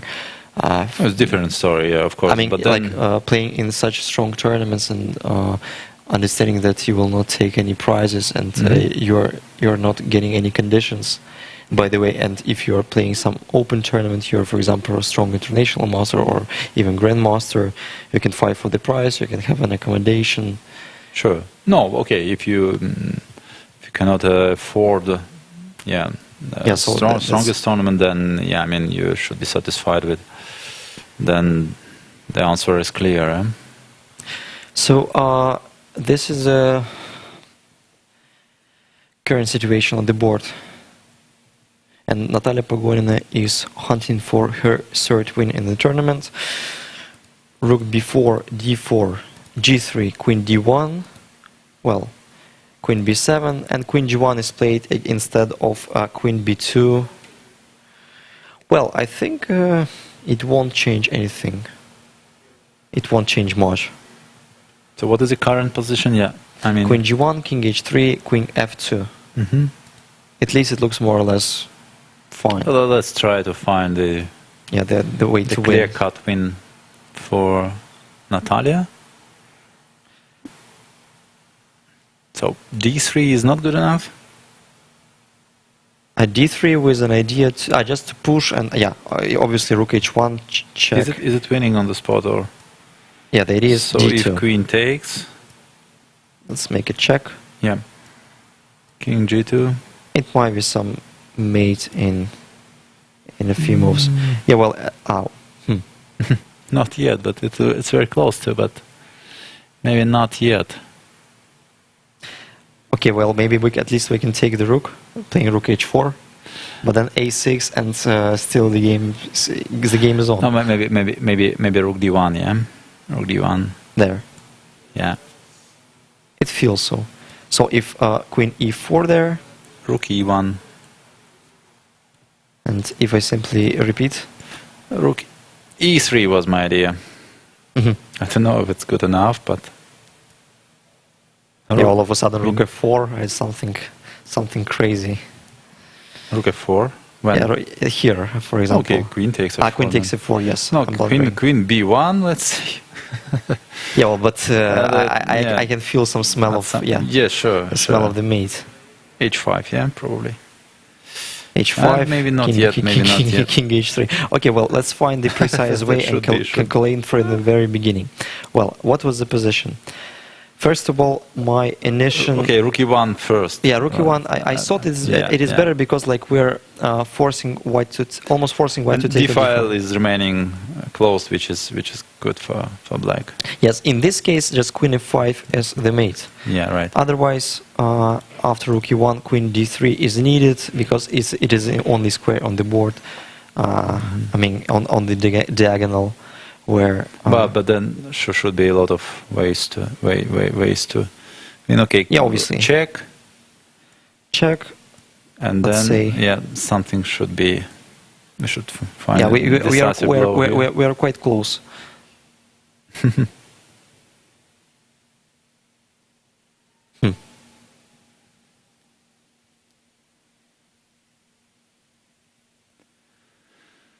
Oh, and okay, we can repeat with Rook D1 now. I'm trying to find some even, once again Rook D1. even study like win. Yeah, well, Rook D1. Yeah, Rook D1 is strong there. Queen E4. Once again, Rook E1. Winning some crucial seconds, let's say. No, and now the king is already on G4. It's not the same position, so yeah. Okay. And then if Queen D3 again. Okay, Rook E4 or E3. Now and now it's time probably. Queen B1. Yeah. I think you're right. Queen B1 No, and then D3. D3 now for it's time, example, yeah. that should be just killing. Yeah. I mean, probably it's not so hard to find all the moves, just make them. No, it is not. Yeah, starting from Rook E1 is just... I mean, like D3, you have to be responsible for this kind of no, Rook focus. E1 is much more convenient. Convincing, sorry. Convincing.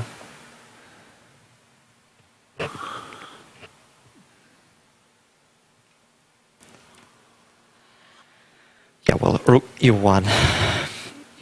Otherwise, if Queen G2, let's say, it feels that it should be losing on spot. And then maybe we can go for this line. Yeah, just taking the bishop, playing Queen F4 check. Queen G3, at least Rook H1 is winning. Rook E2 also. Yeah, Rook E2 is more accurate way to win the game because it is a checkmate. Queen F1 also. Queen now. F1. Yes. Well, Natalia, I'm pretty sure Natalia will find it. It's not that hard to calculate this line. So Queen G2 is already played, yeah? Yeah, Queen G2 is played and... Queen F5, yeah, well, thinking. So maybe G4, but then, okay. I mean, it might be works, something. Yeah. At least Queen D3 check, Bishop G3, Knight F4. If Queen G3, Rook E3. If King H2, at least I can take on H4. Well, yes. So... No, maybe Rook still... Yeah, G4 is more or less forced, yes. Rook E3, yes, we're talking about. Yeah, Queen D3 is winning as well. Queen D3 is also, yeah. Right. Queen D3 is good enough. Well, Pogorina I think, is yet to win her game, and she would be... yeah. So she will be like half a point behind... Behind Olga Gira. Olga Gira.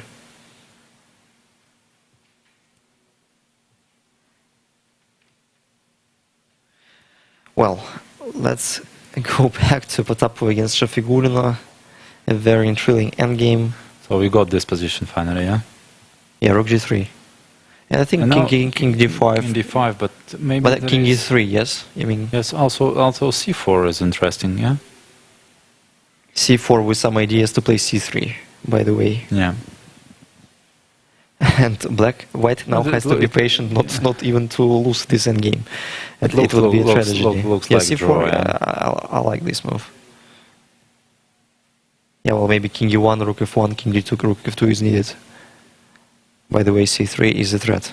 No, okay. Well, if you make a check. We have always King takes C3. No, for example, A6 is good enough, I think. Yeah, A6, C3, oh, King takes if it's needed. Now it's needed.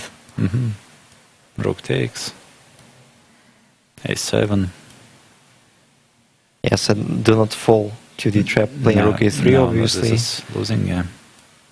Rook A2, yes, and that's a draw. And Rook takes G2 would be the final position of this game, probably. Rook G2 and Rook A3, check. Well,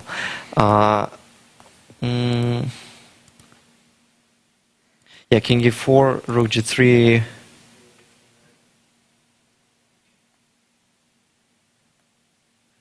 Yeah, so Shafigullina was fighting to reach this crucial half of a point because she had just a very unpleasant position, probably lost. So the current position, yeah, I think Shafigullina has, no, she didn't make a move here.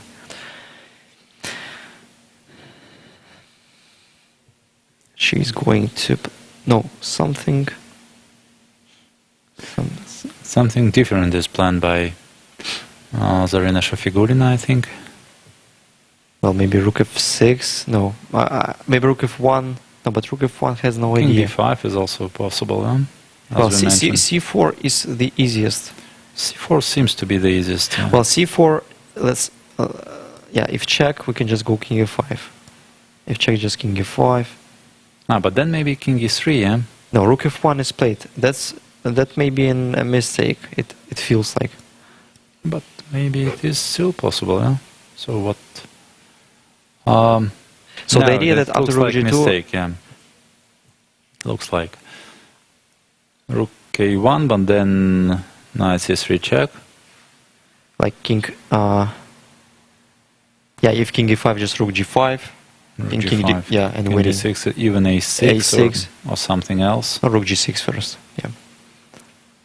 Yeah, that's, I think that Zarina has made something very strange. Rook a1, check, let's say. Maybe king f3 all of a sudden. King f3. King f3. Yeah. Mm-hmm. Yes, but c4, well, I won't judge, but c4... No, okay, but then maybe it's also easy draw. Rook right? f1, well, maybe there is a refutation. White can start with knight c3 check. Yes, white can start with knight c3 check, then Mm-hmm. And then take. king f4, And then take on g2. and then take on g2, and then if there... Yes, but then, okay, it's a little bit different position. Maybe it doesn't change a lot, but...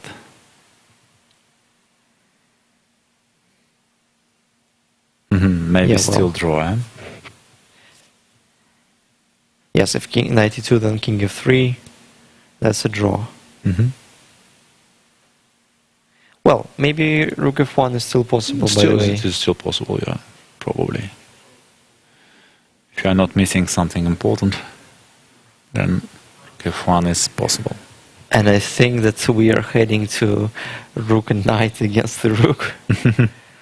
Well, I can't say that I'm it quite seems happy like, with it. yeah, Natalia Pagonina Natalia Pagonina has won. just finished a game.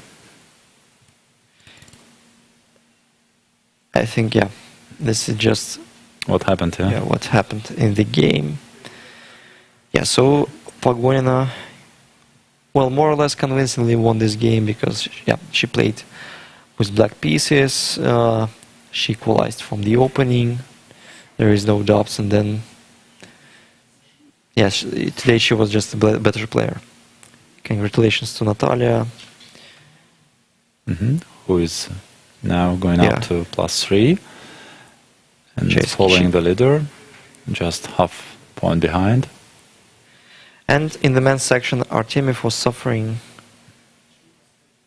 Yeah, he had just a slightly worse or much worse position against Nikita Vityugov, and I think that he, well, this is the position on the board.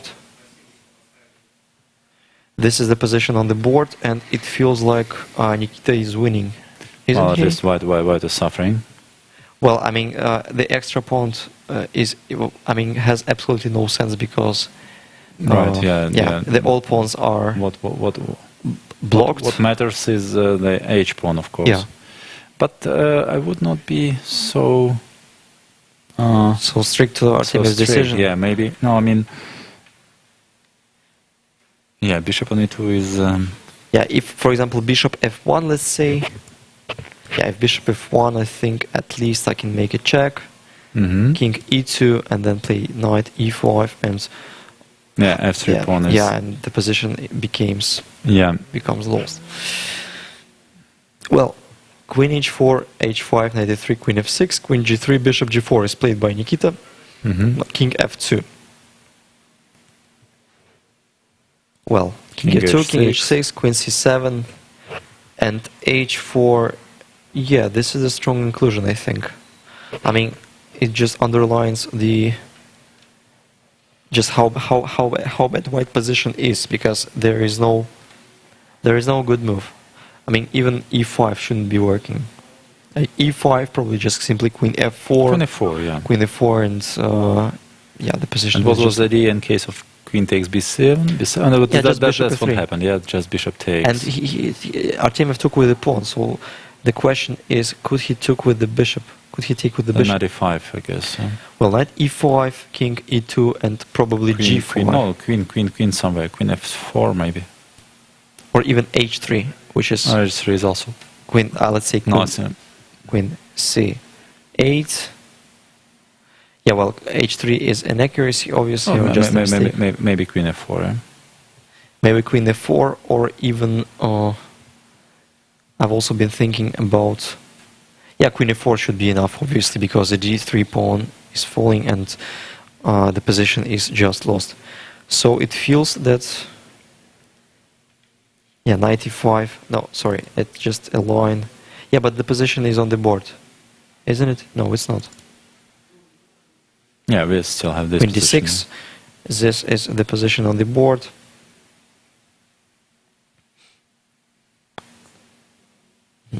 Well, I have no idea how to play there. Yeah, that looks just horrible. Maybe, okay, well, the only chance is to try to be closer. But still. Queen c8, let's say. Queen g3. Queen g3, king f1 is the only move. And maybe h3. Simply. And maybe h3. e5 square is under control. Knight cannot be given. Yeah, and or also it cannot be d8 taken. square is under control. Knight is actually almost ideally placed. Well, but then queen g4. Queen g4, yeah. Then queen g4, and it's not that easy to progress there. No, that's true. By the way, it's a bit funny, but even this position is in black's favor, I think. Yes, it is. And probably this position is just winning. Probably Who it knows? is still winning, yeah. But something different happened in the game. So e5 is played by Vladislav Artemiev. e5, knight e5. Yes, and maybe he's going to play idea is- f4. f4. Mm-hmm. f4, obviously still. to get his queen back Yeah. to the business as soon as possible. Yes, but in this case, knight c6 back. And then probably after knight e5, queen e4 first is yet to come.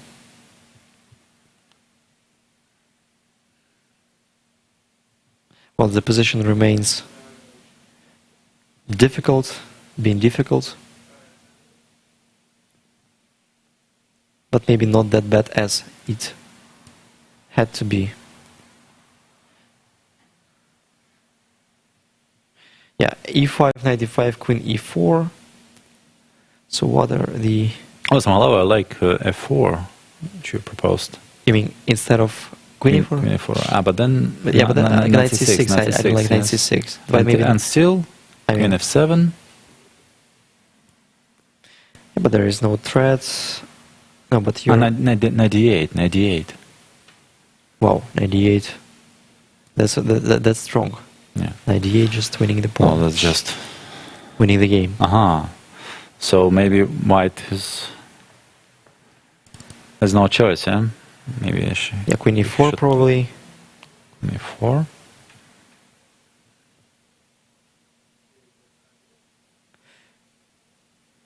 I've also been thinking about even g5 there. Like g5, f4, knight g6, let's say. Pawn takes, king takes. Even this position, I think, it's hard to defend, because black's idea is to trade the queens and to proceed with the king, and obviously, like, the attention will be paid to the h pawn, while the king will go to e3 and take all the pawns. Well, queen e4. I think we think it has to be played by Vladislav Artemiev, and then maybe black has just a variety of options. Maybe queen f6 also. Queen f6, f4, and then knight somewhere. Let's say knight is heading to f5 or... I've got another very strange idea for white, but probably it doesn't work. I thought about queen d5, but then maybe just queen takes and g5, yes, and g5, or even king g5. King g5, yeah. Maybe king very, g5. Very.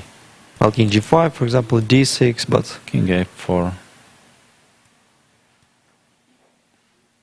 And oh, okay. Then bishop f1 probably is still playable. Is it in a Zugzwang?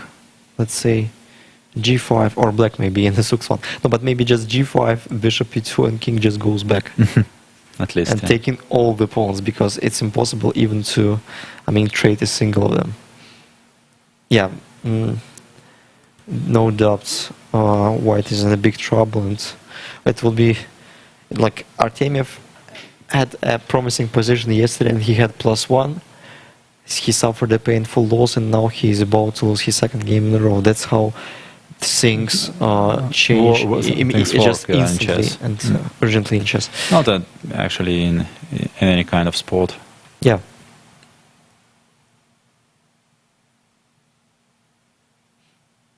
f4 finally. So maybe we are missing something, yeah? Well, f4, What knight about c, knight c6? queen f7 probably is the only move. Maybe king g2 all of a sudden. Yes. Maybe king g2, but then...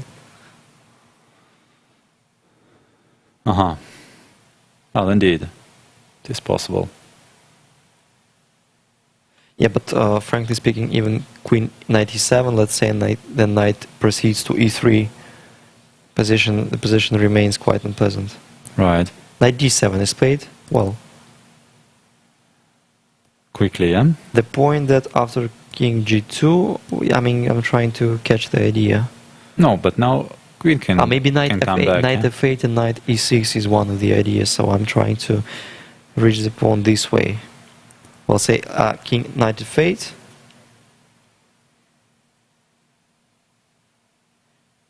Yes, if queen e4 or queen f3 to the knight e6, then check in g5, and the position is totally lost. Bishop f3 is played, by the way.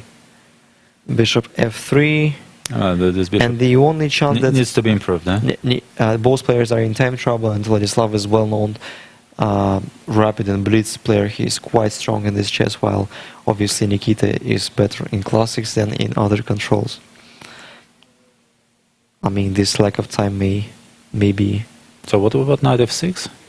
Knight f6 instead of knight f8. Knight f6, yes. Knight f6. What's going on? Well, no ideas. No ideas how to protect the f-pawn. Maybe just another blunder. Maybe just another blunder. That's strange, because knight f6 seems to be the most natural move, yeah? Almost impossible to blunder, but yeah, it seems like Just winning directly. Well, yeah. I think Nikita is I think we shouldn't observe the variations like queen somewhere, queen takes, and queen c5, because at least but it's okay. It looks completely knight lost. g4, we're just winning the piece. Yeah. Well, it is just a blunder, and well, it's partly understandable as Vlad is just 1 minute left on his clock, but still for the player of such a high level, it's incredible. Yeah, blunder. I think no doubts that Nikita will play knight f6.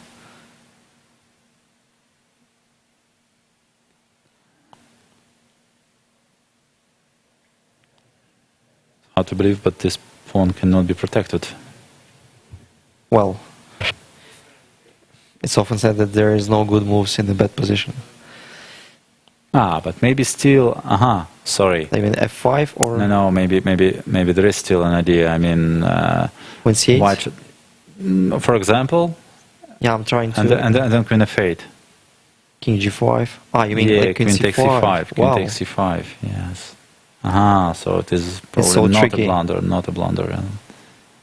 Well, Or queen f7, whatever. yeah, queen c8. Queen f7. Yeah, queen f7. with the same idea. It would be just, well, Aha. No. Okay. Then it is not a blunder. It would be too much. Yeah. And what about this? No, okay, it would be fairy tale if Vladislav holds this yeah. position. If Nikita goes for it, well, he can, of course, he can repeat moves. It's king h7 and so on. But if he goes for it, then after exchange on f5, it would be quite unclear. I think no risk for the white. For white, yeah, with the bishop. Yeah, I mean, Yeah. having the bishop in such position, I mean, Yeah, no risk. is First, yes. first of all, queen d4 has to be considered. Also, no, then Yeah, but then h3, well, like no, black okay, maybe they're yes. holding. Okay, black doesn't need it, so black will play. So it seems that not okay, but there is no direct extract. Yeah, so black has. But was it better to play knight c6 instead of? No, probably he missed something. Yeah, maybe he missed just queen f7, then play knight e7 there, Mm-hmm. and then knight e5. It feels that Knight e5, knight goes to e3.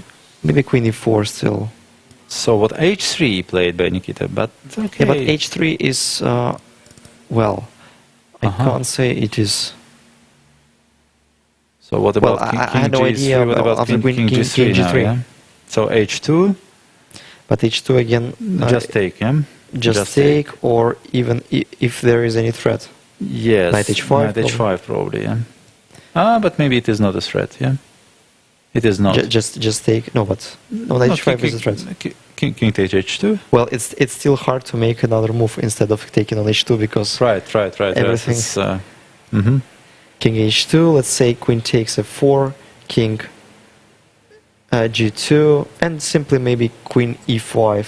Queen g5 maybe first. Queen g5. So what's Or going queen on there? g4. What's going on? Yeah, I think this is King the g3 best is one of the played. best King chances. g3 is played. What about g5 now? Wow, g5 is strong, but g5 maybe. Yeah, maybe he has to play king h3 anyway. Anyway, yeah. Yeah, queen takes. Let's say queen takes, queen f8 check, king g8. No more checks. No, okay, that should be just perpetual. So g5 maybe is not that strong, so h2 probably should be played. Mm-hmm.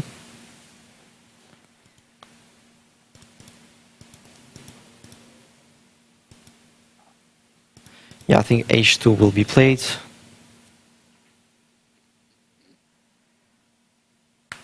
I think it's sometimes better to give the pawn on g6 instead of g5 h2 is played. because it's not too late to. It's never too late to Mhm. play g5. While sometimes it's better to keep the pawns on the 6. Okay, let's try to understand this position. So king takes, queen takes f4. Yeah, big chances, still big chances. Okay, maybe queen at g5, right? First, Mm-hmm. I think there is almost no difference. Maybe king h3. Yeah. King e3, let's say. Mm-hmm.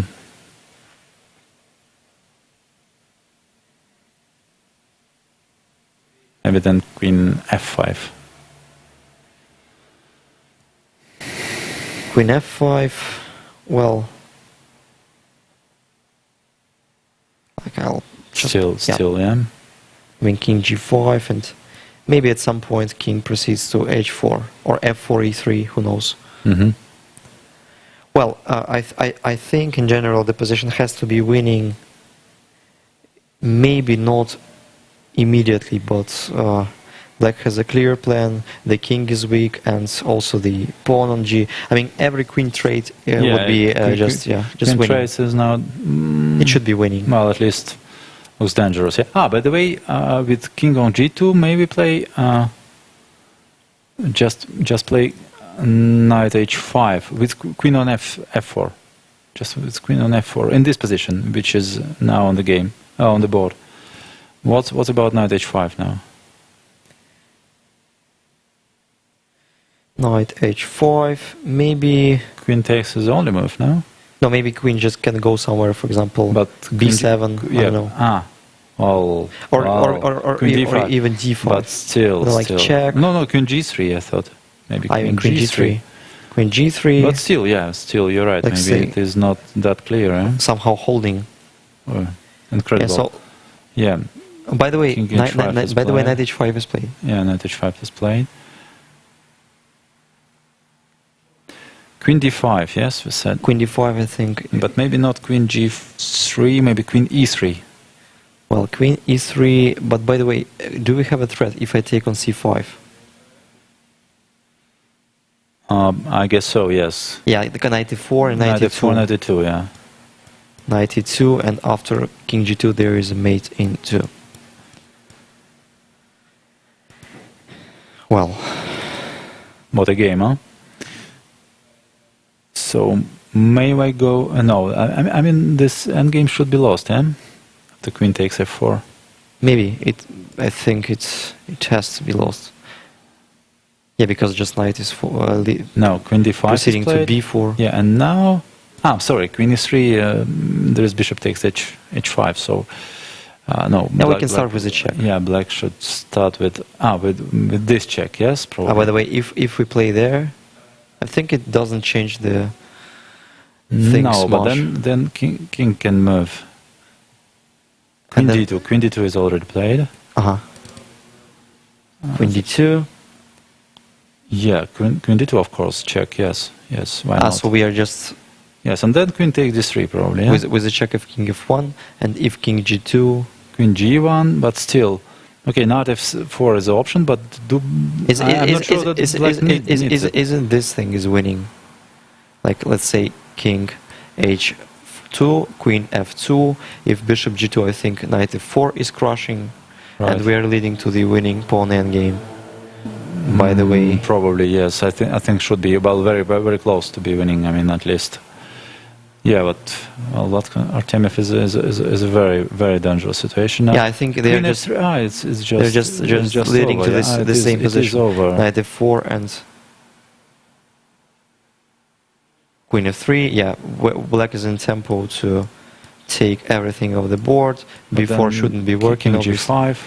Yeah, king g5. Obviously. And then g pawn will start. Yeah, so will start this is moving just, yeah, and should be lost. Yeah. that's just Well, b4 is the only chance for white at some point, but it still should be lost. Yeah.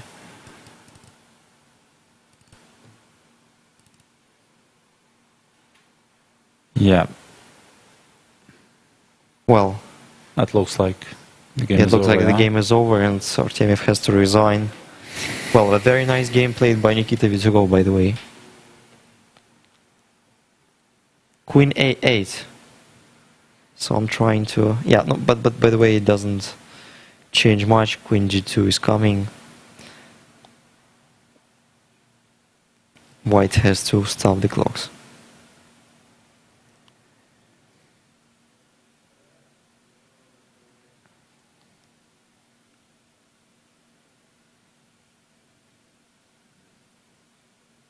Yeah, just an amazing game by Nikita Vizugov. Mm-hmm.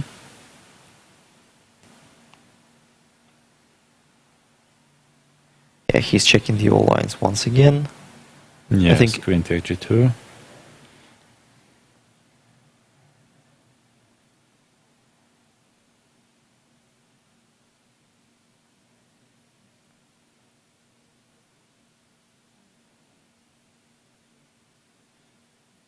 Well,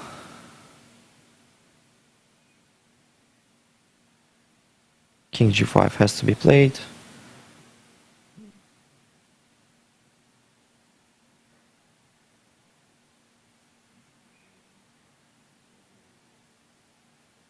Yeah, obviously. I mean, like, take. Yeah, even if b4 black is on time. No, cc takes and king is just in King time to g5. stop the white's pawn.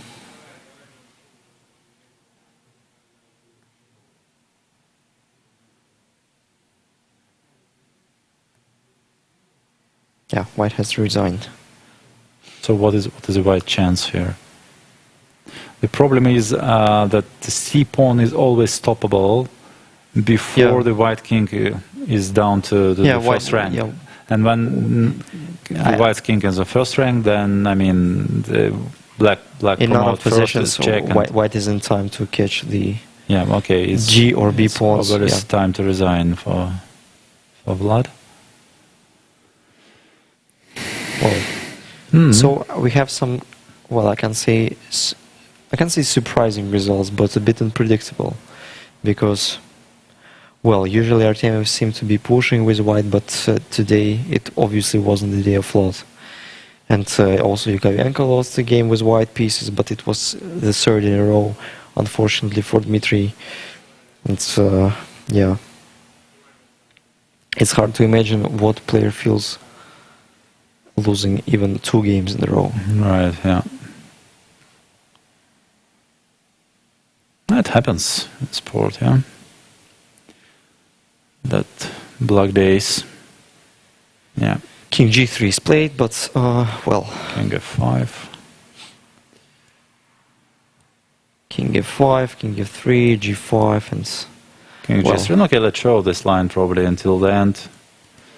So G4, yeah, King F4. So B4 is still too early, because B4 can be met by C takes C5, King E5, and Black's King is just in time to stop C pawn. So King F2, but then G3, King G2, and just King G4, yeah. And if King goes to this first rank, then King F3, but the game is now over. King F1, G2, King G1. Even this one. Or maybe G2, King G3, G2 yes. And King G3, and B4, C takes C5. The pawn promotes with the check mate, obviously.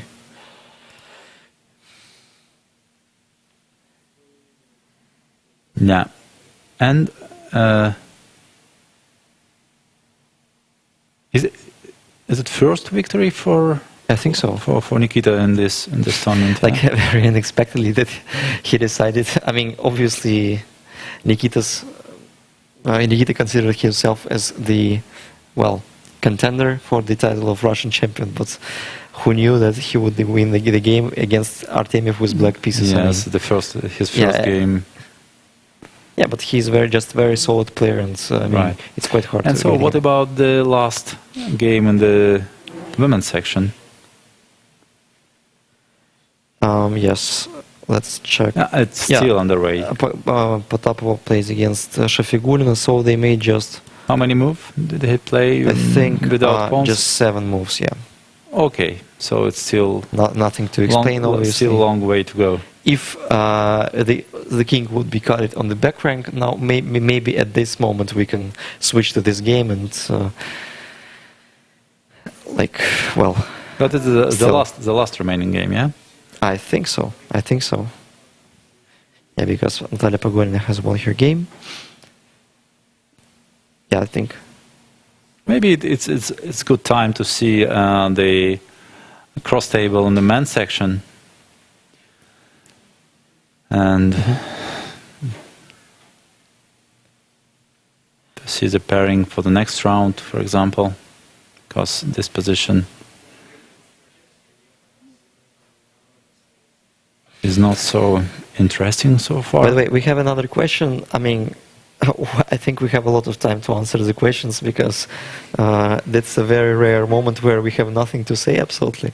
So the question is, how do the women chess players have such energy, spending hours playing chess? Maybe somebody is feeding them. They have I can say guest room or there is a guest room. You can you can have some snack there, so to drink some tea, coffee, and whatever. Yeah, but obviously no soups, no hot meals. No.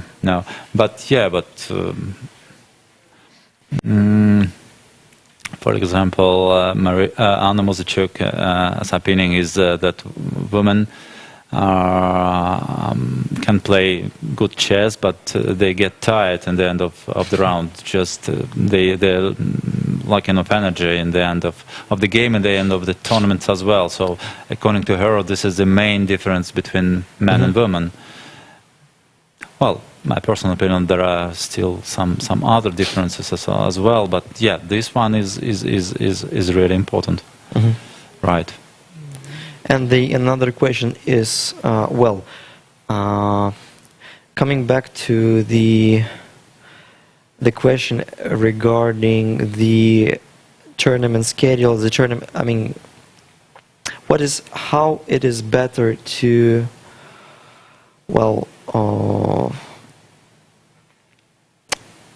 is it better to make a Swiss tournament instead of the round-robin tournaments that we have there?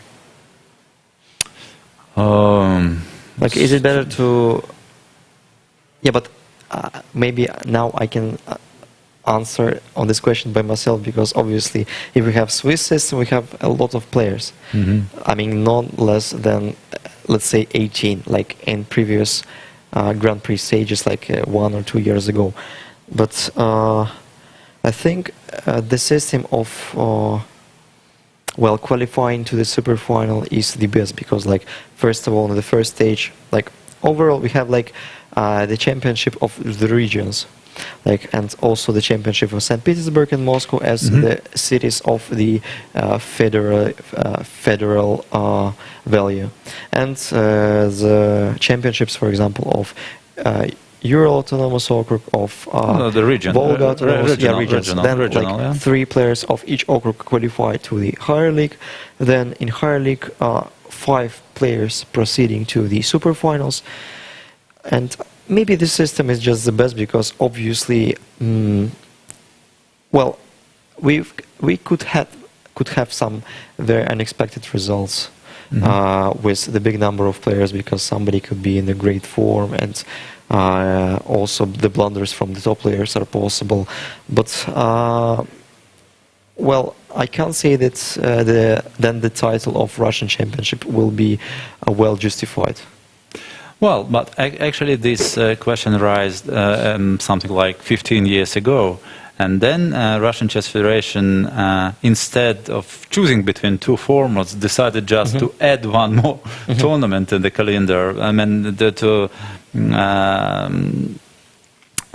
maintain the higher league. Well, at the time being, it was the Russian Championship, but it was maintained like the higher league, and the superfinal was added to the schedule, actually, to the calendar. Yeah. So previously, the title holder of the winner of the higher league was considered as a it was not called the higher league; it was called the Russian Championship. Russia, So, but it was the same system, actually. Well, the top players did not participate there. Well, for obvious financial reasons, for them, this Swiss system is not financially interesting, and maybe also not interesting sport-wise. I mean, chess-wise, whatever. And then the Russian Chess Federation, the time being, has decided just to add one more strong tournament in the Russian calendar, and so we've got the superfinal. So that was the decision taken back to. I mean, I don't remember which year exactly the first superfinal took place. Well, Garry Kasparov was still playing, and I think in 1994. When I think it's much later. It's in the beginning of in the beginning of this century. The first superfinal took place. So, but the last superfinal when I think Garry Kasparov took place was like in 2004 or 2003. I think also Alexander Grishuk has played there. In Moscow. The last one. Maybe even 2005. I don't really remember, but.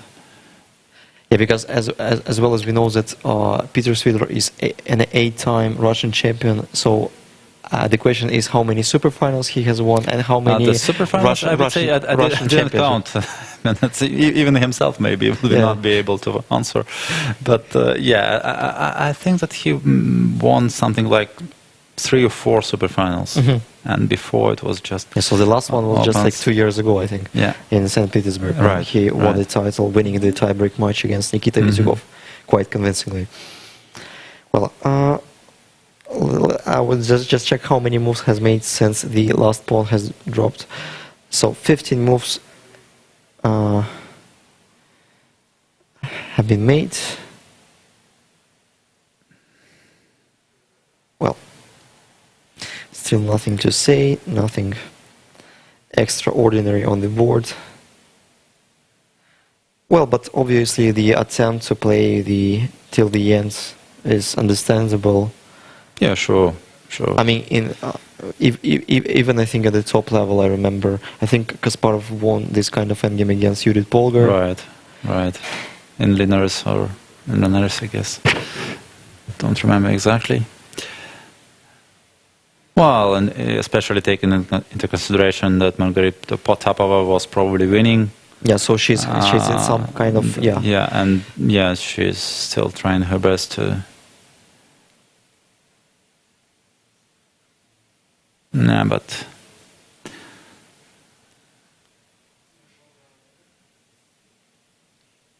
It would hardly be possible. By the way, we have another question in the studio. I think this question is for you, Pavel. Mm-hmm. As for the coach, how do you think, is it possible for adult player starting to play chess, let's say, not less than let's say at 20 years, he started to play chess, he was working hard. Is it possible to become the grandmaster? How do you think? To catch up, yeah? Yeah. Difficult question. It depends how he works, how talent is here, and then how many hours per day he's ready to spend. By the way, do we have even a single example in the I don't history? think so. I don't think so. Well, I consider myself as an example, but not quite, of course. Well, I started quite early, but I didn't work with chess. Actually, I didn't enjoy working with chess. I was playing quite a lot, not a lot, but several years, as well tournaments per year. But I started.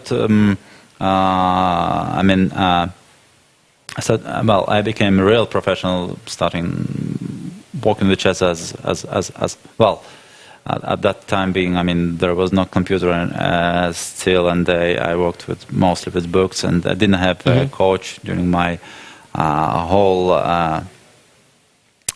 career. But yeah, I started when I was already 18 or something. Really? Yeah, at the age of 18, I didn't have a rating, for example. Yes, but I think you have known how to, I mean, to move the pieces, or no, of course. Yeah, that's and maybe that's you had some level. That's why already. I say that it's a different stuff, of course. Yeah, if you start from the beginning at the age of 20, it would be hardly possible, because I trust the theory. Maybe you heard about it, the theory of 10,000 hours. I think it's a theory from Malcolm Gladwell's book, no, isn't it? Not sure. Genius and Outsiders, I think. Probably. I don't know. I cannot say exactly, but I heard about it. And yeah, the main point of this theory is that one should accumulate something like 10,000 hours working on certain subject to be an expert in this field. Yeah. So if you are able, starting at the age of 20, to accumulate 10,000, I don't know, I didn't calculate how many hours per day you should work, I mean, during 20 days to catch up. Then, okay, it would be possible. Of course, then it can vary a little bit. It would depend of your personal skills and so on. Well, like just simple math. Like we have 24 hours in a day. We have 365 days in a year. Like if you multiply 24 on 365, it will be like around, I think, 7,500 hours. So you have to work more than a year to non-stop. We have to not sleeping, not eating. Yeah. And I may agree with you with the theory of 10,000 hours. And I've heard, particularly in this book, which I read, Malcolm Gladwell, Genius and Outsiders, it was example about, I think, Beatles group. So in 1971, they started to play like 12 hours per day in some cafe and rock bars in Hamburg. And they accumulated these 10,000 hours. Did they stay in Hamburg? It's completely new for me. Yeah, I think they played in Hamburg. Yeah. Oh, really? Yeah. Yeah, originally they're from Liverpool, but Yeah. I think they were trying. I didn't even know. Yeah, Yeah, and they accumulated very like interesting maybe fact. on 1 or 2 years they accumulated this. So yeah, I remember that the example is from this particular book, and that's why at some point it was motivating me to work on chess. By the way, talking about myself, I started to work hardly on chess maybe on age. I think 16 or 17. So obviously I had some rating around 2400. I think I had it even on 14 years, but I haven't studied chess for 2 years at all. So I've been playing football, basketball, everything, but not chess. Yeah, like me, and it was roughly the same. Yeah. No, of course, and then being the rating was not easy to get, so that's why I didn't have any rating until my first rating I've got at the age of 20, even or almost. So 20, what was the rating, by the way? Well, the rating was good. I mean, 23.75. Yeah, but it was quite nice. Yeah. Yeah, it was something. Yeah. My So first I think it's considered to be that like Soviet players and maybe like players of early Russia period, like the beginning of the 90s, like if they had like 2400 rating, it is equal to maybe nowadays 2500. It's so I think that difficult to compare. Yeah, well, because of I'm not sure inflation about of the figures. rating. Yeah, because yeah, of there is inflation. a little inflation. Yeah, but yeah, it's hard to say. Yeah, but anyway, yeah, that was almost the same story. I didn't play a lot. I played only children competitions, and there were not so much tournaments at that time. So organized in the former Soviet Union. Okay, so. So the position did not change a lot from the last time we saw it. Yeah, so 25 moves were made since the last capture, I think. No more, sorry. Yeah, I'm mistaken. Just 20 moves. 20 moves.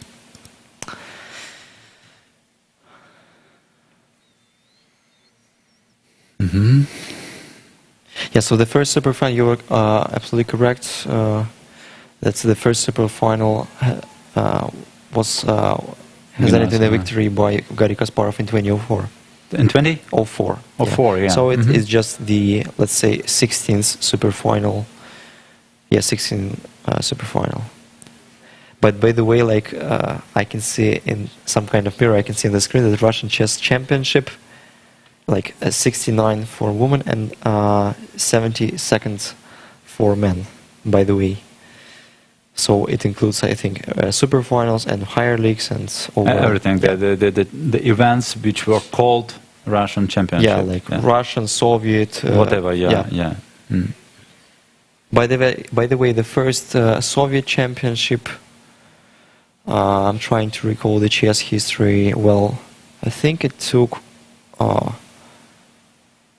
part in 1920. Let's say 22 or 23. I thought it was only on 30s, but I'm not quite sure. Not sure. When the real chess fever started in the Soviet Union, it was almost in 30s. Yeah, but fortunately, I cannot. Well, I wasn't sure that when Botvinnik won his game against Capablanca in Simul, while he was, I think, 16, maybe 1927, maybe. I may be mistaking, so it's better to ask know the chess history better than me. So I saw Wikipedia, that, you mean? Yeah, Wikipedia or whenever, whomever. There are a lot of guys knowing chess history better than me, maybe 99% of them. So I saw that the first Soviet championship was with Alyokhin participating in it. Right. No, then it should be in the years, maybe in the end of 20s.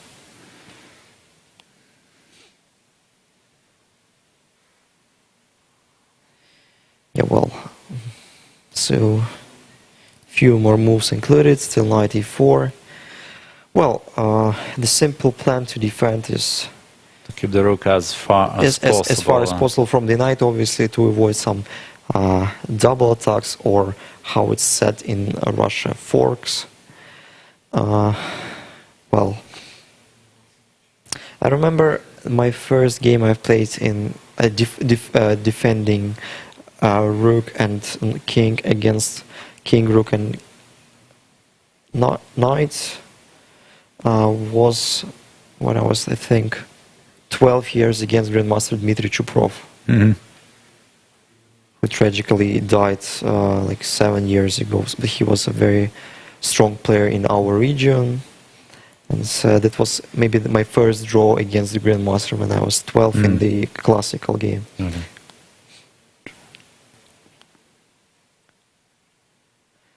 Well, I mean, comparing to nowadays, there are some guys at 12 who have already beaten like more than 10 Grandmasters yeah, already.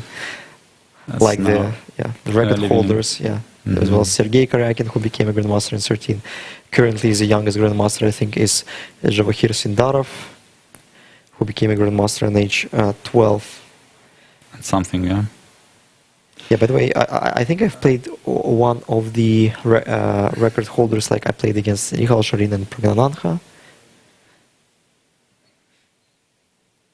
Yeah, they already became Grandmasters at the I age did of play 13. against Abdusator from the from the youngest Very generation. talented, yeah.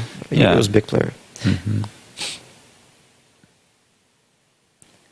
In Russia, well, I'm trying to recall who is the youngest Grandmaster. Probably Daniil Dubov, who became at the age of 14. Yeah, from the last generation. From the I mean, last yeah. generation, and I think like not including Sergei Karyakin, because he was born in former Ukraine. You mean Yeah, because he's considered to be as a originally Ukrainian player. Sure, yeah. And probably Dubov is one of the youngest Grandmasters. I think that players like Grishuk and others became Grandmasters. Maybe Nepomniachtchi became a Grandmaster in 15 or 16, something like this. Dubov became the Grandmaster age of 14, yeah.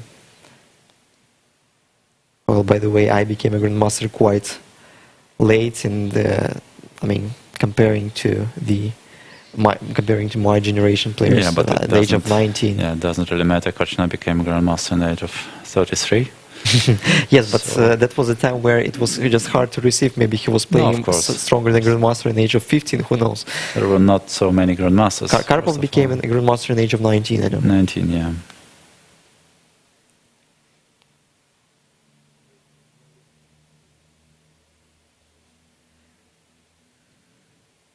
Well, The youngest players of the event, full of energy, most of them, full of energy, and that's what enjoying very much of playing chess. That's the current even position. in the dead drone position. And Zarina Figurin, shows a good technique here. So her opponent, cannot even dream about anything. Yeah, if it would be, for example, rook and bishop and against the rook, then there were some like fielder positions. No, of course. Then some stuff and. It is completely different. Yeah. Yeah, obviously. Rook with bishop gives much more chances. And moreover, I may recall the game between, I think, Svidler and Caruana. Yeah, it's a decisive game, but a very important one. In the candidates 2016. Fabiana Caruana, even he missed the opportunity to win at some point. Yes, and that point was a very important one. It was the. So like how chess.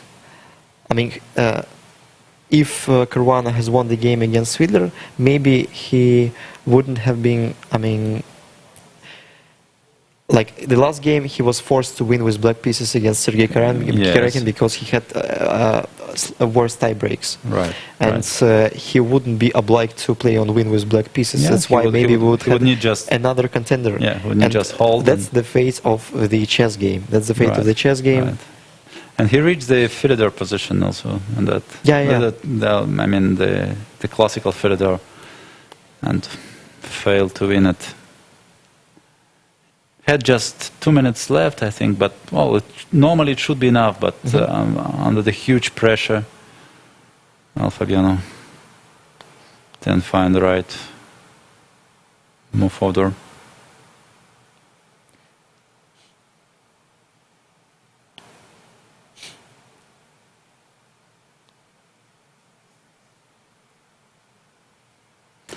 So, still about 10 moves? Or? Yeah, so starting from move 62, okay, so 20 moves. Yeah, so 20 more moves for Zarina Shafigurina to hold. So it will be move 112 when she will have the right to ask the arbiter to fix the draw result.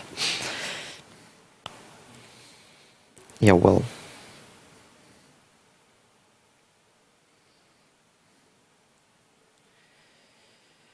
And so I'm very curious about tomorrow's pairings, because tomorrow is the last day before the rest day, where on the rest day obviously players will have some entertainments, or somebody may just relax, spending time in the room, just sleeping, whatever. And there are two different approaches. Somebody is doing sports, somebody just sleeps all day, but it's all personal, obviously. Tomorrow will be at some point a decisive day. So we still don't have anybody in the men's section with +2, no? I think yes, because Predke has made a draw, so he remains in +1.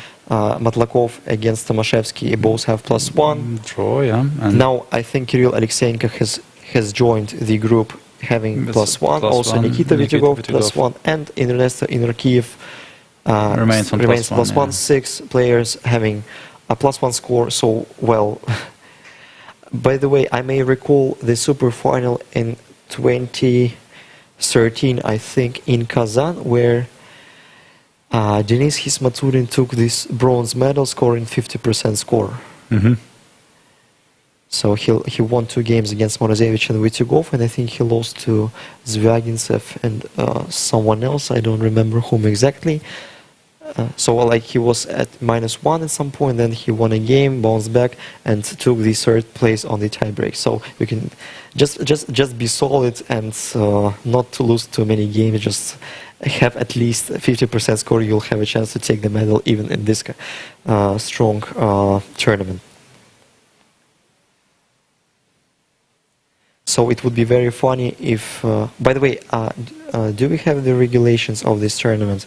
Is there any tiebreak match in case of the... Yes, for the first place. Well, So it would be tiebreak match between the first and second shared place, or between all the group of the players? All the groups shared for the first. So it's possible that, well, if these players having +1 proceed with the same, I mean, just do the same, just make all draws or score 50% of the points in the rest of the rounds, and they will play like a kind of another tournaments of 6. Yeah, yeah. And then format should group be of 6. Should be determined according to the number of players with them. I think this that was the same story in Russian Superfinal 2012 in Moscow. I think so. No, there were a lot of there were a lot of participants. The 6 maybe. Dmitry Andreikin, Sandan Sugirov. Well, yeah, I think 6 also.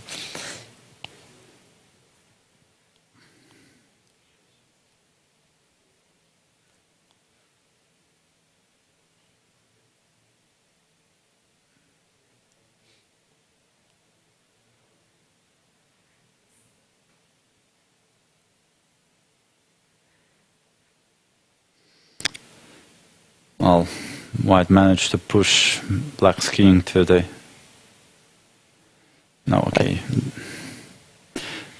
White managed to push Black's king to the last rank, but doesn't really help. Yeah.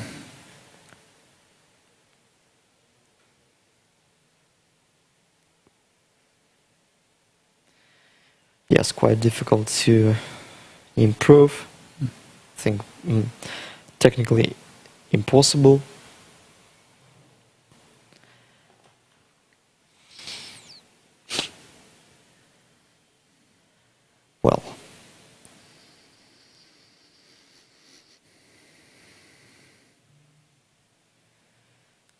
How many moves left? 15 moves, I think. Yeah, 90 moves. Number 97. Yeah, something like this. 20 seconds for Zarina Shafiguna. So, by the way, like, including the factor of time, slight chances to darken the water. Yeah.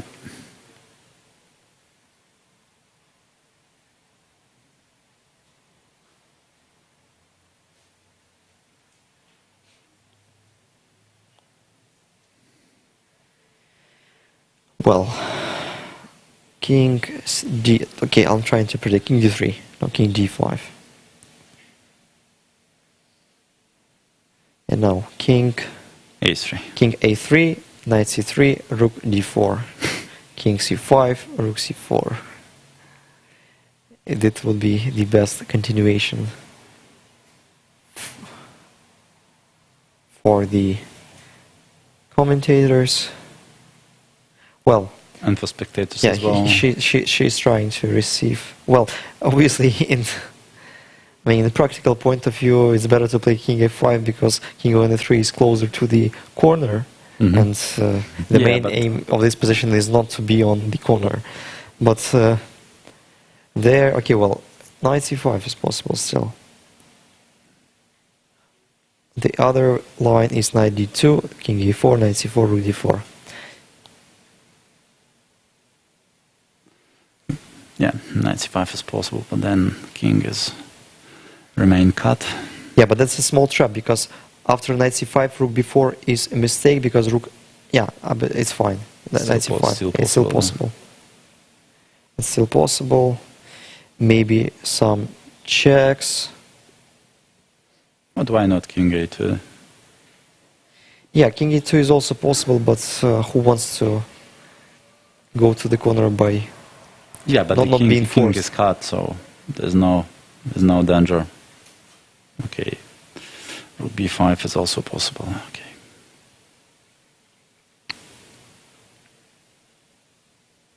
Yeah, Rook G4 is played and, well, still.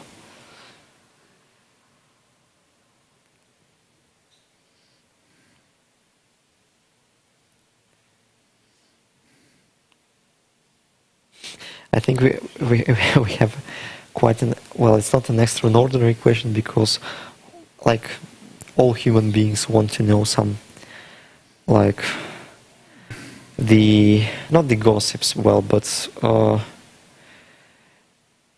the personal life, the facts of the personal life of the players, and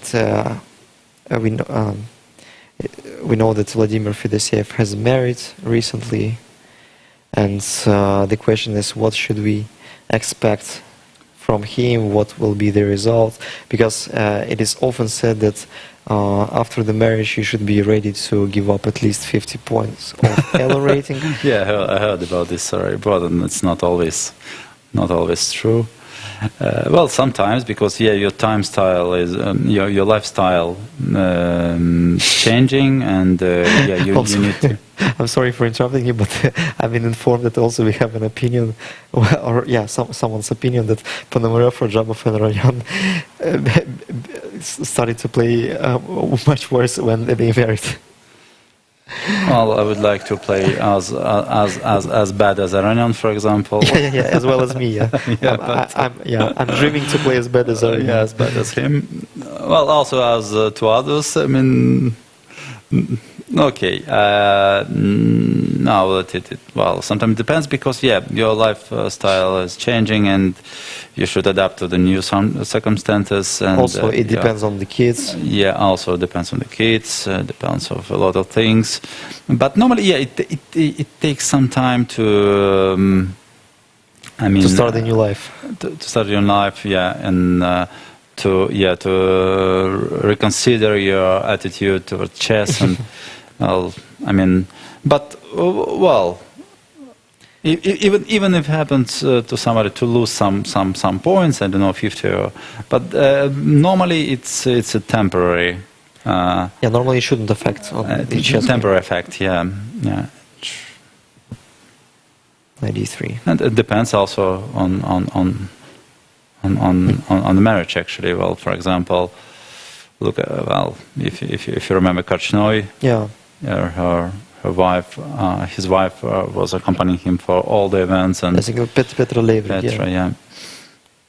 And this couple was doing great together. Yeah. Well, also, yeah, but the other examples, let's say, Dmitry Andreikin. So I think the marriage didn't affect him At all, yeah. anyhow. Hmm. So he's very stable player. Well, I don't remember him decreasing the rating less than 2700 ever after reaching this point. Mhm.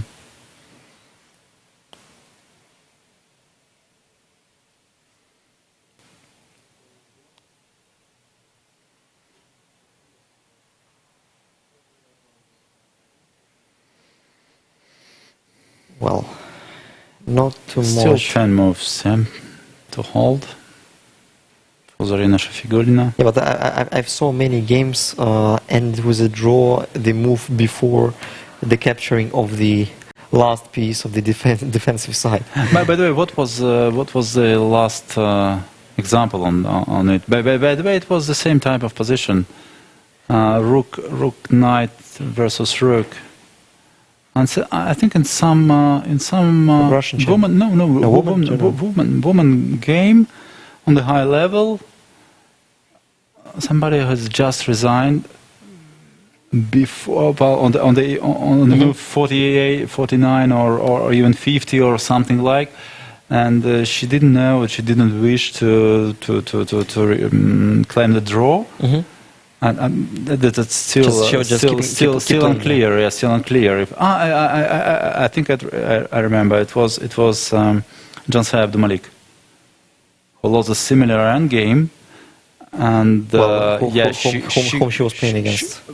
That's a good question. Was it the World Cup? I don't really remember. Even maybe it was even a World Cup. Maybe. Yeah, she's been eliminated by, I think, someone was Muzicic sisters. I think by Maria. In the quarterfinal, right? Yeah. So then Maria played the match against, I think, Maybe. Katerina Lagno. Yeah, right. Maybe that was that match. And she resigned just in the situation when, and it was the same time of endgame. So somehow her king. Yeah, so King C3 is the, I think, yeah, now King A4 is necessary. Now black is already. Yeah, King A4 is necessary. But it's still fine. Still fine, yeah. Still, everything is still under control. C4, just the Rook H3 and yeah, perpetual. Mm-hmm. Well, the game is quite close to the end. Okay, well, Knight C4 probably will be their last try. Otherwise, no, Knight C4 should be played. Yeah, maybe Knight C6. Maybe Knight C6, but there is no direct idea, just checks. Not maybe Knight C6, yes, indeed. Maybe Knight C6. Knight C6 is played. Knight D4 is the idea. Yeah. Well, and still nothing, but... Yeah, well, 8 more moves. Not a lot of...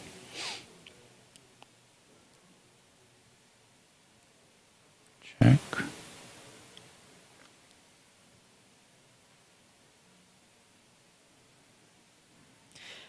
On my memory, I remember my friend Maxim Chigaev has won a game against one Spanish Grandmaster in Rilton Cup in classical time control, Rook and Knight against Rook.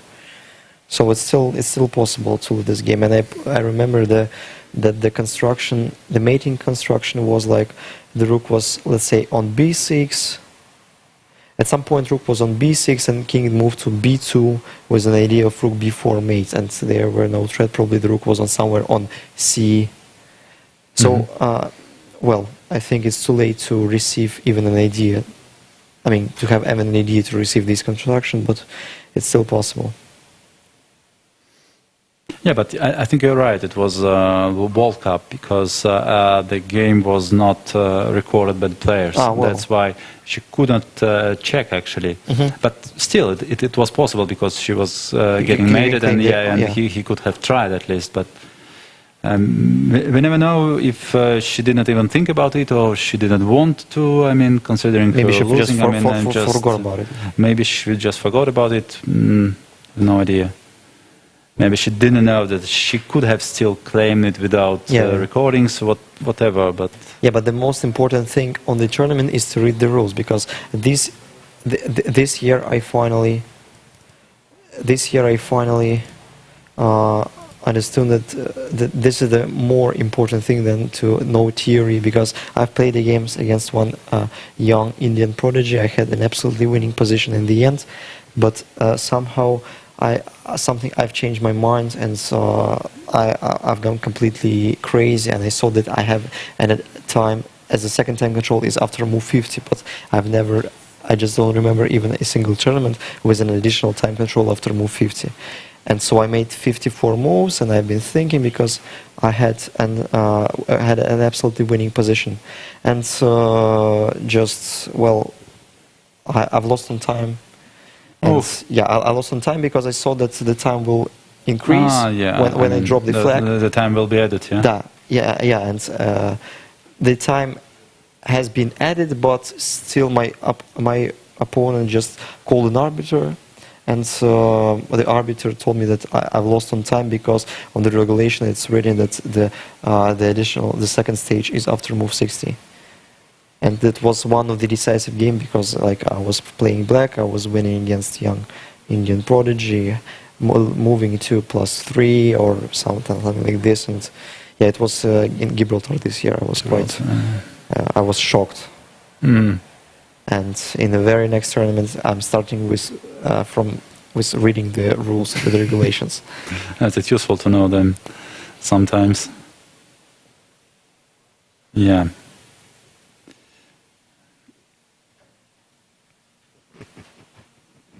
Well, still 4 or 5 moves. To survive.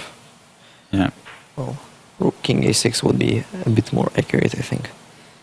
Yeah, but it's still still any, possible. I think 10 draws possibilities.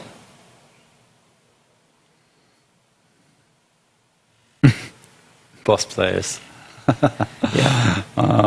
Watching their score sheet.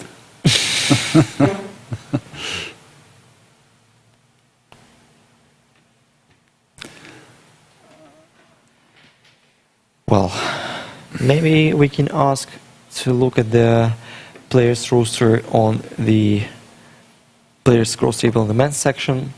By the way, because the draw is yet to be agreed. It's been the longest playing session so far, right? Thanks to this game.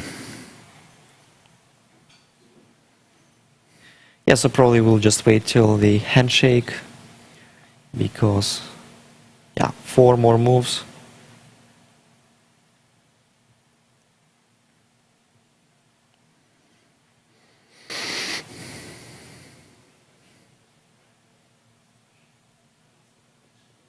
Let's try to guess moves. King A4. It's my pick.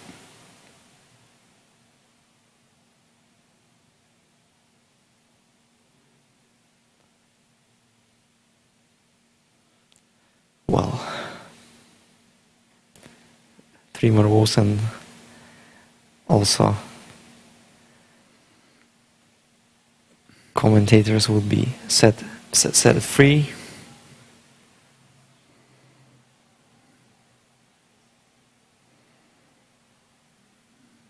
As well as I have to inform you that 200 players are watching us. 200 spectators are watching us live till the very end. Obviously, we are very glad kudos to those for thankful. watching until the end.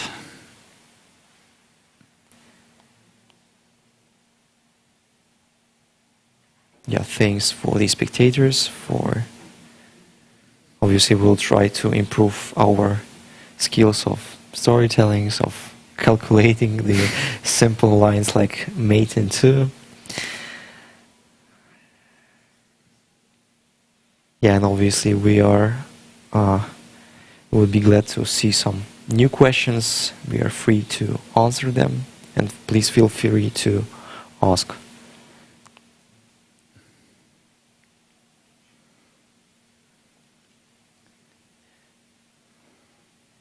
Yeah, so by the way, Well, Margarita is a bit tired. No, I mean she looks like she doesn't know that this position is draw. I mean, she looks, I mean, a bit disappointed. I mean, which is we're joking. We're kidding. Yeah, sure. She knows perfectly, but maybe she's disappointing by the she final realized result. that like two more moves, and she'll be forced to, to fulfill the score sheet. Yeah, Okay. rook b5. Rook b5 check. With the last chance.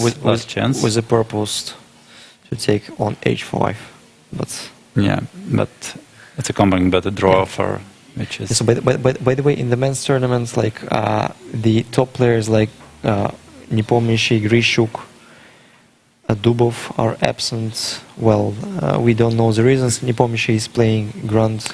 This year calendar is overcharged. Obviously, including with the inclusion of Grand Swiss tournament, where most of 2,700 grandmasters will the Grand Prix, Grandchester, there are a lot of things, and the schedule is two team overloaded. competitions, European champ, World champ, World Cup. Yeah. So too much this year. Yeah, and people unfortunately should choose. So this is the last game of the 6th round of Russian Superfinals. Has ended up in a draw. Zarina Shafigulina heroically saved the losing position. And today we have a domination of black pieces all of a sudden. Nikita Vityugov and Kirill Alexeyenko, both representatives of St. Petersburg, won their games against Artemiev and Yakovenko respectively. While in the other games the draw was agreed. More or less calm games. Only I think Alexander Pregi had a good chances to convert. It seemed so. But maybe just a clear it was advantage. not. I mean, it was not really so, but at least it seemed to us that And let's see the cross table. So we have a lot of players on +1 there.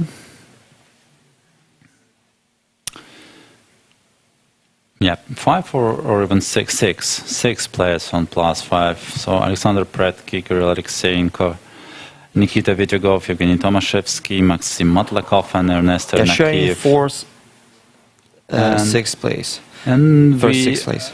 We are expecting Dmitry Yakovenko's comeback at some point, because this position is really unusual. It's surprising for such player like Yakovenko. Very strong and first of all very solid player who doesn't lose a lot of games. I think Yakovenko normally. participated in more than 10 superfinals. Yes, I think he has already completed his year norm of defeats. So maybe it's time to. You would rarely see him back. losing even 2 games in one tournament. Expecting Yakovenko to come back. 6 players are trying to pull the rope. Yeah, and we will have some leaders will play against each other. Obviously, tomorrow. For example, I see that Kirill Alexeyenko will play versus Ernest Ernakiev. And who else? What is another? Is there any other let's say Materyov against Vityugov against Materyov, I think, right. So we will have some important games tomorrow. And in women's section, Olga Gire is still on the sole lead after beating Valentina Gunina. Yeah, I think she has increased her distance for the full point. No, Natalia Pogorina is still half point. Yeah, is still following, is still... And also Alexandra still quite Gorechkina is on +2 on the clear third. Yeah, so finally Alexandra has found her way after 3 draws on the start of the tournament. She took 2.5 out of 3 in the last 3 games. And it seems to me that she'll try to make a finish spurt. And so we have, as already said, the first 3 clear places. Then Alina Kashlievska on the clear 4th with +1, and Valentina Gunina is on clear 5, on clear 5th place with 50%. I have to admit that theoretically, still the players who have 2 out of 6 have some mathematical chances even to win the event. So it's not too late, even for Elena Tamilova, Zarina Shafigurina, at least try to come back. Well, the most principal player of the tournament is Daria Charachkina with 2 wins and 4 defeats, no draws agreed. Probably the only player of these tournaments. And we should also say that both leaders are doing quite well, not quite only on